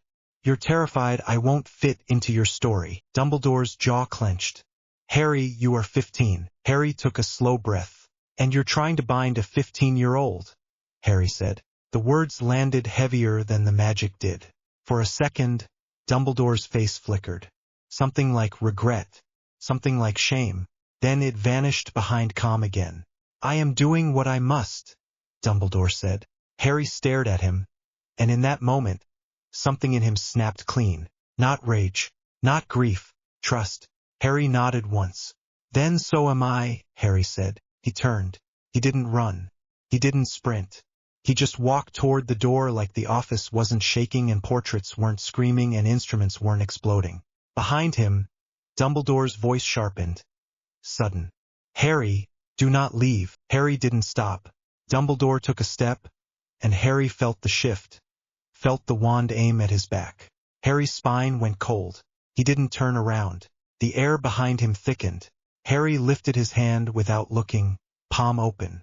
The door flew open, not with a spell, with force. It slammed against the wall hard enough that the frame rattled. Harry stepped out. Dumbledore's voice followed him, louder now. "Harry!" Harry didn't answer. The spiral staircase carried him down, fast, and he felt the castle still vibrating under his feet, like a beast unsettled by a wound. When he reached the corridor, the air hit him like a slap. Colder, cleaner, less cramped. He took 3 steps and saw them. McGonagall stood at the end of the corridor, robes still slightly damp from being outside, face pale. Snape was beside her, eyes narrowed. Moody stood behind them, leaning on his staff, magical eye spinning. They'd been waiting. Of course they had. McGonagall's voice cracked. "Potter!" Harry stopped. He didn't bow his head. He didn't shrink. He stood there dripping water onto old stone, eyes steady, heart hammering. McGonagall looked like she wanted to grab him and shake him and also hug him and never let go. Snape looked like he wanted to spit. Moody looked interested. What did you do? McGonagall demanded, voice shaking. The whole tower. Harry blinked once. Nothing, Harry said. He tried to bind me. McGonagall's face went still. Snape's lips curled. Of course he did. McGonagall snapped her head towards Snape. Severus. Snape didn't back down. Do not pretend you are surprised. Moody's gravelly voice cut in casual. Is that true, kid? He tried to put a leash on you. Harry's eyes flicked to Moody. Yes, Moody's magical eye whirled, staring. And you didn't like that. Harry's jaw tightened. No. McGonagall stepped forward, hands trembling. Harry, listen to me. Whatever happened in there, whatever you felt, you cannot lash out like this. You cannot shake the castle. Harry's voice stayed flat. Tell him not to touch me. McGonagall's eyes flashed. He is trying to protect you. Harry laughed once. Sharp. He's protecting control, Harry said. Not me. Snape's eyes narrowed. And you think you know the difference? Harry's gaze snapped to Snape, cold enough that Snape's expression flickered, just for a second. I know when someone decides I'm a problem to manage, Harry said. You've looked at me like that since I was 11. Snape's face tightened, anger sharp. Arrogant. Harry took a step forward, and McGonagall stiffened, ready to block him if she had to. Moody shifted his weight, interested again, like he was watching a duel start. Harry didn't want a duel, but he could feel the corridor filling with people, students peeking around corners, whispers carrying. He could feel the castle still unsettled. He needed out. McGonagall's voice softened, pleading. Harry, please, come with me. Let's talk somewhere safe. Harry looked at her. He liked McGonagall. He trusted her more than most adults in this place. But safe didn't exist anymore. Not for him. Harry shook his head once. No. McGonagall's eyes widened. Harry. Harry's voice stayed calm. If you try to stop me, I'll move you. I don't want to. Don't make me. Snape's mouth twisted. There it is. Moody's magical eye spun, focused hard. That's a threat. Harry's gaze stayed steady. It's a warning. McGonagall swallowed. Her hands trembled at her sides. She stepped slightly to the side. It was small, barely a movement, but it was permission. Harry walked past them. Snape's eyes followed him like a knife. Moody watched like he was memorizing Harry's posture, the way he held himself, the way the air shifted around him. McGonagall turned, voice sharp again, trying to hold on to authority. Harry, where are you going? Harry didn't stop walking. Somewhere I'm not a project, he said over his shoulder. He moved fast after that. He didn't run through corridors like a panicked kid. He moved with purpose, cutting through staircases and shortcuts, not wasting time. He felt the castle around him, and that was the weird part, like he could sense spaces that were hollow, spaces that were hidden, places where people didn't go. The lake had done something to him. The pressure, the dark, the old ruins. It had made him feel Hogwarts differently. He turned down a corridor that didn't look important, past a statue, past a tapestry, and he felt the air change. Quieter, less watched. His wet shoes squeaked on stone. His heart hammered. He could still hear Dumbledore's voice in his head, calm and certain. I am doing what I must. Harry's hands shook. He hated that a part of him still wanted to believe Dumbledore meant well. He hated that the betrayal hurt even though he'd seen it coming. He stopped in front of a blank wall. It didn't look like anything. Harry stared at it, breathing hard, and the hum under his skin rose like a question. He needed somewhere hidden, somewhere that wasn't on Dumbledore's map. Somewhere the castle itself would agree was necessary. He whispered without thinking, I need a place no one can find. The wall shivered. Stone shifted. A door appeared. Harry's breath caught, sharp. He hadn't cast a spell. He hadn't used his wand. The castle had listened. He pushed the door open and stepped inside. Warm air hit his face, and the room was lit by soft lamps. Not too bright. The smell was clean, like old wood and fresh linen. There was a couch, a table, shelves lined with books, and a fireplace that wasn't lit but looked ready. A safe room, a hiding room. Harry shut the door behind him and leaned back against it for a second, eyes closed, breathing hard. Then he heard a voice. You're late. Harry's eyes snapped open. Daphne Greengrass sat on the couch, legs crossed, a book open in her lap. She looked up at him over the top edge, expression flat, like she'd been expecting him, but her fingers were gripping the page hard enough to wrinkle it. Harry stared. How did you? He stopped, because his throat tightened, and he didn't like how it sounded, too close to relief. Daphne shrugged one shoulder. I watched the lake. I watched the tower shake. And I assumed you'd do what you always do now. You'd run somewhere you can breathe. Harry's mouth twisted. I can breathe anywhere. Daphne's eyes flicked over him, taking in the wet hair, the shaking hands, the way his shoulders were held too tight. Then why do you look like you're about to punch a wall? She asked. Harry didn't answer. He pushed off the door and walked further into the room, water dripping onto the floor. He hated the mess, hated leaving evidence, but he couldn't bring himself to care right now. Daphne closed her book slowly and set it on the table. Sit, she said. Harry shook his head. I'm fine. Daphne's eyebrows lifted slightly. Harry, he blinked at the sound of his name from her mouth. She didn't say Potter when she was worried. He swallowed hard and finally sat on the edge of the couch, far enough from her that it didn't feel too intimate, close enough that he could hear her breathe. His hands were still shaking. He shoved them between his knees to hide it. Daphne leaned forward, elbows on her thighs, voice low. Tell me exactly what happened. Harry stared at the floor. He could still feel the parchment, the thread of it like something cold aimed at his skin. He tried to bind me, Harry said quietly. Daphne's jaw tightened. Of course he did. Harry's head snapped up. You're not surprised. Daphne's eyes were sharp. No. I'm annoyed it took him this long. Harry let out a short breath. It wasn't a laugh. It was disbelief. Daphne kept going, voice calm, precise. You embarrassed him in the arena. You embarrassed him in the lake. He cannot shape you with the tools he understands, so he reached for a tool that forces obedience. Harry's throat tightened. He said it was safety. Daphne's mouth curled, faintly. Everything is safety when you're the one holding the chain. Harry stared at her. His voice came out low. I shook the office. Daphne nodded like that was expected. Yes. Harry's jaw clenched. I didn't mean to. Daphne's eyes softened. Just a fraction. I know. That made something in Harry's chest loosen. And he hated it. Hated needing that. Hated that it mattered. Daphne reached into her robe pocket and pulled out a small cloth, then tossed it at him. Dry your face. You look like a drowned Kneasel. Harry caught it automatically, then glared. A what? Daphne's lips twitched. You heard me. Harry rubbed the cloth over his face. Rough, and it didn't help much. He was still cold, still soaked, still vibrating. Daphne watched him for a second, then said, Did you get Ron out? Harry's stomach tightened. Yes, Harry said. Daphne didn't react much. She just nodded once. And you brought Fleur's sister. Harry stared at her. How do you know that? Daphne's eyes rolled slightly. Because the stands were full of people with eyes. And because you are predictable in one specific way. Harry frowned. What? Daphne's voice softened a little. You pretend you don't care.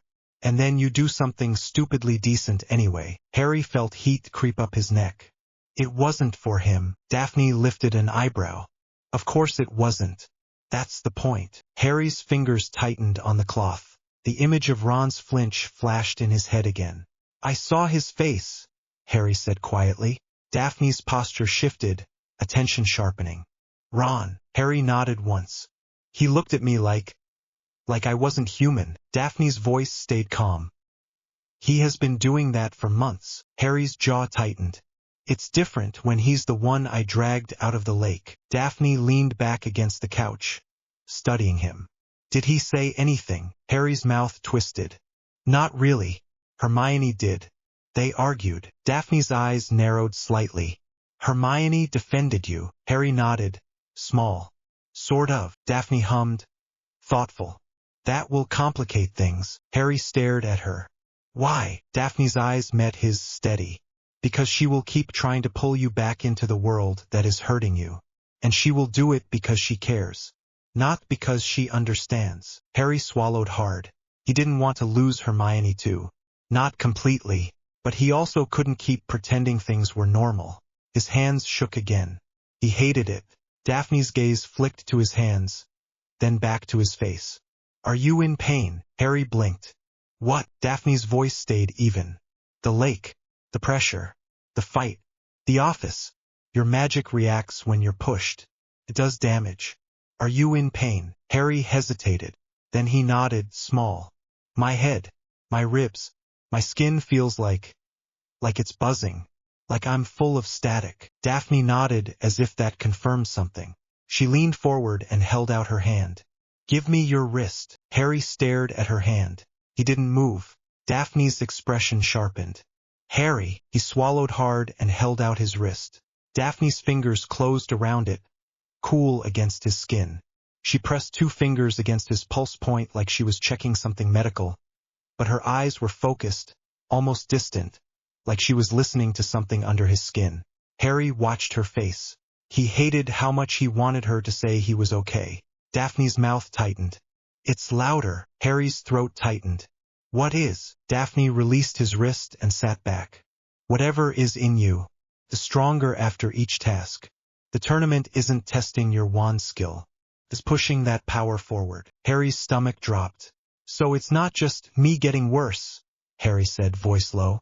Daphne's eyes held his. It is you changing. Harry stared at the floor. Changing into what? Daphne reached for her book again, flipped it open, and tapped a page with her finger. I've been reading while you were busy almost drowning and shaking towers. Harry's mouth twisted. Thanks. Daphne's lips twitched. You're welcome. She turned the book so he could see the page. Harry stared at the text. Greek letters, diagrams, notes in the margins in Daphne's neat handwriting. He couldn't read the Greek, but he could see the shapes. Circles inside circles. Marks that looked like runes but weren't. Daphne pointed. These are binding forms. Not wizarding. Older. Harry's eyes narrowed. Like what he tried. Daphne nodded once. Probably. Dumbledore's version would be cleaner. Polite. Still a cage. Harry's jaw clenched. Can I stop it? Daphne's gaze stayed steady. You already did. Harry let out a short breath. I mean, permanently. Daphne hesitated just for a fraction. Harry caught it.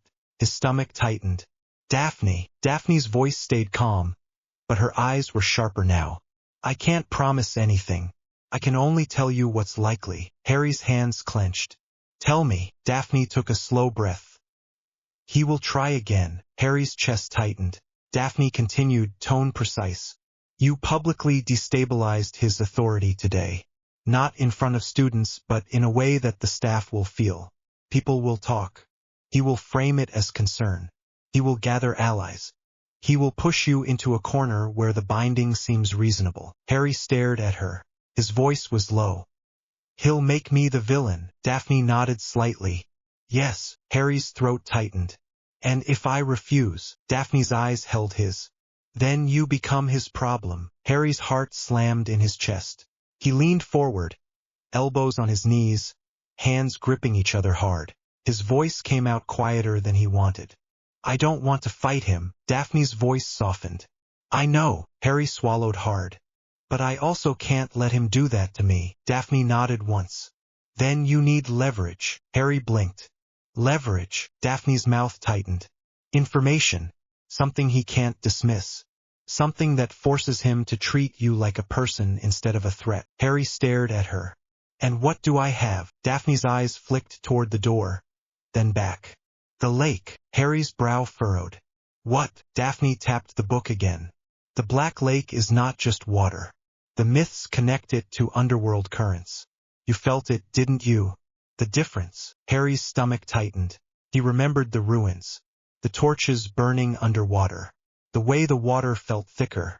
The way the mere people looked at him like he belonged and didn't. Yes, Harry said. Daphne nodded. The tournament is using it. The tasks are not random. Someone designed this to wake you up faster. Harry's spine went cold. You think someone knew? Harry said, voice low. Daphne's eyes sharpened. Someone always knows. Harry's jaw clenched. Moody's eye flashed in his mind. Watching. Interested. Karkaroff's suspicion. Bagman's grin. Dumbledore's calm. It all felt like hands on him. Harry's breath came faster. He forced it slower. "What do we do?" Harry asked. Daphne studied him for a second, then said, "First, you dry off and warm up. Because if you keep shaking like that, you'll lose control again, and I don't want this room to collapse." Harry let out a rough breath that was almost a laugh. "No pressure." Daphne's mouth twitched. "Always pressure." Harry stared at her. Then something shifted between them, quiet and sudden. He didn't know what it was exactly. Not romance in the dramatic sense. Not some big confession. Just the fact that she was here, waiting, holding a plan when his head was full of noise. Harry's voice came out soft. "You didn't have to come." Daphne's eyes held his. "I did," she said. Harry blinked. "Why?" Daphne's fingers tightened around the edge of the book. "Because if you fall apart, Hogwarts falls apart, and my life becomes miserable." Harry stared at her, then frowned. "That's not the whole reason." Daphne's jaw tightened. For a second, she looked like she might lie. Then she didn't. Her voice dropped. "Because you looked alone out there." Harry's throat tightened so hard it hurt. He stared at her, words stuck. Daphne's gaze flicked away first, like she hated being seen. "Also," she added, tone sharper, defensive, "you brought Gabrielle up. That was stupid. It was also not what everyone expected." Harry swallowed hard. Daphne looked back at him, eyes steady again. "So either you're a monster who sometimes does decent things, or you're a decent person who has something monstrous inside him. Either way, I'd rather be close enough to know which." Harry stared at her. His voice came out rough. "And what do you think?" Daphne didn't answer right away. She reached out and grabbed his wet sleeve, tugging lightly, then stopped, like she realized what she was doing. Her fingers stayed there. Her voice was quiet. "I think you're trying." Harry's chest tightened. He didn't know what to do with that, so he did the simplest thing. He leaned forward.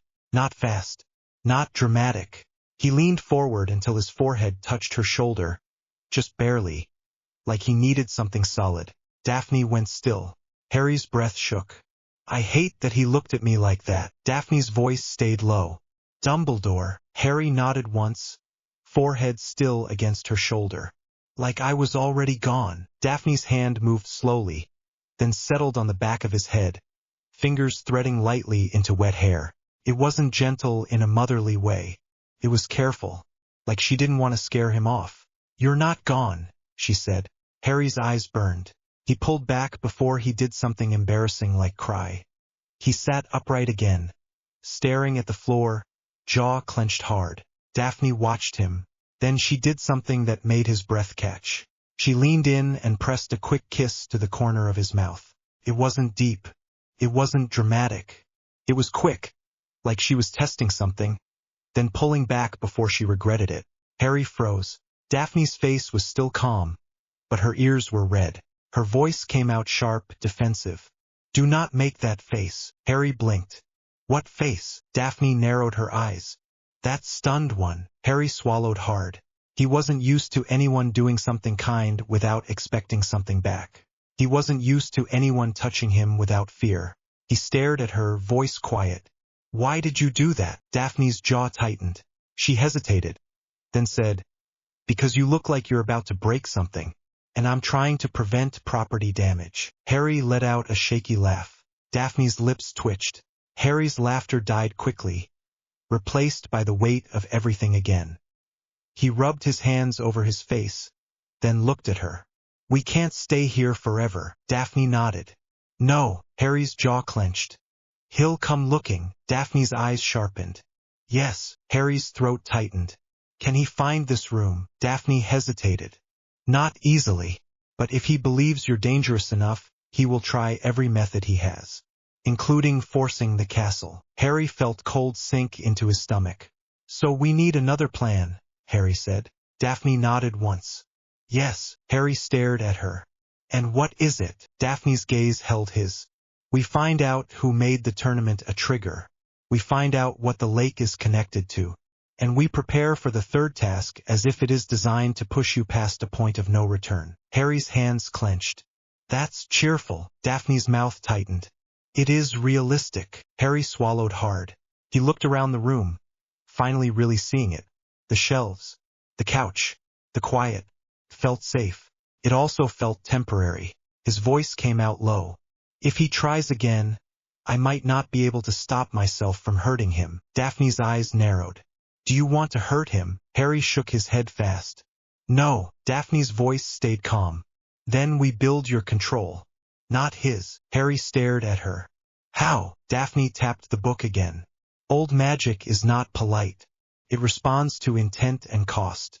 Wizarding magic uses rules to make it safe. Your power does not want safe. It wants honest. Harry's throat tightened. Daphne's eyes held his. So you stop pretending you are fine. Harry swallowed hard. Daphne leaned closer, voice low. When you are scared, you admit you are scared. When you are angry, you admit it. You stop stuffing it down until it explodes into earthquakes. Harry stared at her. His voice came out quiet. That sounds like you're telling me to have feelings. Daphne's mouth twitched. Yes. Horrible, I know. Harry let out a breath that was almost a laugh. Then he sobered again. He looked at her, and his voice came out low. Are you scared? Daphne blinked. For a second, her mask slipped. Then she nodded once, small. Yes. Harry's chest tightened. Daphne's voice stayed steady, but her fingers gripped the book hard. I am scared of what is in you. I am also scared of what people will do to you because of it. Harry stared at her. His voice was quiet. You're still here. Daphne's eyes held his. Yes. Harry swallowed hard. He leaned in again, slow, and this time he kissed her properly. Not rough, not desperate, just a steady press of lips, warm and real. And for a second the hum under his skin eased. Not gone, but quieter, like it had something else to focus on besides rage. Daphne kissed back, brief, then pulled away with a sharp breath, eyes steady but bright. Her voice came out clipped. If you collapse the room now, I will hex you. Harry's mouth twitched. Noted. Daphne sat back, posture straightening again, mask sliding into place, but her fingers brushed his briefly, and the touch lingered. Now, she said, voice businesslike again. We talk tactics. Harry nodded once. Daphne continued. The third task will be the maze. It will be full of obstacles designed to test champions. Harry's jaw clenched. And me, Daphne nodded. And you. Harry stared at the floor. His voice came out low. Someone wants me to snap. Daphne's gaze sharpened. Yes. Harry's fingers clenched. Moody. Daphne's eyes narrowed. Possibly, but do not assume. People who assume die. Harry glanced up at her, almost amused. That's encouraging. Daphne's mouth twitched. It is accurate. Harry rubbed his hands together, trying to warm them. His voice came out quieter. What about Ron? Daphne's expression went flat. What about him? Harry swallowed hard. I don't know, Harry admitted.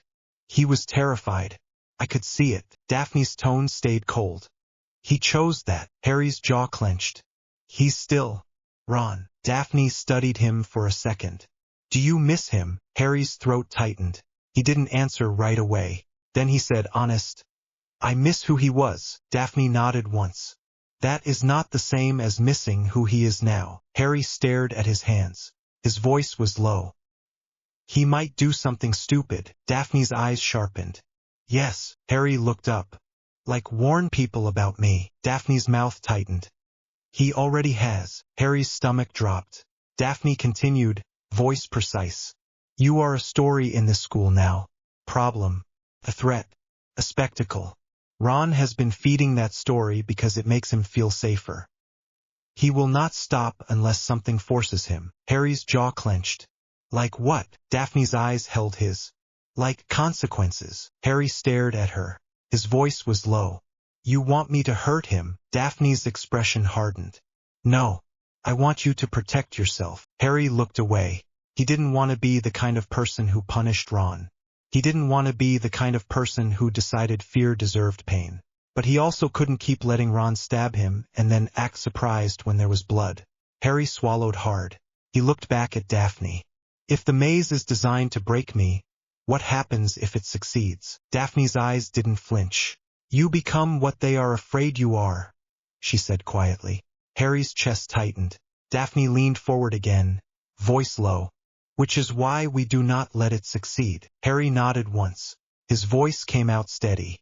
Okay. Daphne's eyebrows lifted slightly. That was quick. Harry stared at her. His tone was flat, honest. I'm tired of being pushed around. I'm tired of begging people to see I'm still me. If the only choice is to either be controlled or fight back, I'll fight back. Daphne watched him for a long second. Then she nodded once, approval small but clear.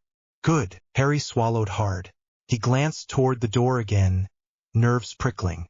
Do you think he's already sending people? Daphne's eyes narrowed. Yes. Harry's jaw clenched. McGonagall saw me. Daphne's expression tightened. That is inconvenient. Harry's mouth twisted. She didn't stop me. Daphne's eyes flicked to him, thoughtful. That is interesting. Harry's voice came out low. She looked scared too. Daphne nodded. Everyone is scared. The difference is what they do with it. Harry stared at the floor again. His voice was quiet. I don't want to lose her. Daphne's tone softened slightly. Then do not make her your enemy. Harry looked up. How? Daphne's eyes held his. When she comes to you, you tell her the truth. Not everything, but enough. Harry frowned. Enough for what? Daphne's voice stayed calm. Enough to remind her you are a child. Not a weapon. Harry swallowed hard. He leaned back into the couch, exhausted now, like the adrenaline had finally drained. His skin still buzzed. His head still ached. But being in this room with Daphne beside him made it feel survivable. Daphne watched him slump and clicked her tongue. You are going to sleep. Harry blinked. No. Daphne's eyes narrowed. Yes. Harry shook his head. If I sleep, I'll have those dreams again. Daphne's expression tightened. The war dreams. Harry's throat tightened. Yeah. Daphne stared at him, then stood up, moving toward the shelves. Harry watched her, wary. Daphne pulled down a small vial and held it up. Pepper up. Not a sleeping potion. It will ease the shaking. Harry frowned. Where did you get that? Daphne's mouth twitched. I planned ahead. Shocking, I know. Harry hesitated, then took it and drank. Heat spread through his chest, sharp and immediate. His nose tingled. His eyes watered. He coughed. Merlin. Daphne's mouth twitched. You needed it. Harry wiped his face with the cloth again. He looked at Daphne, voice low. Are you going to regret being here? Daphne stared at him like he was ridiculous. I regret many things, she said. This is not one of them. Harry's chest tightened. He nodded once. Silence settled for a moment. Then Harry's head snapped up, sudden because he felt it. A shift in the air outside the room. Not sound. Not footsteps. Magic. Someone searching. Daphne's posture went still too, eyes narrowing. You feel that, she said. Harry nodded once. Daphne's jaw clenched. He is looking. Harry's hands clenched again, but the hum under his skin stayed quieter this time. The pepper-up helped. Daphne helped. Harry stood slowly. His voice was calm. Let him. Daphne stared at him. Harry. Harry looked at her. His tone was flat, steady. I'm done running like I'm guilty. Daphne's eyes held his for a long second. Then she nodded once, sharp. Fine. But we do it smart. Harry's mouth twitched slightly. That's your thing. Daphne's lips twitched back. Harry moved toward the door, then stopped. He looked back at Daphne. His voice was low. If this goes wrong, Daphne's eyes narrowed. Do not do dramatic goodbye speeches. Harry huffed a short laugh. Then his voice softened. Just stay close. Daphne's expression softened for a fraction. I am close, she said. Harry nodded once. He turned back toward the door, listening to the magic outside, feeling it probe like fingers against stone. And in the quiet of the room, with the castle searching for him, Harry realized something simple and ugly. Dumbledore wasn't trying to save him. Dumbledore was preparing to stop him. Harry's hands clenched. Daphne stepped up beside him, shoulder brushing his, steady and real. The magic outside pressed closer. Harry took a slow breath. Then he whispered, so only Daphne could hear it. Whatever happens next, I'm not letting him put that on me. Daphne's voice was a low answer, sharp and sure. Good. Because if he tries, we break his hand. The hedges opened like a mouth. Harry barely heard the announcer over the roar of the crowd. It was all noise and heat and that low hum in his bones that never stopped anymore. He stood at the entrance with his wand in his right hand because everyone expected it, but it felt pointless, like holding a twig during a storm. Inside the maze, the air tasted wrong. Old, thick, like something had been waiting under the school for centuries and had finally been invited upstairs. He rolled his shoulders, forcing his breathing to stay slow. His hands were steady, but his skin felt too tight, like he was wearing himself the wrong way round. His scar prickled. Not pain, pressure, like a fingertip pushing from the inside. Potter. Harry didn't turn his head. He didn't have to. He could feel her close, the way he could feel a candle flame without looking. Daphne Greengrass stood just off to his left, past the rope line where the champions were kept. She'd found a way through the officials like she always did. Polite face, cold eyes, and no one quite brave enough to block her. He finally glanced over. "You're not supposed to be here. I'm excellent at being where I'm not supposed to be." Daphne's voice was calm, clipped. She looked like she'd stepped out of the Great Hall. Neat hair, clean robes, like she wasn't shaking inside her own skin every time he breathed. Her gaze flicked to his throat, then to his hands. She didn't stare at his eyes anymore. Not since they'd started doing that thing. Faint gold at the edges, like someone had painted a thin line around his pupils and forgot to stop. "You're sweating," she said. "It's hot." "It is not." She stepped closer, close enough that the wards around the arena boundary fizzed against her skin. She ignored it. "You're running a fever again." Harry's jaw tightened. "I'm fine." Daphne's mouth twitched. Not a smile. A decision. "Stop lying to me.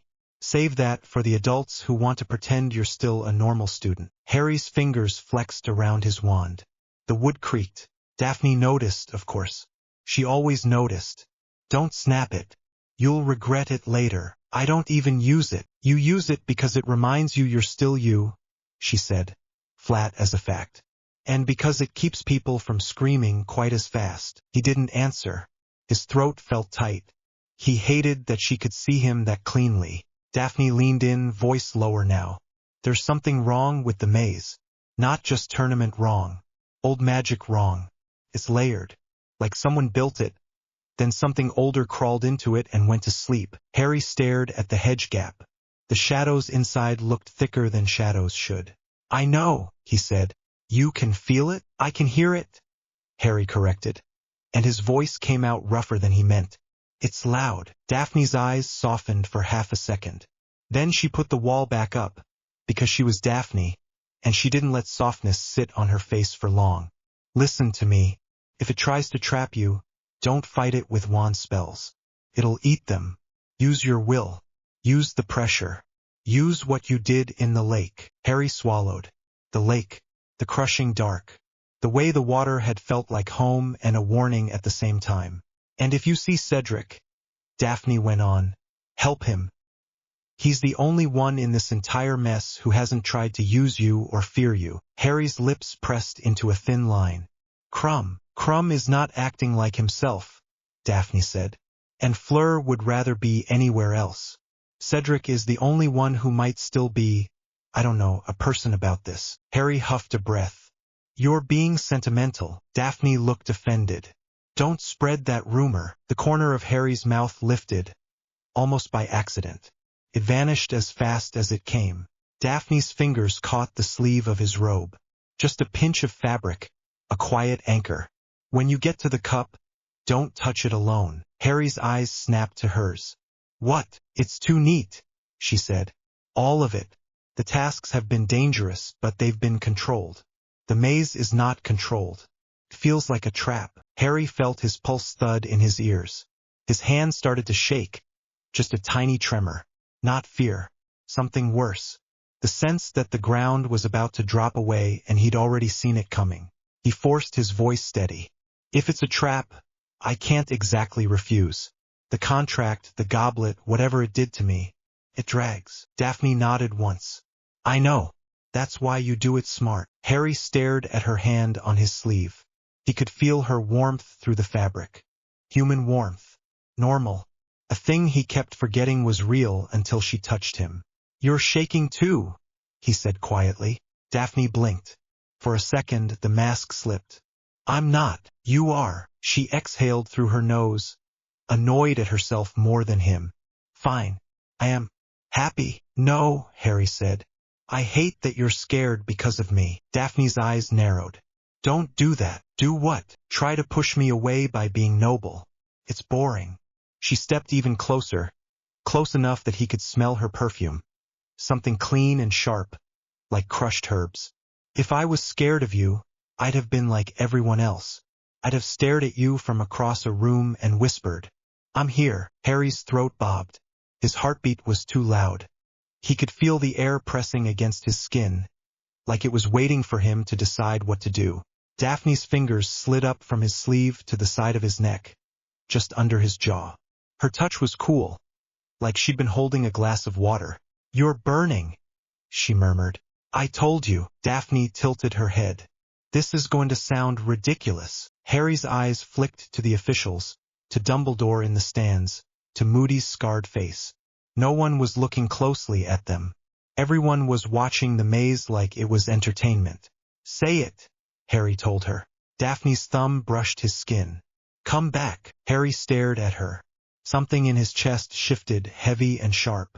"I will," he said, because he had to say it. He didn't know if promises meant anything anymore, but he said it anyway. Daphne's mouth pressed into a line. Then she leaned up and kissed him. It was quick. It was not dramatic. It was just real. Warm lips, a soft push of pressure. Her hand tightening at his neck like she was making sure he didn't drift away. Harry froze for half a second. Then his hand moved on its own, catching her waist. He pulled her closer. Not gentle, not rough, just desperate for something solid. He kissed her back, harder this time, and he felt her breathe out against his mouth like she'd been holding her breath for hours. When they broke apart, Daphne's cheeks were slightly pink. She looked furious about it. Harry's voice came out low. "You did that on purpose." Daphne's eyes flicked down to his lips, then back up. "Yes, to mess with my head? To remind you you're not alone," she shot back. "Now go, before I do it again and you forget what a maze is." Harry let out a short breath that might have been a laugh if it didn't sound so tired. Daphne stepped away, the wall sliding back into place. "Harry," he paused. Her voice was quiet now, almost careful. "If anyone tries to bind you again, don't let them." Harry's eyes flashed. "I won't." The whistle blew. The crowd screamed. Harry stepped into the maze. The sound changed instantly, like the hedge swallowed the stadium behind him. The air was damp and cold. The ground under his boots was spongy, soft earth with a thin layer of dead leaves. The hedge walls were taller than they should have been. Too tall. The leaves were dark, almost black, and they moved even when there was no wind. Harry lifted his wand out of habit. Lumos, light bloomed at the tip. Normal, pale. It didn't reach far. The shadows ate it. He swallowed, irritation sparking. He didn't like being ignored by the world. He let the wand drop to his side. He closed his eyes for half a second and listened. There. The hum. Under everything. Not a voice. Not words. A pressure in the air, a pull like the tide. A pulse that didn't match his heartbeat but kept trying to. His skin prickled. Sweat slid down his spine. His stomach rolled like he'd swallowed a stone. Harry opened his eyes and moved. He didn't run. He walked fast, controlled. He didn't need to sprint. The maze couldn't hide from him. He could feel the spells layered in the hedges like veins. He could feel where the paths shifted, where the dead ends waited. He could feel something moving, too, on the other side of the leaves. Not wind. Something alive. A scream echoed somewhere far off. Harry's grip tightened. He forced himself not to react like a panicked kid in a hedge maze. He breathed in, tasted damp earth and something metallic in the air. He turned left without thinking. The hum in his bones eased like it approved. 2 turns later, the first obstacle hit him like a slap. The air thickened. His ears popped. Pressure dropped fast, like he'd walked into a high place without climbing. His lungs fought for a second, trying to pull air that didn't want to come. Harry's vision blurred at the edges. He felt the world tilt. He didn't cast a spell. He dug his fingers into the air. Not literally, but it felt like that. Like grabbing invisible fabric and pulling. Pressure slammed back into place. The maze exhaled. Leaves shuddered. Harry staggered one step, his throat burning. He coughed once, sharp, and a thin thread of gold flickered in his vision. Veins. Under his skin. Too bright. He wiped his mouth. His lips were dry. "Nice try," he muttered, voice rough. Something shifted ahead. Harry lifted his head. The path opened into a wider stretch, and in the center, a shape moved on all fours, low to the ground. It was big. It had the outline of a lion, but the head was wrong. The horns curved back like a goat's. The tail ended in a snake head that hissed, tongue flicking. Chimera. It lifted its head slowly, like it had been waiting for him. Harry's pulse spiked. His palms went damp. His wand felt like nothing in his hand. The chimera snarled, and the sound punched through him. It wasn't a roar. It was a threat, straight into his nerves. Harry's scar flared hot. He felt heat flood his chest, then his arms. The gold in his vision brightened. "Right," he said quietly. "Okay." He stepped forward. The chimera lunged. Harry moved without thinking. He threw his wand hand up like a shield, but he didn't speak an incantation. He didn't need one. The air slammed into the chimera like a wall. It hit invisible force and skidded back, claws tearing up earth. The snake tail snapped, biting at nothing. The goat horns scraped the air, furious. Harry's teeth clenched. The pressure in his head built. His skin started to burn, hot under his robes. He could smell his own sweat. The chimera gathered itself and charged again, faster, smarter, angling to the side like it was trying to get past his force. Harry pivoted, boots sliding in the dirt. He shoved his will sideways. The hedge walls shook. Leaves ripped free, swirling. The chimera's feet left the ground for a second, like gravity forgot it. Then it hit the earth hard, shoulder first. It yelped, loud and ugly. Harry's chest heaved. His hands trembled. He could feel the power dragging through him like wires under his skin. It hurt, not like a cut, like his nerves were being used as a road. The chimera scrambled up, blood at the corner of its lion mouth. It looked at him again, eyes too intelligent. Harry took a step forward, then another. The chimera hissed, tail snake striking out.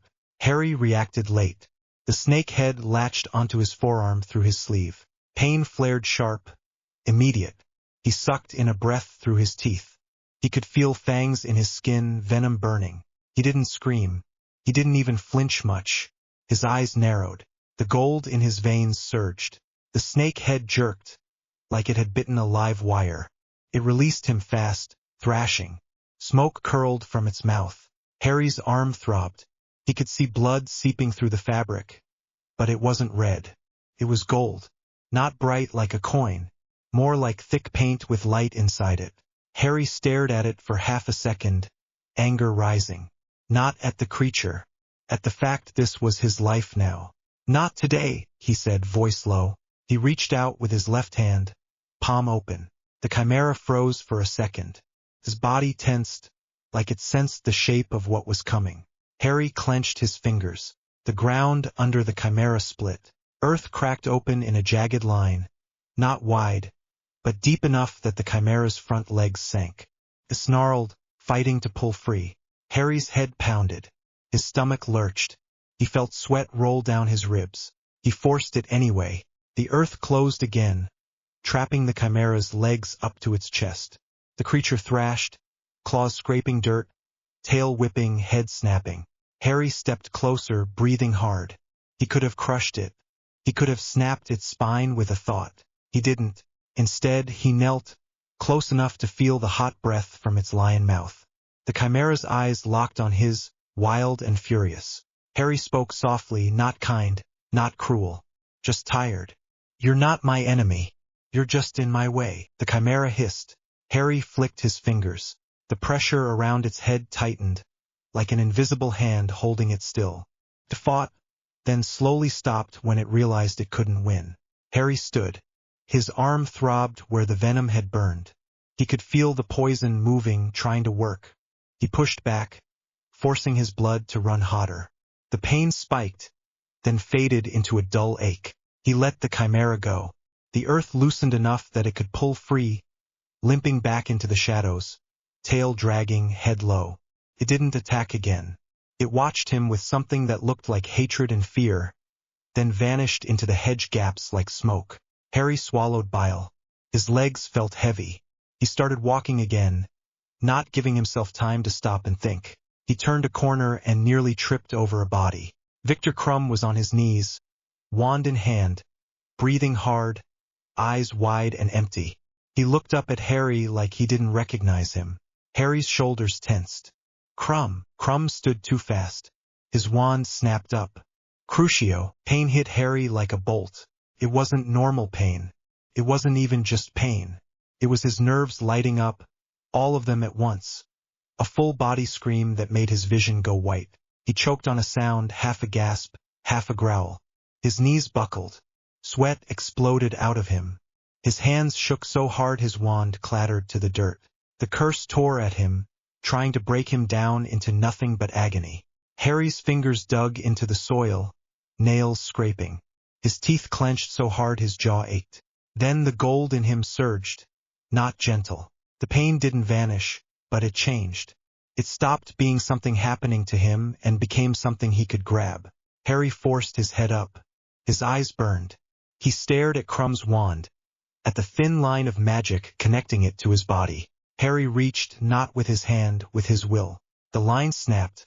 Crumb stumbled like someone had yanked him backward. His wand fizzed, then went dead, smoke curling from the tip. Harry dragged in air in rough, wet gasps. His whole body shook. His shirt clung to his back. His scar throbbed like a bruise. Crumb blinked, confused. Then his eyes rolled back for a second. He swayed. Harry pushed himself up, legs unsteady. He grabbed Crumb's wrist before he fell. Crumb's face was pale. His pupils were huge. He whispered, voice flat and wrong, "Kill." Harry stared at him. "That's not you." Crumb's eyes flicked, like he was trying to fight his own skull. His mouth twitched. "Run," he forced out, and for a second, it was him, the actual boy under the curse. Harry's chest tightened. He glanced around, listening. The maze hummed louder here like it was enjoying this. Someone else was in control. Moody. Not Moody. Something wearing Moody's face. Harry's anger flared hot. He tightened his grip on Crumb, then shoved his will into the boy's chest, not to hurt, but to push. The curse on Crumb cracked like glass. Crumb jolted, gasping like he'd just surfaced from deep water. He blinked hard, eyes clearing. "What?" Crumb rasped, thick accent cutting through. "What you do?" Harry swallowed, throat raw. "Someone put you under. You were trying to torture me." Crumb's face twisted, disgusted. "I do not," he started. Then his knees gave and he grabbed the hedge wall to stay upright. He looked at Harry, tense. "You are not normal." Harry didn't argue. He picked up his wand from the dirt and shoved it back into his hand. "You need to get out," Harry said. Crumb shook his head once, hard. "I am champion." Harry's eyes narrowed. "Then stop being an idiot. That was not you, and whoever did it will do worse if you stay." Crumb's jaw clenched. He looked like he wanted to argue. Then he swallowed and nodded sharply. Pride didn't vanish, but survival won. Harry pointed down the path behind him. "That way. Keep your wand up. If anything feels wrong, don't fight it alone. Shout." Crumb gave him a look like that was a stupid plan, but he turned and staggered off, breathing hard. Harry watched him go for a second, then forced himself to move again. His legs still shook from the curse. His stomach was sour. He wiped sweat off his forehead and kept going. The maze turned quieter, then opened into a small clearing. A woman's voice said, calm and bored, "Answer the riddle and you may pass." Harry stopped dead. A sphinx lay across the path like she owned it. Front paws crossed, human face tilted slightly. Her eyes were gold and flat, like coins. She smiled without warmth. Harry's skin crawled. "If I don't answer?" The sphinx shrugged, a human gesture on a creature body. "Then I eat you. It's not personal.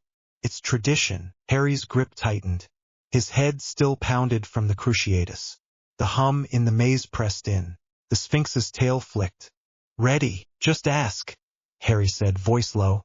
The Sphinx's smile widened. "First I am born in fire, then I am buried in snow. I am not alive, but I grow. What am I?" Harry blinked.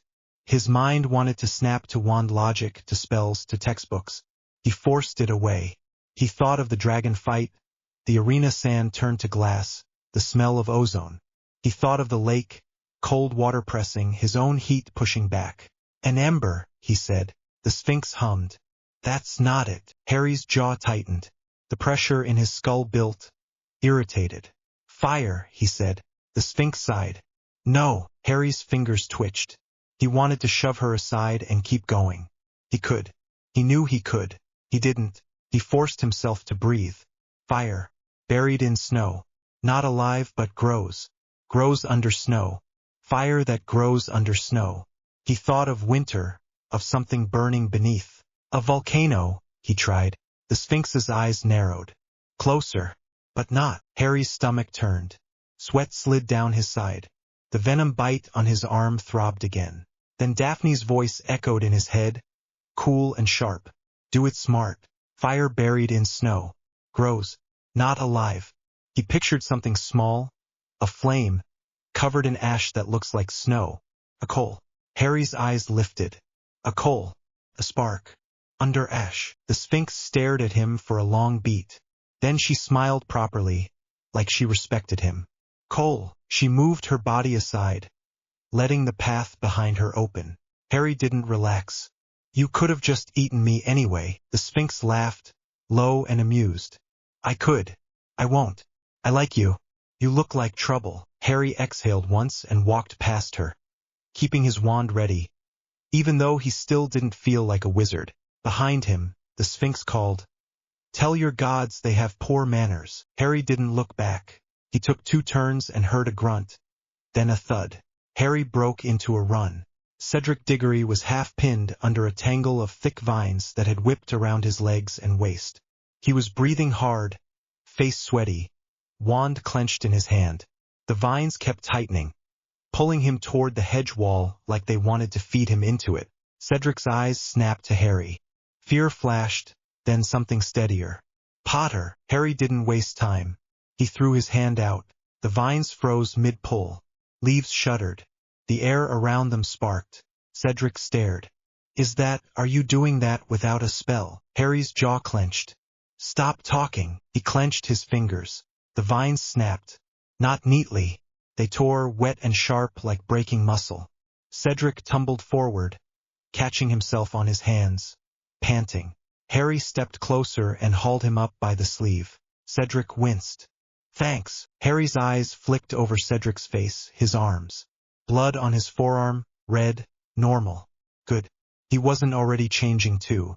"You hurt," Harry said. Cedric blew out a breath. "It's a maze." "I'm not exactly surprised." Harry's mouth twitched. Cedric was still Cedric, even now. Polite, stubborn, annoyingly decent. Cedric's gaze flicked to Harry's arm, to the gold blood staining the fabric.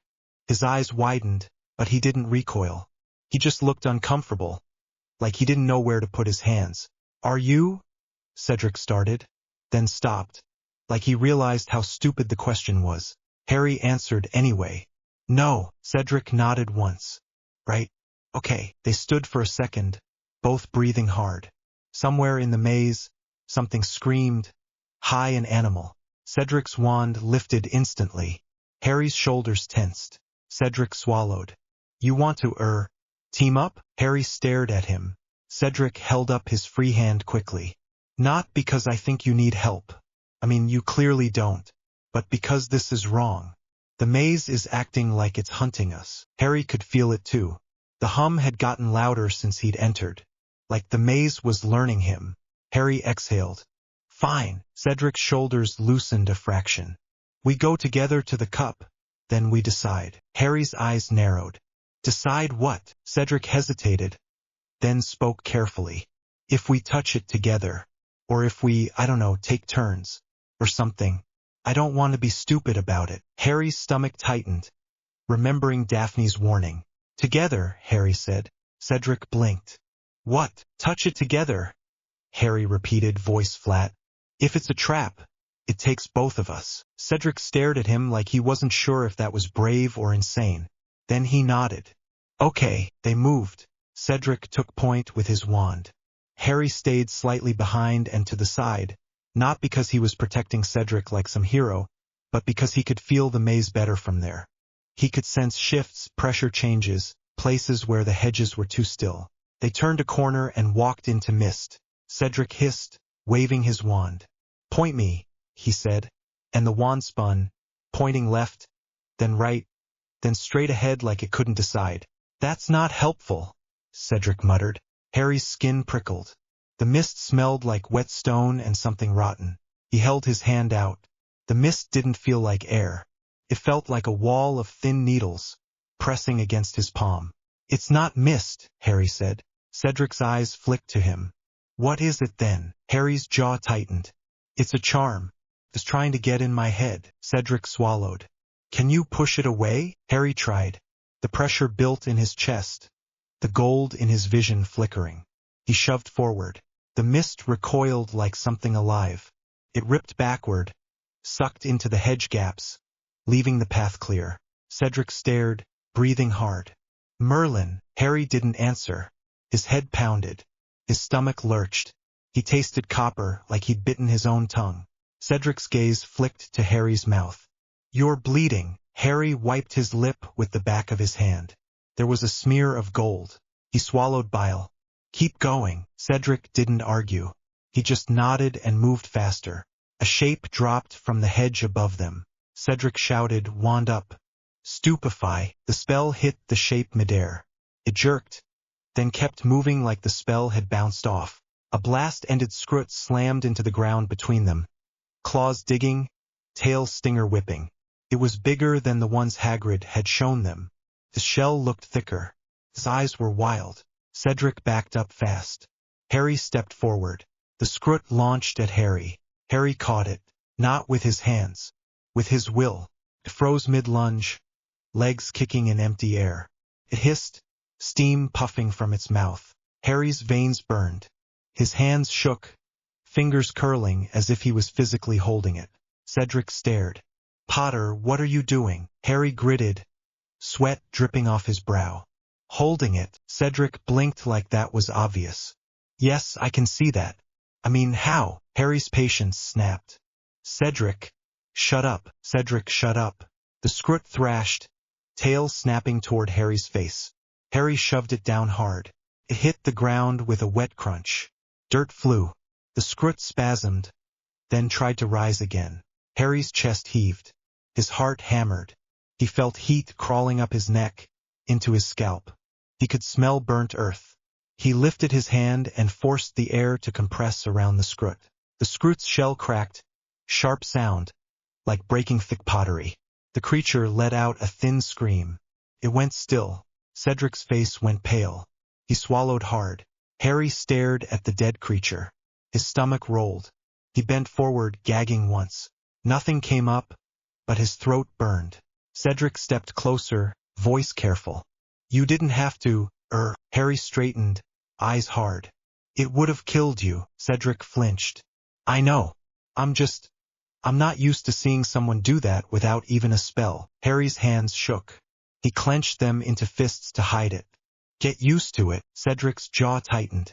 He didn't argue. He looked at Harry instead, like he was trying to understand what it cost him. They kept moving, faster now because the maze felt angrier. The hedges shifted. Not visually, not dramatically. Just enough that the path behind them didn't feel like the same path.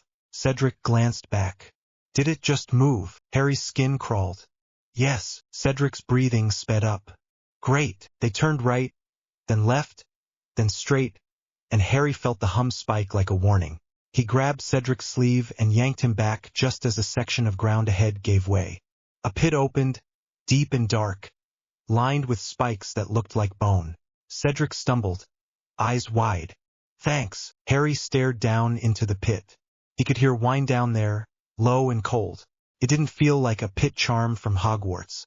It felt like something older, He swallowed. Keep close. Cedric nodded, breathing hard. How far do you think the cup is? Harry closed his eyes for a second and listened. The hum pulled forward.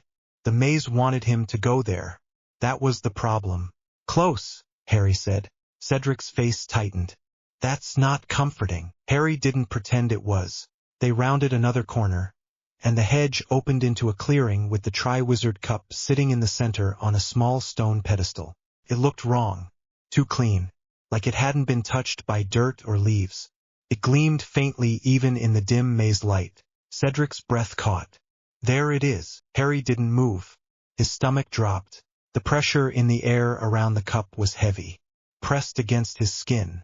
Pulled at his ribs like a hook. Cedric looked at him. Potter. Harry's voice was low. Don't touch it yet. Cedric swallowed, nodding. Right? Okay. They both stood there, staring at the cup like it might bite. Cedric's wand hand trembled. Do you think it's cursed? Harry's eyes narrowed. It's a port key. Cedric blinked. What? Harry's scar burned. He could feel the pull, like the cup was already trying to drag him. Cedric's face went tight. How do you know that? Harry's jaw clenched. Because it wants me. Cedric's eyes widened. That's not normal. Harry didn't answer. His breathing came out harsh. Cedric took a shaky breath. Together, he reminded, voice steadying. We said together. Harry looked at Cedric for a long second. Cedric didn't look away. Harry nodded once. Together, they walked forward. Harry's skin prickled with every step. His veins burned. His vision flickered gold at the edges. Cedric's shoulder brushed his. Human contact. Real. They reached the pedestal. Cedric whispered. On 3. Harry's voice was flat. 1. Cedric barked a short laugh. Nervous. All right then. Harry reached out. Cedric reached out. Their fingers touched the cup at the same time. The world ripped sideways. Harry's stomach lurched hard. The maze vanished. The air went icy. His ears popped. He felt like his bones were being yanked out of alignment. Then his feet hit ground. Hard ground. Uneven. Damp. Harry stumbled, catching himself on one hand. Wet grass. Cold mud. The air smelled like rot and smoke. He looked up. Gravestones. A graveyard under a dark sky. Thin clouds. No stars. Cedric landed beside him, dropping to one knee, coughing. What is this? Harry's scar flared hot. He tasted metal. His voice came out low. Get up. Wand up. Cedric did. Fast, scanning the darkness. This isn't part of the task. No, Harry said. A voice hissed. Good. A thin figure stepped out from behind a headstone. Peter Pettigrew. Wormtail. One hand clutched a wand. The other was a silver hook that caught faint light. Cedric's wand snapped toward him. Stupefy. Wormtail moved like he expected it. Protego. The shield caught the spell, sparks flying. Harry stepped forward, but his body felt heavy. The portkey travel had hit him wrong like it always did, but worse now. His stomach rolled. His arm throbbed where the snake had bitten him. Wormtail's eyes were wild. He was sweating. He looked terrified, but determined in the way a cornered animal is determined. You? Wormtail breathed, staring at Harry like he was looking at a god or a bomb. It worked. It worked, Cedric snapped. Who are you? Wormtail's wand flicked toward Cedric. Stupefy. Cedric tried to block, but the spell hit his chest, and he flew backward, slamming into a headstone with a sick crack. Cedric! Harry shouted. Harry's chest went cold, then hot. He moved fast, stepping towards Cedric. Wormtail's wand jerked. Thick ropes shot out, wrapping around Harry's arms and chest. They tightened hard, biting into his skin. Harry snarled, pulling. The ropes held. Magic ropes, reinforced.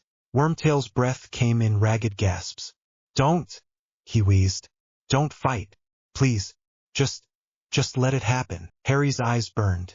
Let it happen. Wormtail flinched. He'll kill me if I don't. Harry pulled again. The ropes creaked. Gold light flickered under his skin. The ropes started to smoke where they touched him. Wormtail's eyes widened in panic. Stop. Harry stared at Cedric, sprawled on the ground, chest rising shallowly. Harry forced his voice steady, each word clipped. If he dies, I'll rip you apart. Wormtail's face crumpled. He won't, he's just asleep. Harry's jaw clenched. He could hear Cedric's breathing. Still there. Weak. Not dead. Wormtail stumbled toward a large stone cauldron set in the middle of the graveyard clearing. It was already steaming, bubbles thick and slow. The smell was awful, like burnt meat and old metal. Harry's stomach lurched again. He swallowed hard. Wormtail muttered to himself. Shaking. He pulled a bundle from under his cloak. Something wrapped in cloth. Bone white. Harry's skin crawled. Wormtail raised his wand. Bone of the father, he whispered, voice trembling. Unknowingly given, you will renew your son. The bundle dropped into the cauldron. The potion hissed. The cauldron shook like it had been punched from below. Harry's pulse spiked. He tried to move. The ropes tightened, biting into his arms. Pain flared. He gritted his teeth. Wormtail's voice cracked. Flesh of the servant, he said, eyes glistening. Willingly given, you will revive your master. He lifted his silver hand. Harry's eyes narrowed. Don't! Wormtail sobbed once, sharp, then swung the silver hook down on his own arm. Blood sprayed. Red. Normal. He screamed, high and broken. His severed flesh dropped into the cauldron with a wet slap. The potion bubbled harder. The cauldron let out a sound that wasn't metal. It sounded like something alive choking. Harry's stomach turned. He fought the ropes again, muscles straining. His skin burned where they touched him. Wormtail staggered, clutching his bleeding stump, panting like he might pass out. He looked at Harry with watery eyes. Blood of the enemy? Wormtail whispered, voice thin. Forcibly taken. You will resurrect your foe. Harry's throat went dry. Wormtail lifted a dagger. The blade looked old, dark, stained. Harry's eyes flicked to Cedric. Still breathing. Still alive. Harry's voice came out low and dangerous. If you touch him, I swear. Wormtail shook his head fast. No, it's you. It's always you. He stumbled close to Harry, hands shaking so badly the dagger wobbled. Harry's heart hammered. The gold in his vision brightened. He could feel something in him rising, not just anger. Something older. Something that wanted to punish. Wormtail grabbed Harry's arm. The dagger sliced. Pain flared hot, sharp. Harry sucked in a breath through his teeth. Then his blood came out. It wasn't red. It was gold, thick, bright enough that the cut lit Wormtail's face. It looked wrong in the dark graveyard, like someone had poured molten metal into his veins. Wormtail made a small, broken sound, half fear, half awe. He held a cup under the cut, catching the gold blood with shaking hands. Harry's arm burned. The wound pulsed. The ropes smoked harder, starting to char. Wormtail stumbled back to the cauldron and tipped the gold blood in. The moment it hit the potion, the cauldron screamed. Not metaphorically. The metal actually warped and vibrated and let out a high, horrible sound that made Harry's teeth ache and his stomach twist. The steam exploded upward in a violent burst, blasting Wormtail backward onto the ground. Harry's eyes went wide. His skin prickled. The gold in his veins surged hard, like it was trying to get out. The ropes around him started to burn through, smoking and cracking. The potion in the cauldron churned like a living thing. The surface went from green to black to a sick gold that flashed like lightning. Then something rose from it. A shape. A body. It wasn't smooth. It wasn't clean. Skin formed too fast, like it had been forced. Muscle tightened in jerks. The head lifted, and the face was Voldemort's, but wrong. His skin looked stretched, too thin over something too strong. Gold veins flickered under the pale surface like cracks of light. His eyes were red, but there was gold in them too. A ring that didn't belong. He climbed out of the cauldron with a movement that looked like it hurt. His limbs trembled, then steadied. Steam curled around him. Wormtail scrambled on his hands and knees, sobbing, My lord, my lord. Voldemort turned his head slowly, like he was tasting the air. His voice was high at first, then it dropped into something colder. I live. Harry's scar burned like a brand. His heart hammered. The ropes finally snapped, falling off in smoking strands. Harry swayed. The cut on his arm pulsed gold. His skin felt too hot. The air around him crackled faintly. Voldemort's head snapped toward him. He smiled. It was not a normal smile. It looked like his face didn't quite know how to do it anymore. "Harry Potter," Voldemort said, and his voice shook on the name like it was a drug and a curse at the same time. "You gave me more than life." Harry's breathing came out harsh. "You're welcome. Now go back in the pot." Wormtail made a choked noise of fear at Harry's tone. Voldemort's eyes narrowed. The gold in them flickered like a flame fighting wind. "You speak to me," he hissed. "As if you are my equal." Harry wiped sweat from his forehead with the back of his hand, smearing gold blood. "You cut me like a pig. I'm not in the mood for speeches." Voldemort's smile twitched, then widened. So defiant. Even now, he lifted a wand. Not the U wand. Not yet. This wand looked like it had been waiting on the ground, half buried in dirt, pulled free by invisible hands. It trembled in Voldemort's grip, like it didn't want to be held. Voldemort pointed it at Harry. Crucio, the curse hit Harry. Pain exploded, but it was not the same as before. It tore through him and met something solid inside, something that didn't bend easily anymore. Harry's knees buckled. He gritted his teeth so hard his jaw ached. His hands shook. His vision blurred gold at the edges. He tasted blood. Gold. He forced himself to look up. Voldemort's face twisted. Not satisfaction. Confusion. Anger. The curse was working, but it wasn't owning Harry the way it should. Harry coughed, voice broken and low. "That's it." Voldemort's eyes flared. "You will beg." Harry's laugh came out as a rough bark. "No." The gold in Harry's veins surged hard. The air around him snapped. The curse line between Voldemort's wand and Harry's body shattered like glass. The pressure in the clearing slammed outward, throwing Wormtail onto his back again. Voldemort staggered one step, eyes wide. Then he smiled again, almost delighted. "Yes," Voldemort breathed. "Yes, that power. That is what I took." Harry's body shook. Sweat poured down his face. His arm wound burned. His stomach rolled. He glanced sideways. Cedric was still on the ground, unmoving. Alive. He had to stay alive. Harry's voice came out clipped. "Wake him up and let him go." Voldemort's smile vanished. "No." He lifted his wand again. The air changed.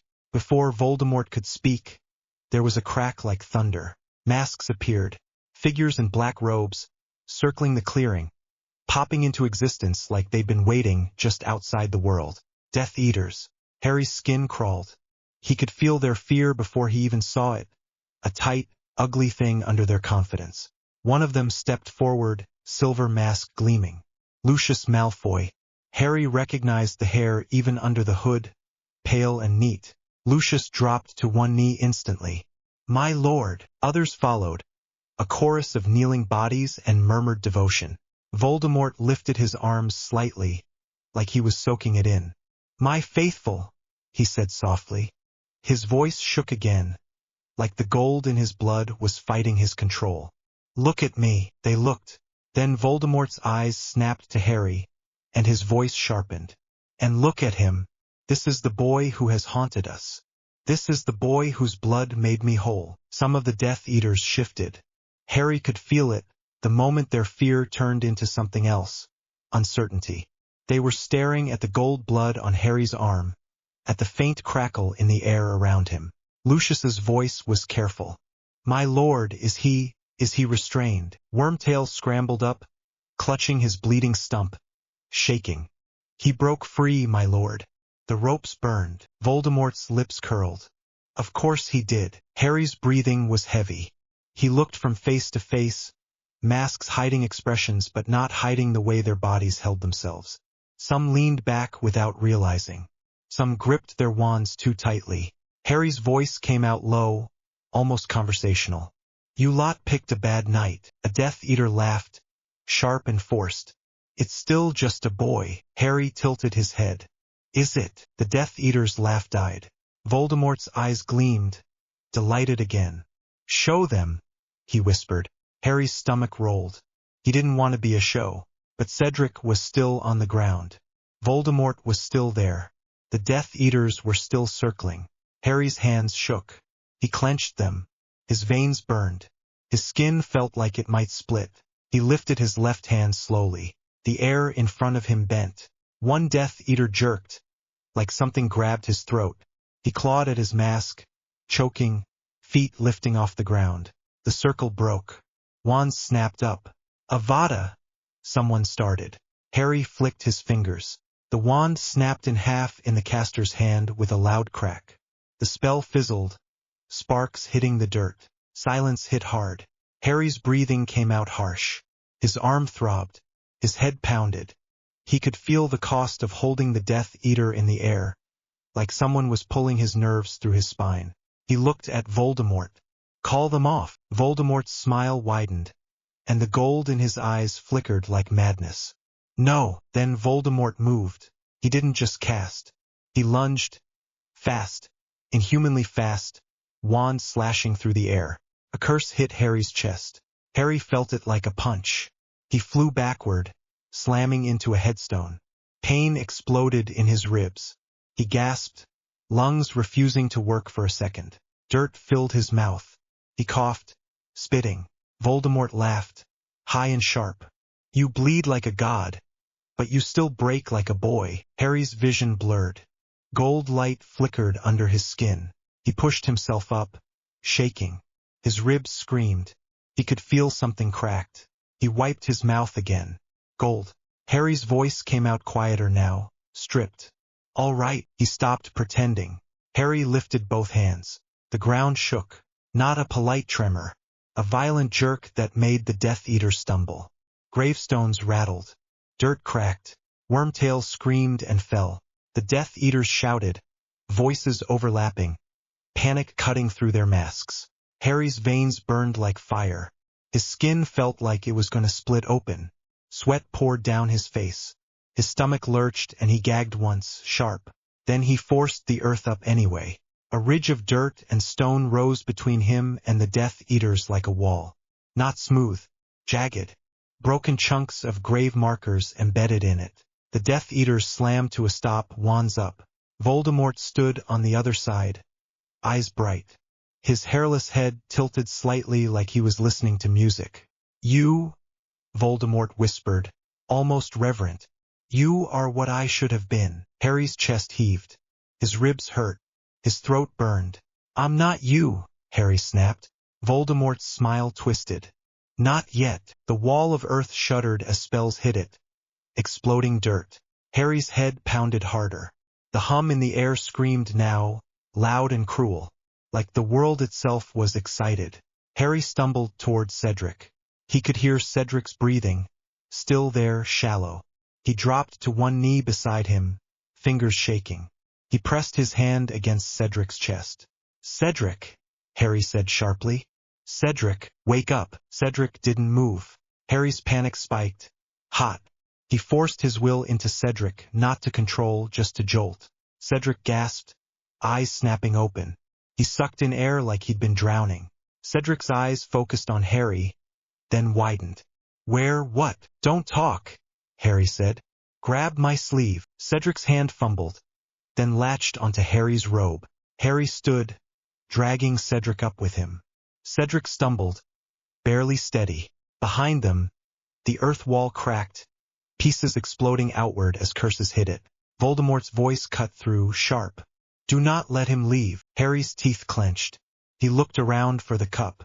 It was near the cauldron, knocked sideways, half in the dirt. Harry's body felt heavy. His head pounded. Every breath hurt.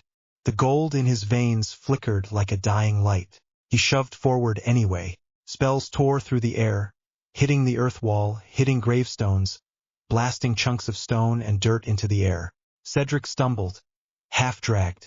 Harry, what is happening? Shut up, Harry said, not kind. Move. Cedric flinched, then nodded, forcing his legs to work. Harry reached the cup. A Death Eater appeared in front of him, stepping through smoke, wand raised. You're not leaving. Harry's eyes narrowed. His hands shook. He didn't cast. He clenched his fingers. The Death Eater flew backward like he'd been hit by a giant fist, slamming into a headstone with a crunch. He dropped, unmoving. Cedric made a small, shocked sound. Harry didn't look at the body. He couldn't. If he looked, it would become real in a way he didn't have time for. Voldemort's laugh rang out again, high and wrong. Harry grabbed the cup with one hand. Cedric's fingers were still on Harry's sleeve. Harry yanked Cedric closer and shoved Cedric's free hand onto the cup. "Hold on," Harry snapped. Cedric did, eyes wide, breathing hard. Harry felt the portkey pull. Strong. Hungry. Then Voldemort's voice screamed, furious. "No!" A curse hit Harry's shoulder. Pain exploded. His arm went numb. His grip almost loosened. Harry snarled, forcing his fingers tighter on the cup. The world ripped sideways again. The graveyard vanished.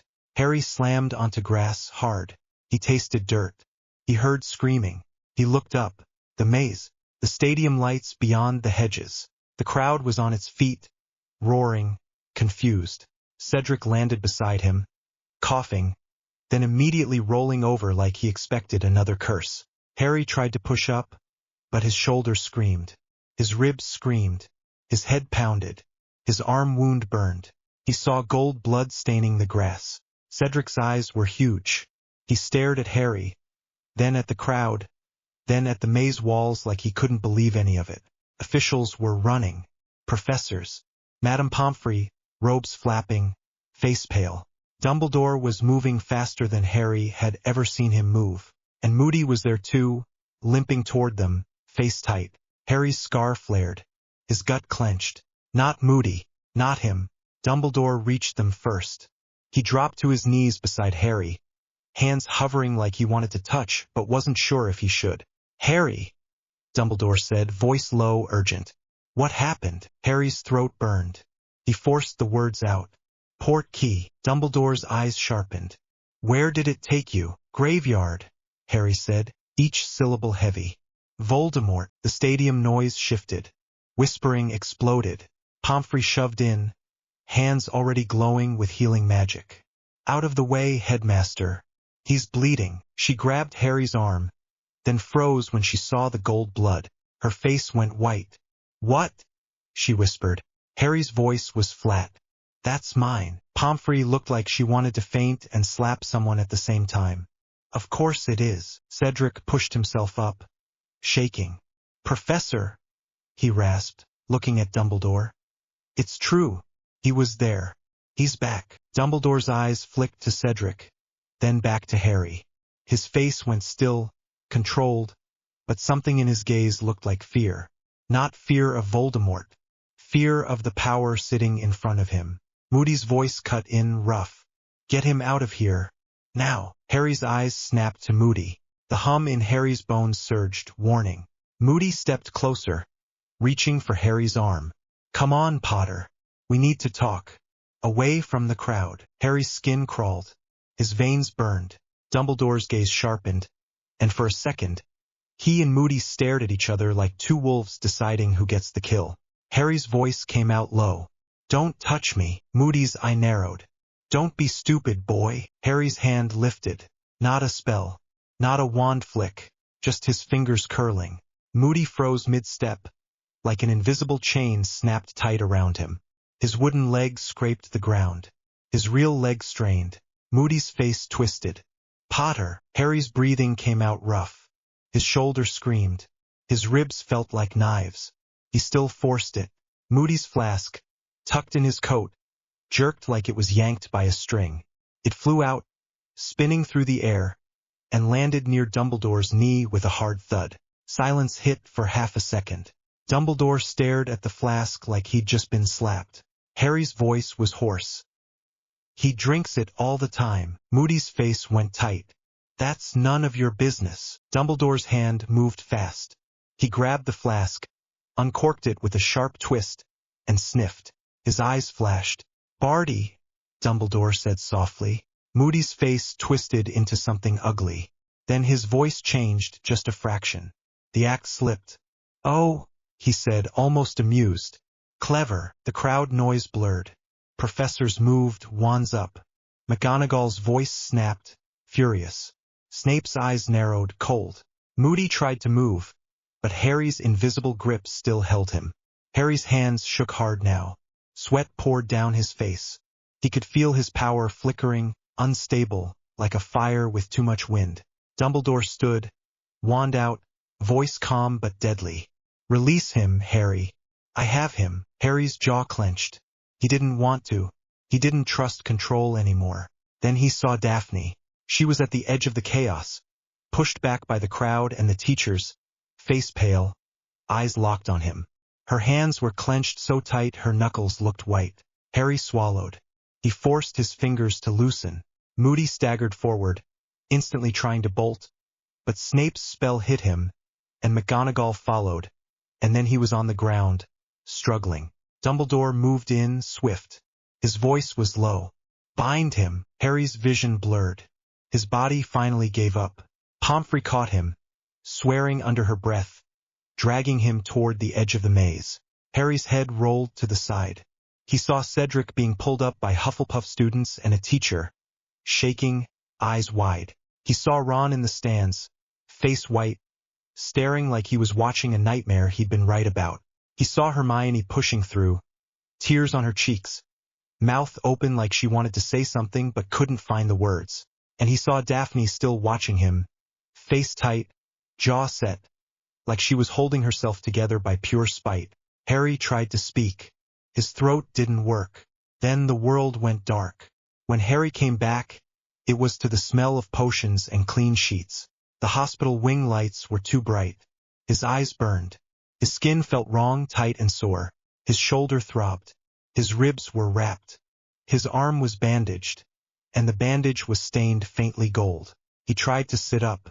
Pain slammed through his side. He hissed, breath catching. "Don't!" Madame Pomfrey snapped instantly, appearing at his bedside like she'd been waiting for the moment.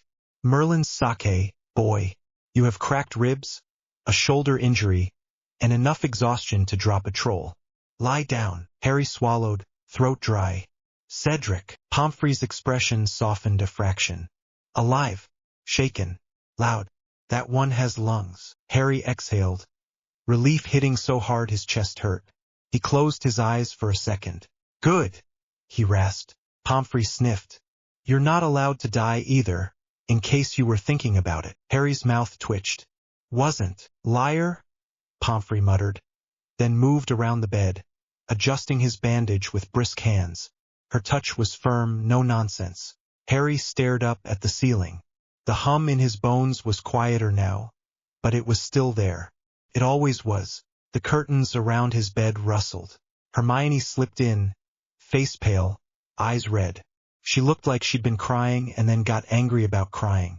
Harry's voice came out low. "Hey!" Hermione's eyes flicked over him, taking in the bandages, the gold stain. Her throat bobbed. "You're—" she started, then stopped and swallowed. "You're impossible." Harry blinked. "Okay." Hermione's eyes flashed. "No, not okay. You were taken. You were cut. You came back bleeding gold, Harry." "Gold." Harry's jaw clenched. "I noticed." Hermione stepped closer, hands shaking. "And you still found time to pull Moody's flask out like you were, I don't know, showing off." Harry stared at her. "He was going to take me." Hermione froze. Her anger flickered into fear. Harry's voice dropped. "I felt it. He wanted me alone." Hermione swallowed hard. "They said he was Barty Crouch Jr. Polyjuice. All year." Harry's eyes narrowed. "I know." Hermione's mouth tightened. "Do you?" Harry looked away, jaw tight. "I don't have the energy to pretend I'm surprised by adults being awful." Hermione flinched at the bluntness. Then she stepped closer, voice softer. "You saw him. Voldemort." Harry's scar prickled, like the name brought him closer. Harry nodded once. "He's back." Hermione's eyes filled again. She blinked fast, furious at herself. How are you not screaming?" Harry's voice was quiet. "I did scream, just not out loud." Hermione's face crumpled for a second. Then she straightened, stubborn. "Cedric is telling them. He's telling the headmaster, he's telling everyone, and Fudge is here and people are arguing. They're calling him confused. They're calling you dangerous. Harry's mouth went hard. Yeah, Hermione's voice trembled. Harry, he looked at her. Hermione's eyes were desperate. What are you going to do? Harry's throat tightened. He didn't have a clean answer. He had pain. He had exhaustion. He had the memory of Voldemort's eyes with gold flickering in them like a sickness. I don't know, Harry admitted, and it felt like ripping out a piece of pride. But I'm done letting them decide. Hermione's lips parted. She looked like she wanted to argue, to lecture, to fix it with logic. Then she whispered, "You're scared." Harry's eyes narrowed. His voice was flat. Yes. Hermione's face softened, and she stepped closer, gently touching the edge of his blanket like she didn't know if she was allowed to touch him anymore. I'm scared too. Harry swallowed, throat burning. Where's Ron? Hermione's jaw tightened. He tried to come in.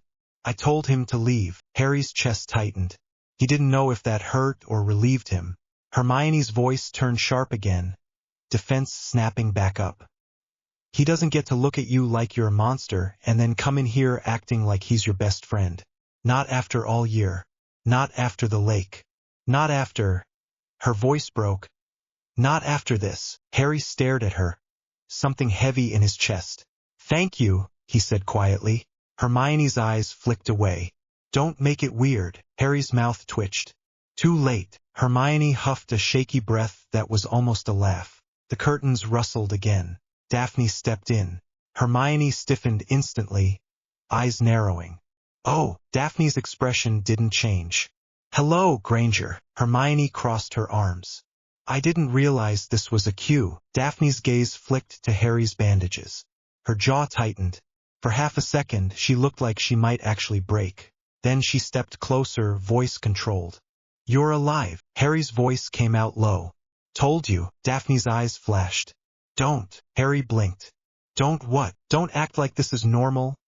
Daphne snapped, then immediately shut her mouth like she was annoyed at herself for the emotion. She took a breath, steadied. What happened? Harry's eyes flicked to Hermione. Hermione lifted her chin. I already know. Mostly. Daphne nodded once, then focused on Harry. The cup was a portkey. Harry nodded. And his blood? Daphne said, voice tight. Was ichor. Harry didn't answer. He didn't need to. Daphne's throat bobbed. She stepped closer, and her hand reached for his, stopping just short like she didn't know if he'd pull away. Harry moved first, catching her fingers. Daphne's hand was cold. She squeezed hard. Hermione watched, face tight. Then she looked away, blinking fast, pretending she wasn't watching. Daphne's voice dropped. Quiet. Did you touch it with Cedric? Harry nodded. He's alive. Daphne's eyes shut for half a second, relief flickering. Then she opened them again, and the wall was back up. Good. Hermione cleared her throat, awkward and sharp. The headmaster wants to see him. Harry's gaze lifted. Dumbledore. Hermione nodded. He's waiting. In his office. Again. Harry's stomach clenched. His ribs hurt. His shoulder hurt. His whole body felt like it had been used as a weapon and thrown back. Daphne's fingers tightened around his. Don't go alone. Harry didn't answer. Hermione's voice was careful. He's not going to try to bind you again. Harry looked at her, expression flat. Hermione's cheeks flushed. All right, I can hear it when I say it. It sounds stupid. Daphne's mouth twitched. At least you're learning. Hermione glared. I'm not in the mood. Daphne tilted her head. Neither am I. Harry's voice came out quiet but firm. I'm not going to his office. Hermione blinked. Harry, he's the headmaster. Harry stared at her. And, Hermione's mouth opened, then closed. She looked frustrated. You can't just refuse. Harry's eyes were tired. Watch me. A knock hit the wooden frame of the hospital wing entrance. Madame Pomfrey's voice snapped. No. Dumbledore stepped in anyway, as if he'd decided the word no didn't apply to him today. He looked exhausted, older. His blue eyes were sharp, but there was a strain in them. He stopped at the end of Harry's bed, gaze flicking briefly to Hermione, then to Daphne. Something in his expression tightened when he saw Daphne's hand in Harry's. Harry, Dumbledore said softly. May we speak? Harry didn't sit up. He didn't try to be polite. He just stared. You can talk. Dumbledore's gaze flicked to Pomfrey, who was glaring like she wanted to hex him. Dumbledore's voice stayed calm. In private. Harry's jaw tightened. No. A flicker of surprise crossed Dumbledore's face. It vanished fast. Harry, Dumbledore said again, voice gentle. What you have been through tonight. Harry cut him off, voice flat. Don't. Dumbledore paused. Don't what? Don't do the voice, Harry said. His hands shook slightly under the blanket. The one where you sound like you care and then you try to control me. I'm tired. Hermione sucked in a breath, eyes wide. Daphne's grip tightened around Harry's fingers. Dumbledore's face went still. For a second, the mask slipped, and Harry saw irritation, then fear, then control sliding back into place. I do care, Dumbledore said, quieter now. Harry stared at him. You tried to put a seal on me. Dumbledore's eyes flicked. I tried to protect you. And everyone. Harry's voice was low, rough. From me. Dumbledore didn't deny it. Silence stretched. Pomfrey's potions bubbled softly in the background. Somewhere far off, footsteps and murmurs from the castle. Chaos still moving. Dumbledore's gaze flicked to Daphne. Miss Greengrass, I would ask you to step out. Daphne didn't move. No. Dumbledore blinked. Pardon. Daphne's voice was calm. He said no. I'm following his lead. Hermione's mouth twitched like she wanted to laugh and scream at the same time. Dumbledore's eyes narrowed slightly. This is not a debate. Harry's voice cut in, quiet and sharp. It is now. Dumbledore looked at Harry, and for a second, his gaze was almost sad. Voldemort has returned. Harry's scar prickled at the name. Harry's voice was flat. Yes. Dumbledore's eyes flicked to the bandage on Harry's arm. And he used your blood. Harry didn't answer. His throat tightened. Dumbledore's voice lowered. That changes things. Harry's mouth went hard. Yeah, it does. Dumbledore took a slow breath. Harry, the Ministry is here. Cornelius is frightened. He is looking for an explanation that does not break his world. Harry stared. Not my problem. Dumbledore's expression tightened. It becomes your problem when they decide you are the threat. Hermione's breath hitched. Daphne's eyes went cold. Harry's voice came out low, tired. They already decided that. Dumbledore's gaze sharpened. Then we must be careful. Harry's eyes narrowed. We. You mean you. Dumbledore's jaw tightened.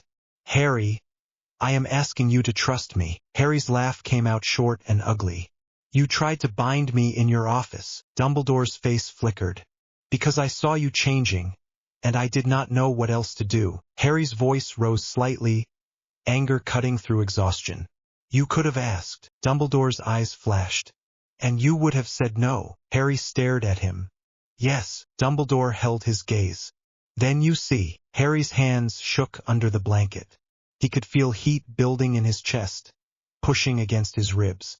The gold hum in his bones got louder, responding to his anger. Daphne's fingers squeezed his. Harry swallowed, forcing his breath to slow. He didn't want to explode in a hospital wing. Not again. Dumbledore's voice was quieter now. There will be questions.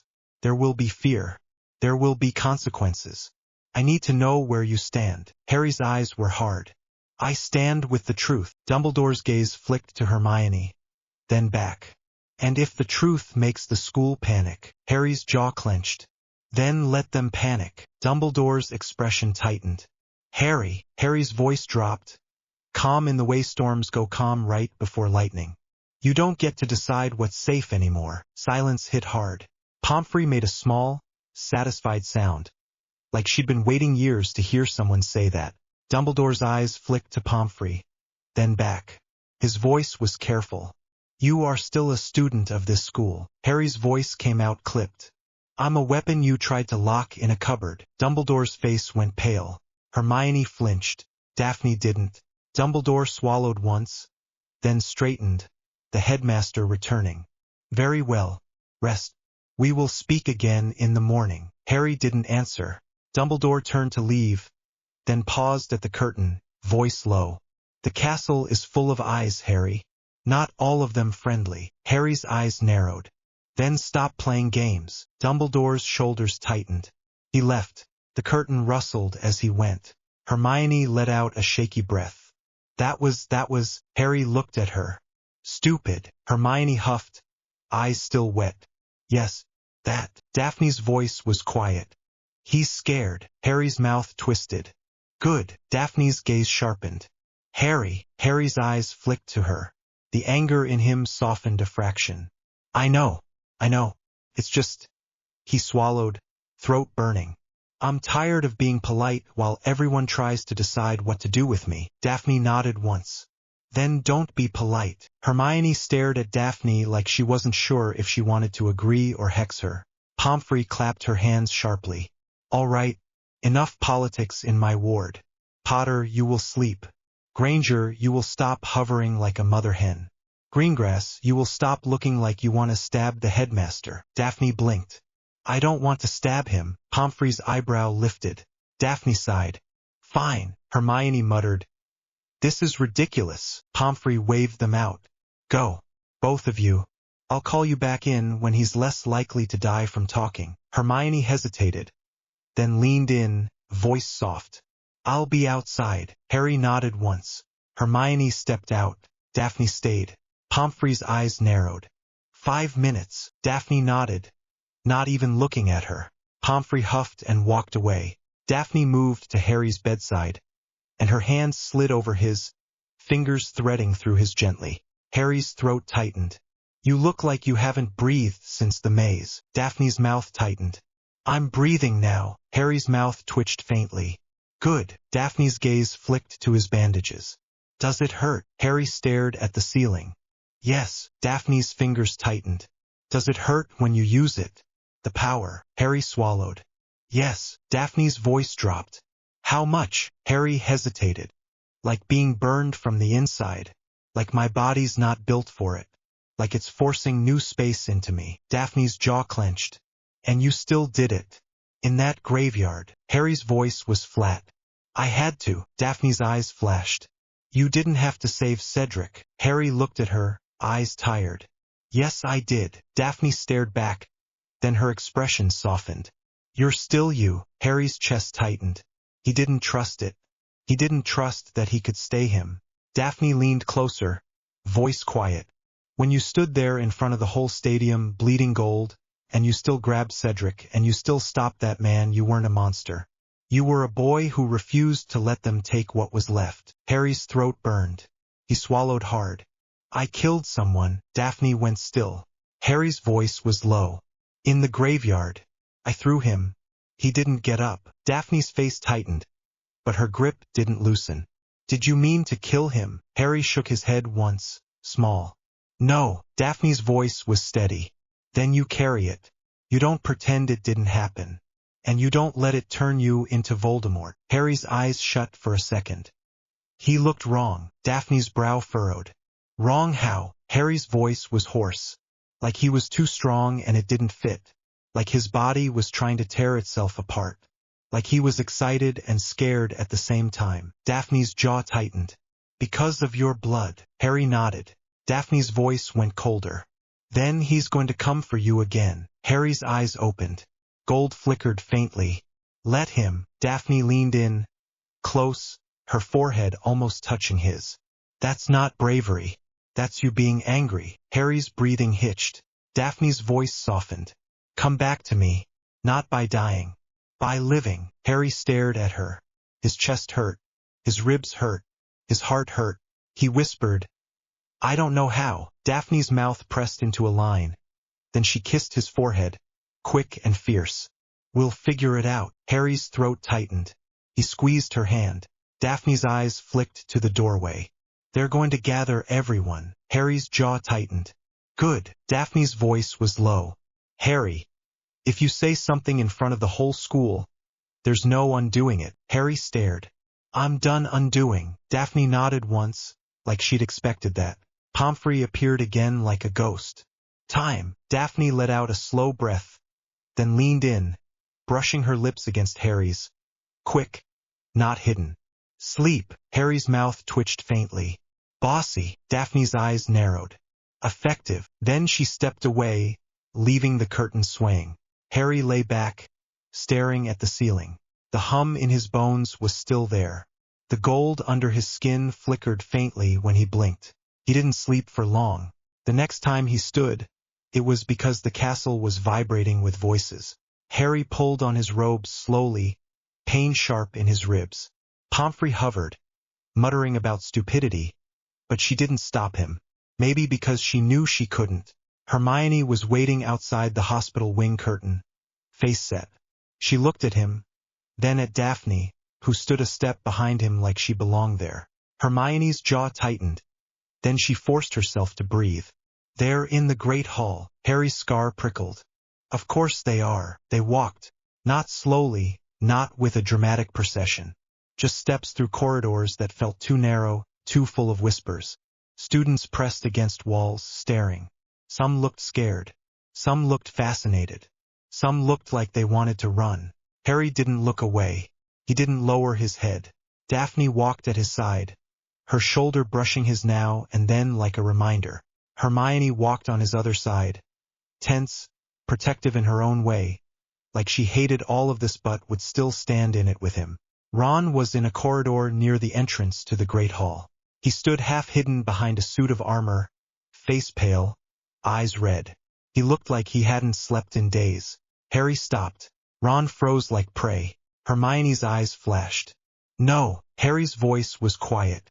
Let him. Hermione's jaw clenched, but she stepped back half a step.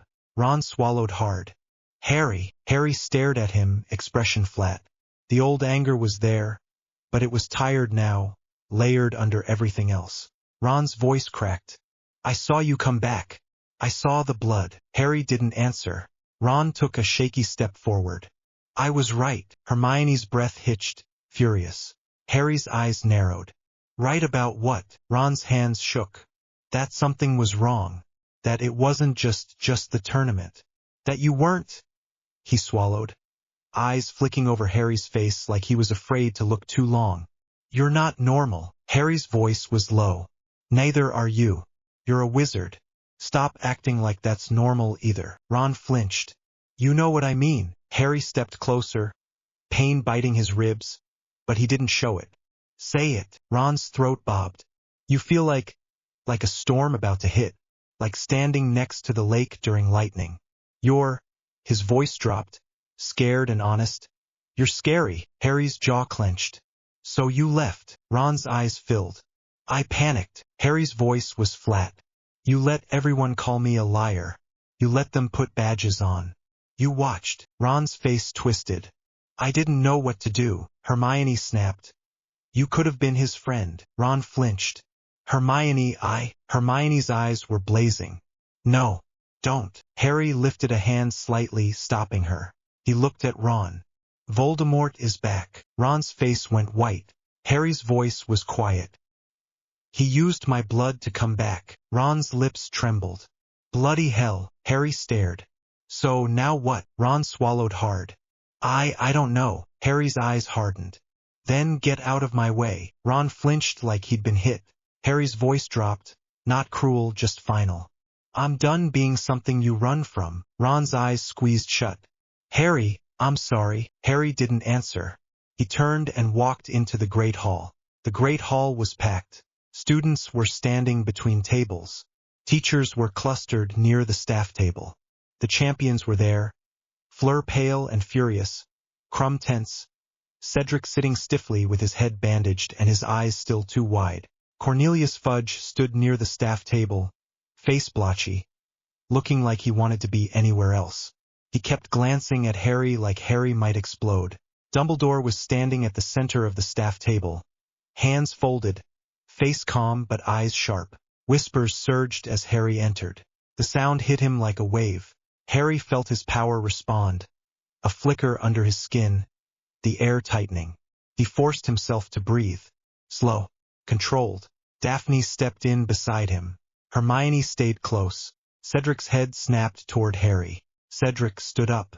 The hall quieted a fraction, drawn to Cedric like he was safer to look at than Harry. Cedric's voice was hoarse but clear. It's true. The cup was a portkey. Took us to a graveyard. Voldemort was there. A wave of sound exploded. Shouts. Denials. Gasps. Fudge's face went white. That's impossible. Cedric's jaw tightened. I saw him. Fudge's voice rose, panicked. You were confused. Injured. Under stress. Cedric snapped. Louder. I know what I saw. The hall erupted again. Harry's stomach rolled. His ribs hurt. His head pounded. He stepped forward. The air shifted. Not because of magic spells. Because everyone felt him move. The whispers died fast.